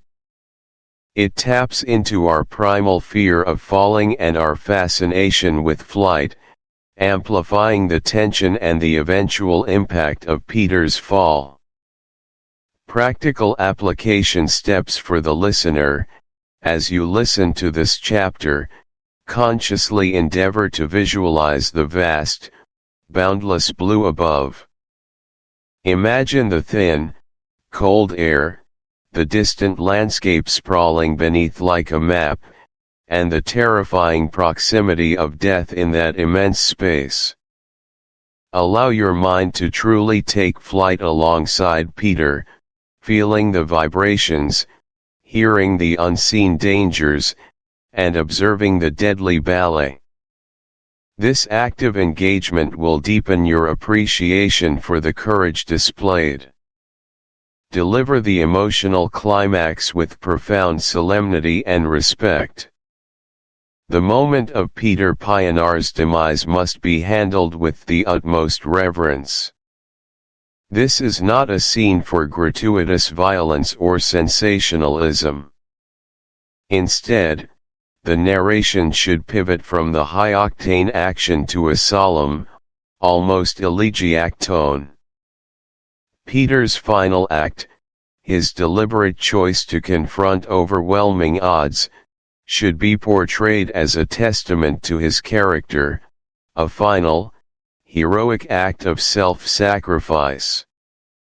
The climax must resonate with dignity, emphasizing the bravery and selflessness that define true heroism. His death should feel earned, tragic, and deeply meaningful, leaving a lasting impression of the man he was and the values he embodied. It is the moment where the narrative's emotional core truly solidifies, demanding a quiet reflection from the listener. A real-world storytelling example: think of the death of a beloved hero in classic literature or cinema, such as the sacrifice of Obi-Wan Kenobi in Star Wars: A New Hope, or the final stand of King Leonidas in 300. In these moments, the focus isn't just on the physical act of dying, but on the profound impact of their choice, the legacy they leave, and the emotional resonance their departure creates. The scene is framed as a pivotal, respectful farewell. A psychological analysis of why it matters: a respectful portrayal of a character's sacrifice allows the listener to process grief and appreciate the profound themes of courage, loyalty, and duty. It elevates the character from a plot device to a symbol, ensuring their memory endures. This approach taps into our innate human need to find meaning in loss, especially when that loss is the result of a noble act. It strengthens the emotional bond with the character, making their demise feel personally significant and unforgettable. Practical application steps for the listener: in this pivotal moment, take a breath, allow yourself to feel the weight of Peter's decision. Reflect on what true courage means, especially when the odds are insurmountable. Consider the nature of sacrifice, not as a weakness, but as a profound strength. How do we honor such ultimate devotion in our own lives, even in smaller ways? This reflective pause allows the heroism to truly sink in, leaving a lasting impact beyond the immediate narrative. Pace chapter at 12 minutes. While this specific script extract will not encompass a full 12-minute chapter, the instruction guides the depth and detail required. To sustain a 12-minute pace for an entire chapter, the narration must be rich with descriptive language, character insights, and thematic exploration. It means not rushing through the action, but dwelling on the sensory details of the dogfight, the internal thoughts and feelings that might drive Peter, the vastness of the sky, and the profound implications of his final moments. Every maneuver, every burst of gunfire, Every glint of metal in the sun needs careful articulation. The emotional beats must be drawn out, allowing the listener ample time to absorb the tension, anticipate the climax, and then mourn the loss with appropriate solemnity. What does true courage look like in such a moment? Is it the absence of fear, or the profound ability to act despite it? Psychologically, this final, selfless act elevates Peter beyond a mere pilot. He becomes an archetype of sacrifice. His decision wasn't born of rashness, but of a deep understanding of duty and an inherent compassion. His plane, struck repeatedly, began its final, irreversible plunge. Not a chaotic explosion, but a controlled descent into the earth's embrace, a silent, solemn curtain call for a valiant heart. The burning wreckage, a smoking pyre against the green fields, marked not merely the end of a flight, but the indelible etching of a hero's final, profound message. As you reflect on this, perhaps you might find yourself contemplating the profound weight of Peter's decision, his unwavering commitment. What does true bravery mean when facing impossible odds? How do we remember those who give everything, not in a blaze of glory for its own sake, but out of a quiet, unshakable sense of purpose?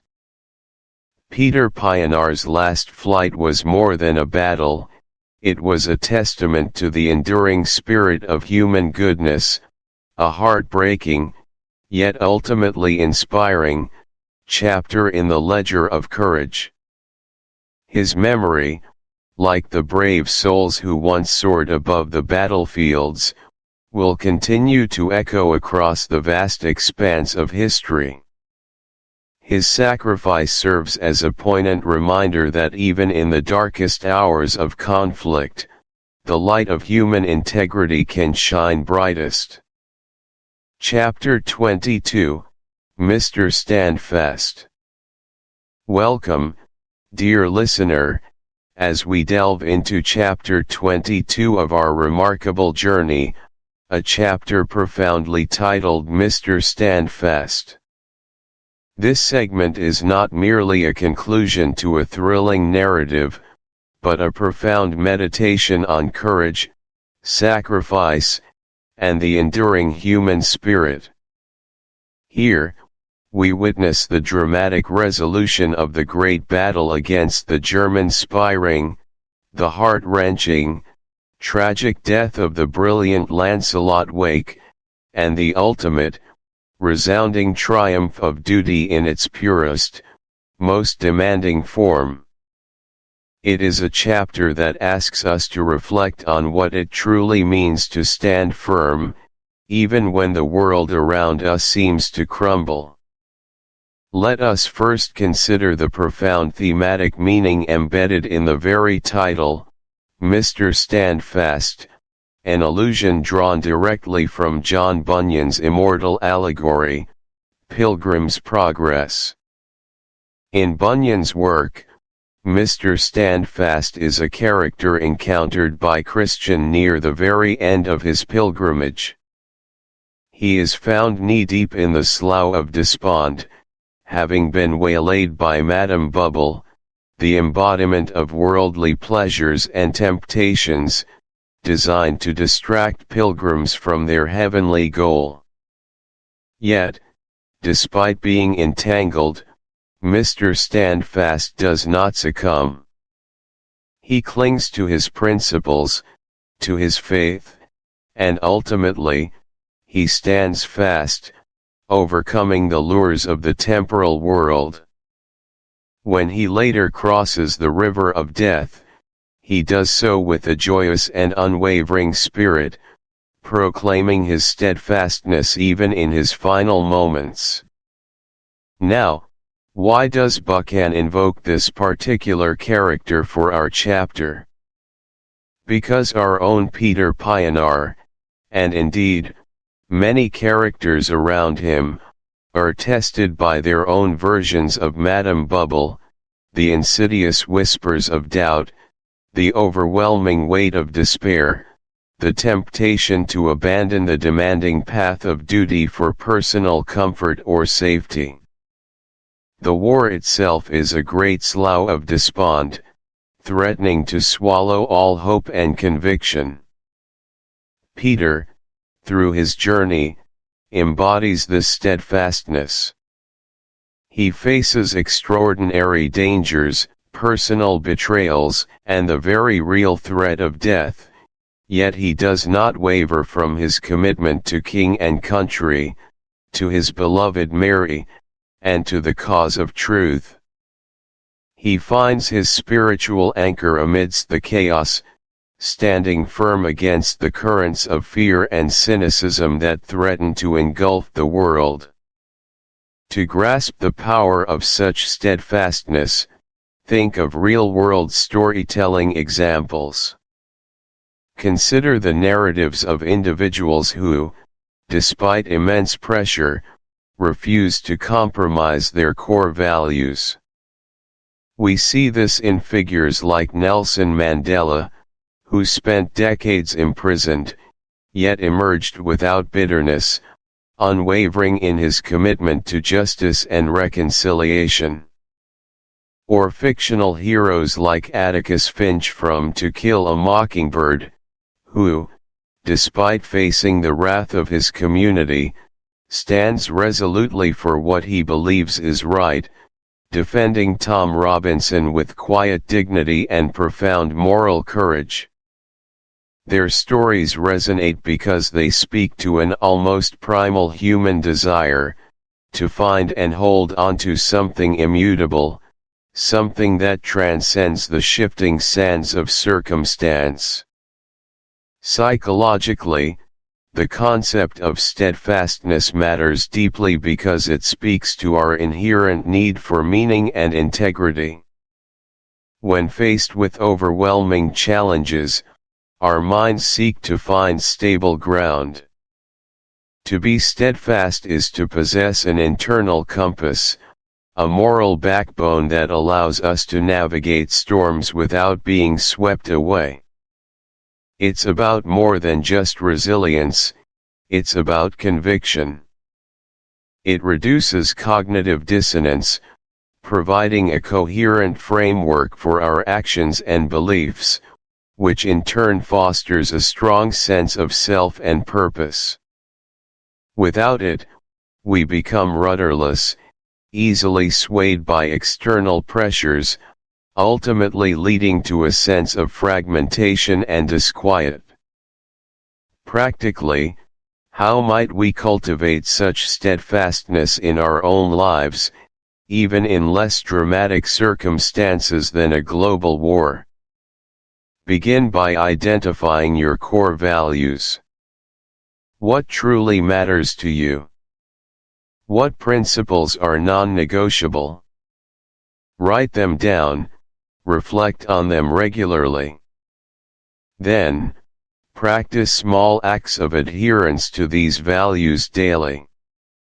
It could be as simple as: he evolves from a solitary figure into a man deeply connected to others, to a cause greater than himself. His conclusion is not an end, but a beginning, the beginning of a life lived with purpose, love, and a profound understanding of the values he has fought so hard to defend. He has passed through the fire and emerged, not unscathed, but purified and strengthened, ready for the next chapter of his life, a life now irrevocably linked to Mary and to the future he has helped secure.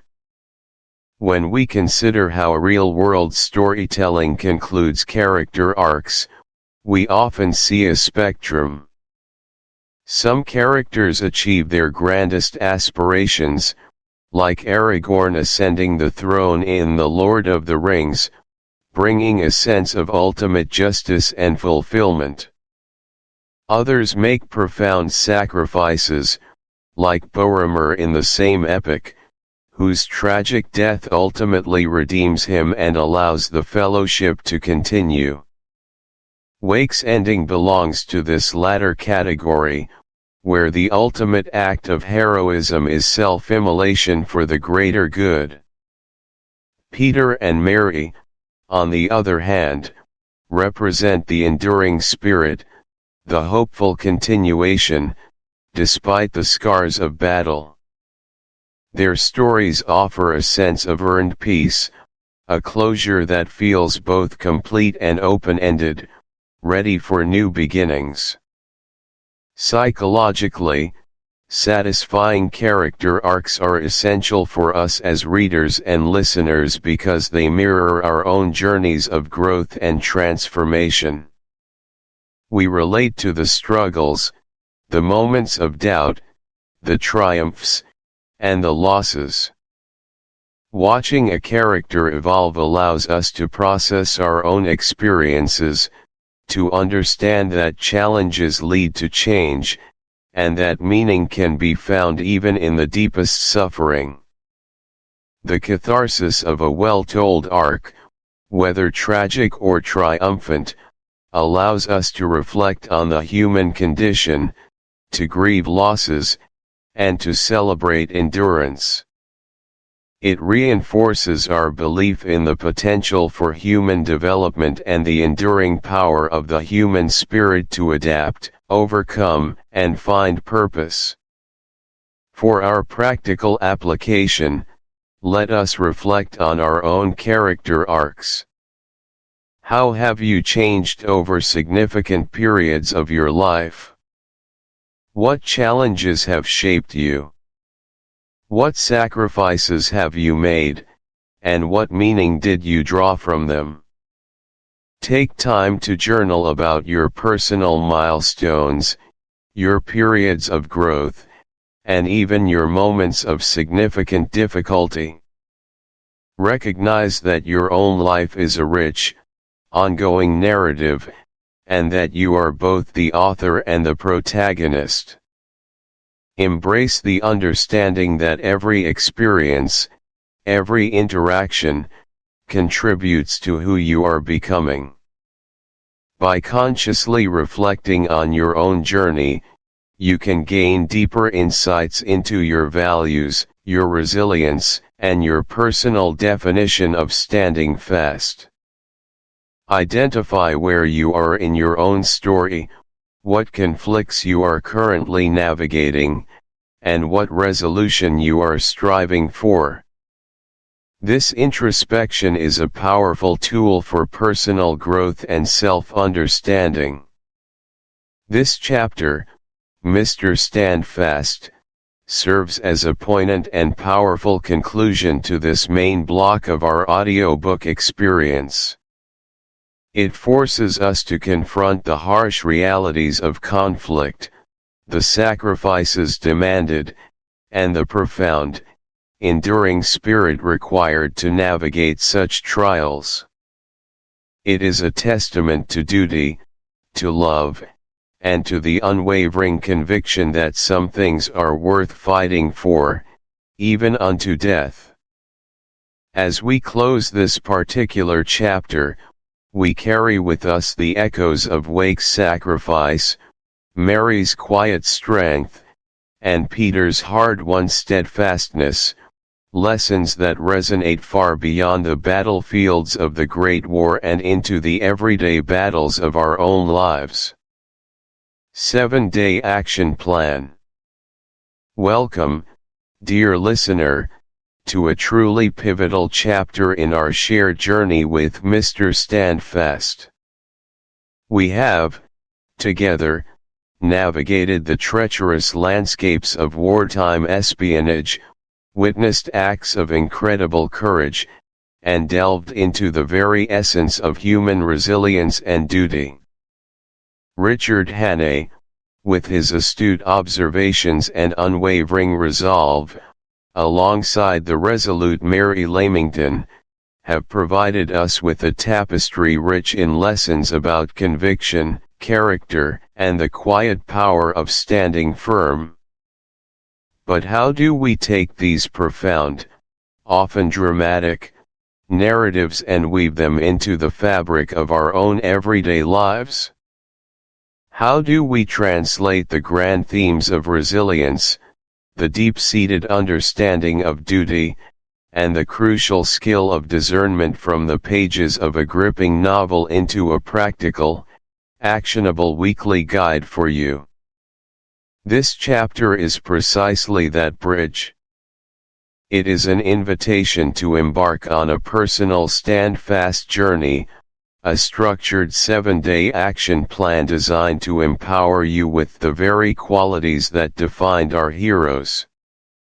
We aren't merely reflecting on their challenges, we are equipping ourselves to face our own, drawing strength and wisdom from their experiences. Prepare to engage, to observe, to adapt, and ultimately, to commit to your own unique path of purpose and fortitude. This isn't just about reading a book, it's about living its most profound lessons. Let us begin with the first 2 days of our Standfast action plan, focusing on a skill absolutely critical to Hannah's success: cultivating sharp observation skills in daily life. Days 1 and 2, cultivate sharp observation skills in daily life. Think back to Hannah's adventures. His very survival often hinged on his ability to notice the subtle, the anomalous, the detail that everyone else overlooked. Whether it was the peculiar gait of a man, a misplaced newspaper, an unusual accent in a specific setting, or the way someone held a teacup, Hannah's keen eye was his first line of defense and his most potent investigative tool. He didn't just see, he truly observed, interpreting the minute particulars of his environment to piece together a larger, often dangerous, truth. Let's consider a real-world example, perhaps less dramatic than international espionage, but equally revealing. Imagine you are in a bustling coffee shop, a place you frequent daily. Most days, you might simply order your drink, scroll through your phone, and leave. But what if you adopted Hannah's mindset? What if you actively observed? You might notice the barista's subtle shift in demeanor when a particular customer approaches, perhaps a slight tightening of their lips or a quick, almost imperceptible glance at the clock. You might spot a unique architectural detail in the building across the street you'd never seen before, or the intricate pattern of condensation on your cold glass. You might hear not just the words of a conversation near you, but the underlying tone, the unspoken tension or camaraderie between the speakers. It's about shifting from passive consumption of your environment to active engagement with it. Why does this matter psychologically? Sharpening your observation skills isn't merely about spotting details, it's about enhancing your overall awareness and cognitive function. It directly impacts your ability to think critically, to recognize patterns, and to make more informed decisions. When you observe keenly, you are engaging your prefrontal cortex, the part of your brain responsible for executive functions like analysis and problem solving. You're training your mind to be more present, pulling you away from the automatic pilot mode that often dominates our busy lives. This heightened presence also fosters a deeper connection to the world around you, enriching your experiences and even improving your memory. Furthermore, it cultivates empathy, by truly observing others, their body language, their vocal inflections, the context of their interactions. You gain insights into their emotional states and motivations, fostering a more nuanced understanding of human behavior. Ask clarifying questions that demonstrate you genuinely heard them, not just waited for your turn to speak. Try to articulate back to them what you understood they said, not to correct, but to confirm comprehension. Third, engage in a detailed journaling practice. At the end of each day, pick one specific object or scene you encountered. It could be your dinner plate, a tree outside your window, or a crowded street corner, and write down every single detail you can recall about it. What were its colors, textures, sounds, associated feelings? The more you force your memory to retrieve these specifics, the better your observational recall becomes. Fourth, play a mental spot the anomaly game. As you move through your day, actively look for things that seem out of place, slightly off, or unexpected. It could be a person wearing attire unusual for the weather, a car parked facing the wrong way, or an object in an unlikely location. This trains your brain to identify deviations from the norm, a skill invaluable in problem solving and critical assessment. By dedicating these 2 days to honing your observational prowess, you lay the groundwork for a more engaged, aware, and discerning existence, much like Hannay himself. Now, let us move to the heart of what it means to be Standfast. Days 3 and 4, practice stoic resilience when facing unexpected adversity. The path of Richard Hannay was anything but smooth. He faced relentless pursuit, physical hardship, betrayal, near-death experiences, and the constant threat of failure. Yet, he persevered, rarely allowing fear or despair to paralyze him. His resilience wasn't a sudden burst of courage but a sustained, gritty determination, a quiet, inner strength that allowed him to adapt, endure, and continue forward.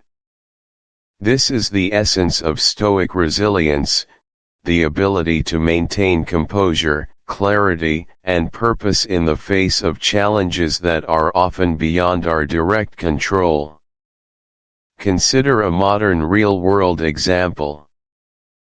Perhaps you've poured weeks, even months, into a significant project at work, only for an unexpected technical glitch or a sudden change in management's directive to derail it completely. The initial reaction might be frustration, anger, or a feeling of hopelessness. A less resilient individual might give up, blame external circumstances entirely, or wallow in self-pity. However, someone practicing stoic resilience would acknowledge the disappointment but quickly pivot. They would ask, "What can I control in this situation? What is the next rational step? How can I learn from this setback?" They wouldn't dwell on what should have been, but focus on what is, and what can be done now. They might, for instance, immediately identify alternative solutions, communicate proactively with stakeholders, or use the unexpected delay to refine aspects of the project that were previously rushed. From a psychological perspective, Practicing Stoic resilience is profoundly beneficial because it fundamentally shifts your locus of control. Instead of feeling like a victim of external circumstances, you learn to differentiate between what is within your power, your thoughts, actions, reactions, and what is outside of it, most external events, other people's opinions, past occurrences. This distinction is incredibly liberating. It reduces anxiety by eliminating wasted energy on things you cannot change, and it empowers you to focus your efforts where they can actually make a difference. Stoicism doesn't advocate for suppressing emotions, rather, it encourages you to acknowledge them, understand their transient nature, and prevent them from dictating your actions. It builds mental fortitude, helping you develop a robust internal framework that can withstand the inevitable shocks and disappointments of life. By consciously practicing this, you cultivate a profound sense of equanimity, a calm inner state even amidst external chaos. It transforms adversity from an insurmountable barrier into a valuable teacher, a proving ground for your character and adaptability. So, how can you practically? It expands our perspective, allowing us to see issues from multiple angles, which is a hallmark of sophisticated thinking. Moreover, it enhances our empathy. By genuinely trying to understand why someone holds a particular belief, rather than simply dismissing it, we develop a deeper appreciation for the complexity of human experience and motivation. This practice doesn't ask you to agree with everything, but to understand more, and understanding is the foundation of genuine discernment and constructive engagement. How can you practically apply this over the next 2 days? First, make an effort to seek diverse perspectives. If you typically read news from one particular publication, try reading an article on the same topic from a source known for a different viewpoint. Don't necessarily believe everything, but try to understand the arguments being made, the evidence presented, and the underlying values. Second, engage in a respectful dialogue exercise. Identify someone in your life with whom you know you hold differing opinions on a significant topic. Instead of avoiding the subject, approach them with genuine curiosity. Start the conversation by saying something like, "I know we see things differently on X, and I'd really like to understand your perspective better. Could you explain what leads you to feel that way?" Then, listen without interrupting, ask clarifying questions, and resist the urge to immediately counter with your own points. Your goal is understanding, not conversion. Third, identify your own blind spots. Reflect on a few topics where you feel particularly strongly or righteous. Now, consider what counterarguments might exist. Are there any valid points on the other side that you've been overlooking or dismissing? This internal exercise helps to loosen the grip of ingrained biases. Fourth, find a shared goal or value. Even with someone whose ideology seems opposite, there's often a shared human value. Perhaps you both care about community safety, or protecting the environment, or ensuring children have good opportunities, even if you disagree on how to achieve those things. Focus a conversation on that shared underlying value. By consciously engaging in these practices, you become a more discerning and empathetic individual, capable of navigating a complex world with greater understanding and less ideological rigidity, much like Hannay learned to do in his encounters with diverse characters. Finally, we arrive at the culmination of our week, the essence of being standfast. Day 7, commit to a personal standfast duty that serves a greater good. The very title of the book, Mr. Standfast, encapsulates this final, crucial principle. Richard Hannay's journey, from reluctant hero to a man deeply committed to a cause larger than himself, is a testament to the profound human need for purpose and duty. His standfast nature wasn't about being stubborn, but about an unwavering commitment to his country, his ideals, and ultimately, the preservation of peace, even at immense personal cost. Mary Lamington, too, embodied this with her quiet, steadfast dedication to her mission. Their duty transcended personal comfort or gain, it was about serving a greater good. What, then, is your personal standfast duty? Let's imagine a powerful real-world example. Perhaps you've always felt a deep concern for environmental sustainability, but your daily life has been so hectic that you've only offered vague support to the cause. On this standfast day, you decide to make a tangible commitment. It's not about grand gestures immediately, but a clear, personal vow. You might commit to spending an hour researching local initiatives, then sign up to volunteer for a community cleanup event next month. Or perhaps you pledge to dedicate a specific portion of your monthly budget to a reputable conservation charity. It could be advocating for a cause you believe in at a local meeting, or even mentoring a young person in your field, sharing your wisdom and guidance to help them navigate their own early career. The key is summary. Welcome, dear listeners, as we gather for this pivotal chapter.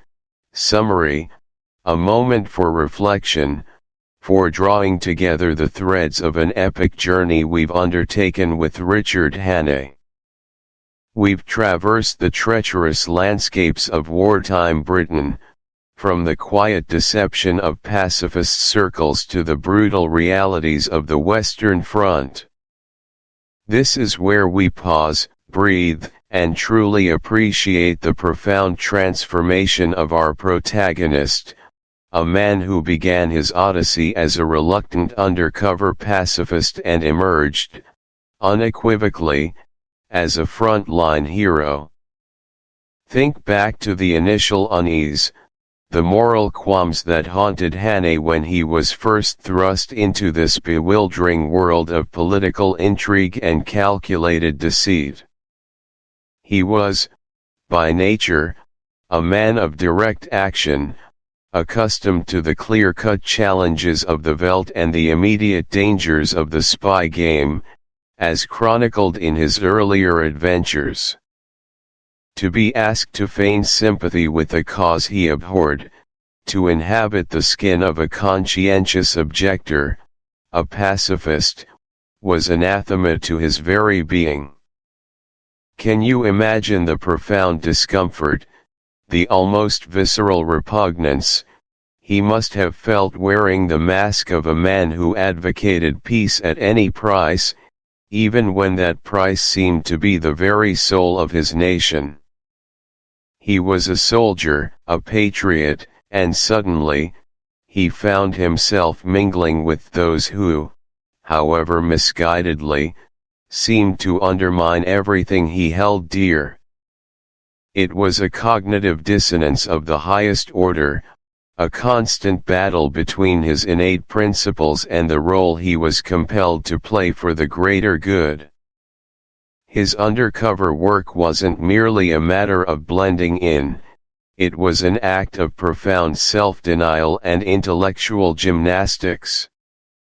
Every word spoken, every gesture made, every expression adopted had to be carefully calibrated to maintain his elaborate disguise. He walked a tightrope, knowing that a single slip, a moment of unguarded truth, could not only compromise his mission but cost him his life. The constant paranoia, the chilling proximity to the enemy, the need to anticipate their every move while simultaneously mirroring their beliefs, it honed his intellect to an almost unbearable sharpness. He learned to read the subtle cues, to discern the sincerity from the manipulation, to identify the genuinely misguided from the truly malicious. This period of intense psychological strain was, in hindsight, his crucible. It stripped away any lingering naivete and forged a new kind of resolve within him. He witnessed firsthand the insidious power of propaganda, the way noble ideals could be twisted into destructive tools, and the sheer audacity of those who sought to subvert the national spirit from within. From this reluctant, almost resentful beginning, we witnessed a profound metamorphosis. Hanne's initial discomfort gradually gave way to a steely determination. The longer he was embedded, the more he understood the magnitude of the threat, the more personal the fight became. His mission ceased to be a mere assignment and evolved into a deeply personal crusade. He started to see through the fog of rhetoric, recognizing the true face of evil behind the veneer of idealism. His experiences didn't just harden him, they clarified his purpose. He moved from being a reactive agent, responding to the enemy's moves, to becoming a proactive force, anticipating, planning, and ultimately leading the charge. This was the birth of the front-line hero we came to admire. He took charge not because he sought glory, but because circumstances demanded it, because his unique blend of cunning, bravery, and moral clarity made him the ideal leader in such a dire hour. He transcended the role of a mere spy and embraced the mantle of a leader, a strategist, and an unwavering champion for his nation. Think about real-world scenarios where individuals have undergone similar, unexpected transformations.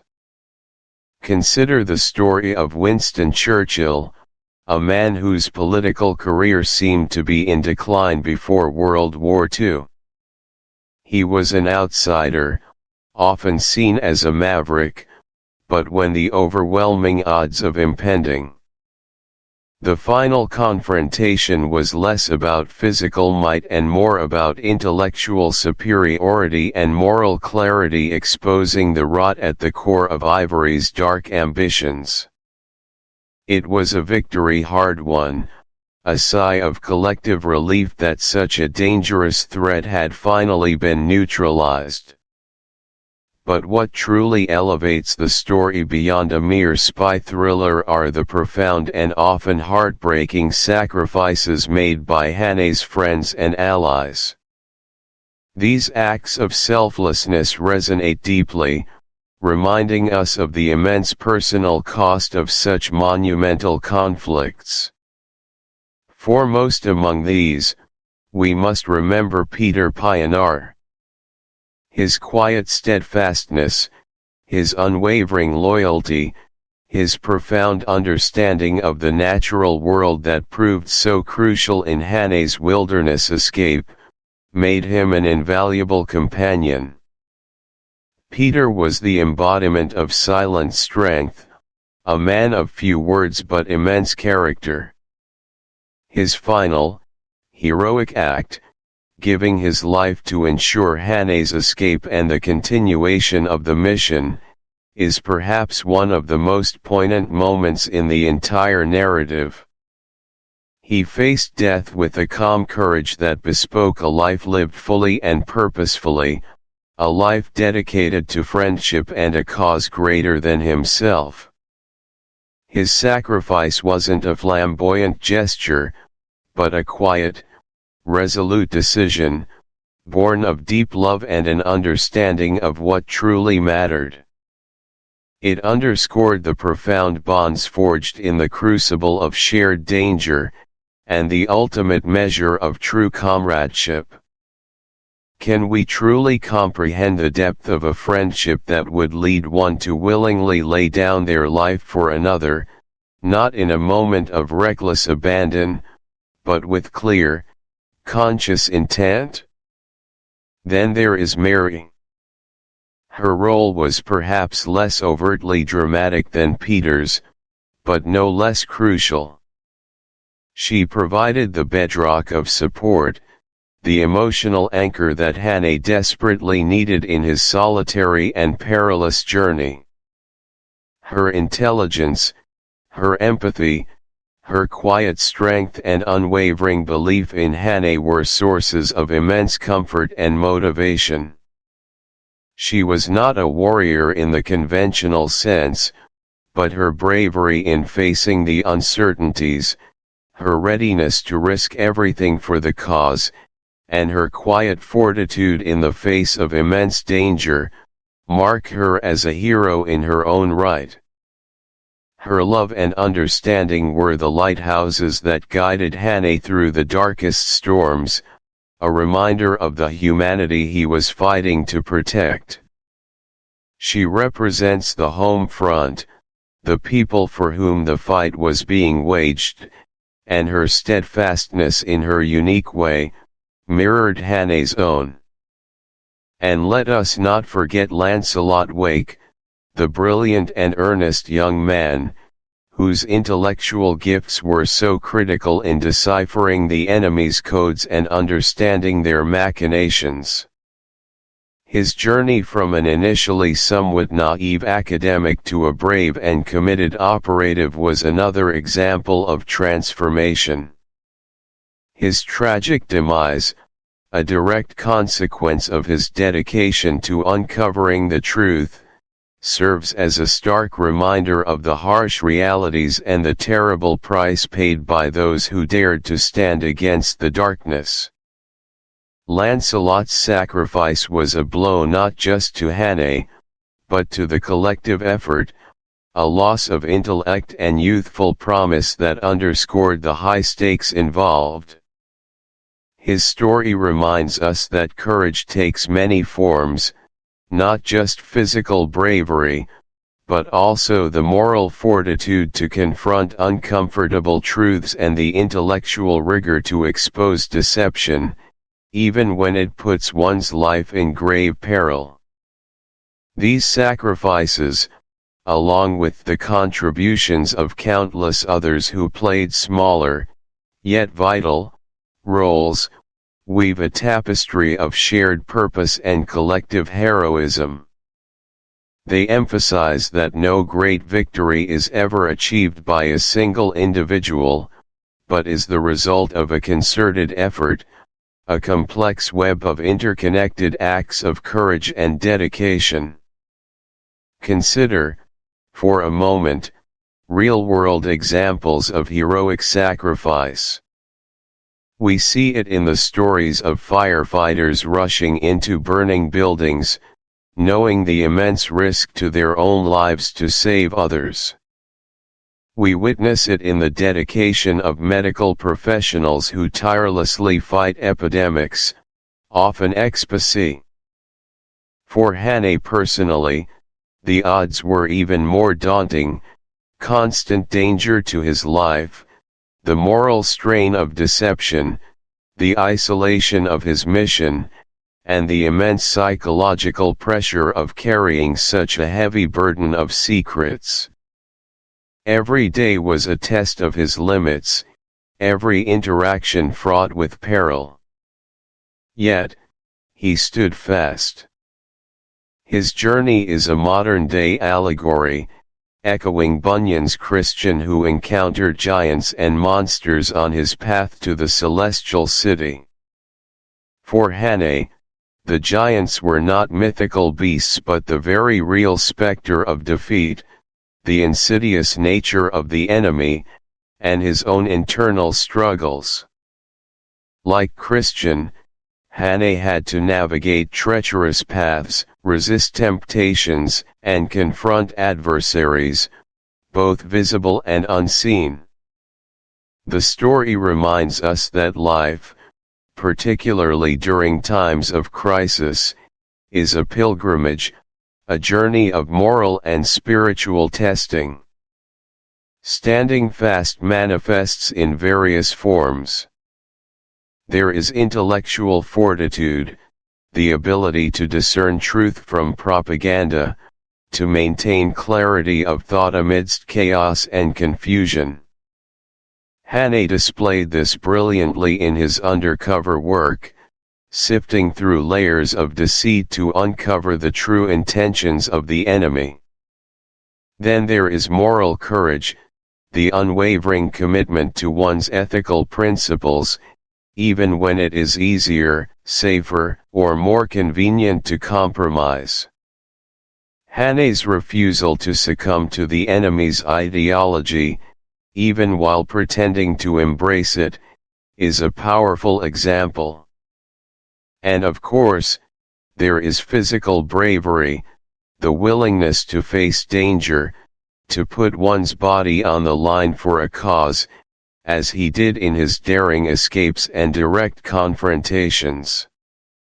All these facets combine to form the indomitable spirit of standing fast, staying true to one's convictions when the world around you seems determined to shatter them.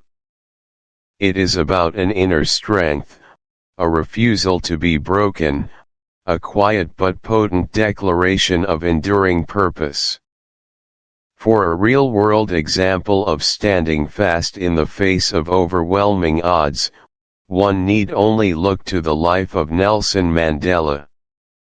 Imprisoned for 27 years, facing a seemingly insurmountable system of racial oppression, he never wavered in his commitment to justice and equality for all South Africans. Despite the immense personal cost, the deprivation, and the constant pressure to compromise, he stood fast, emerging from prison not with bitterness, but with a renewed resolve to build a better future. His story is a testament to the power of unwavering moral courage and the ability of an individual to inspire millions to overcome seemingly impossible odds. Or consider the collective efforts during the Blitz in London, where ordinary citizens, facing nightly bombings, chose to carry on, to rebuild, and to maintain their spirit, showing an incredible resilience in the face of terror.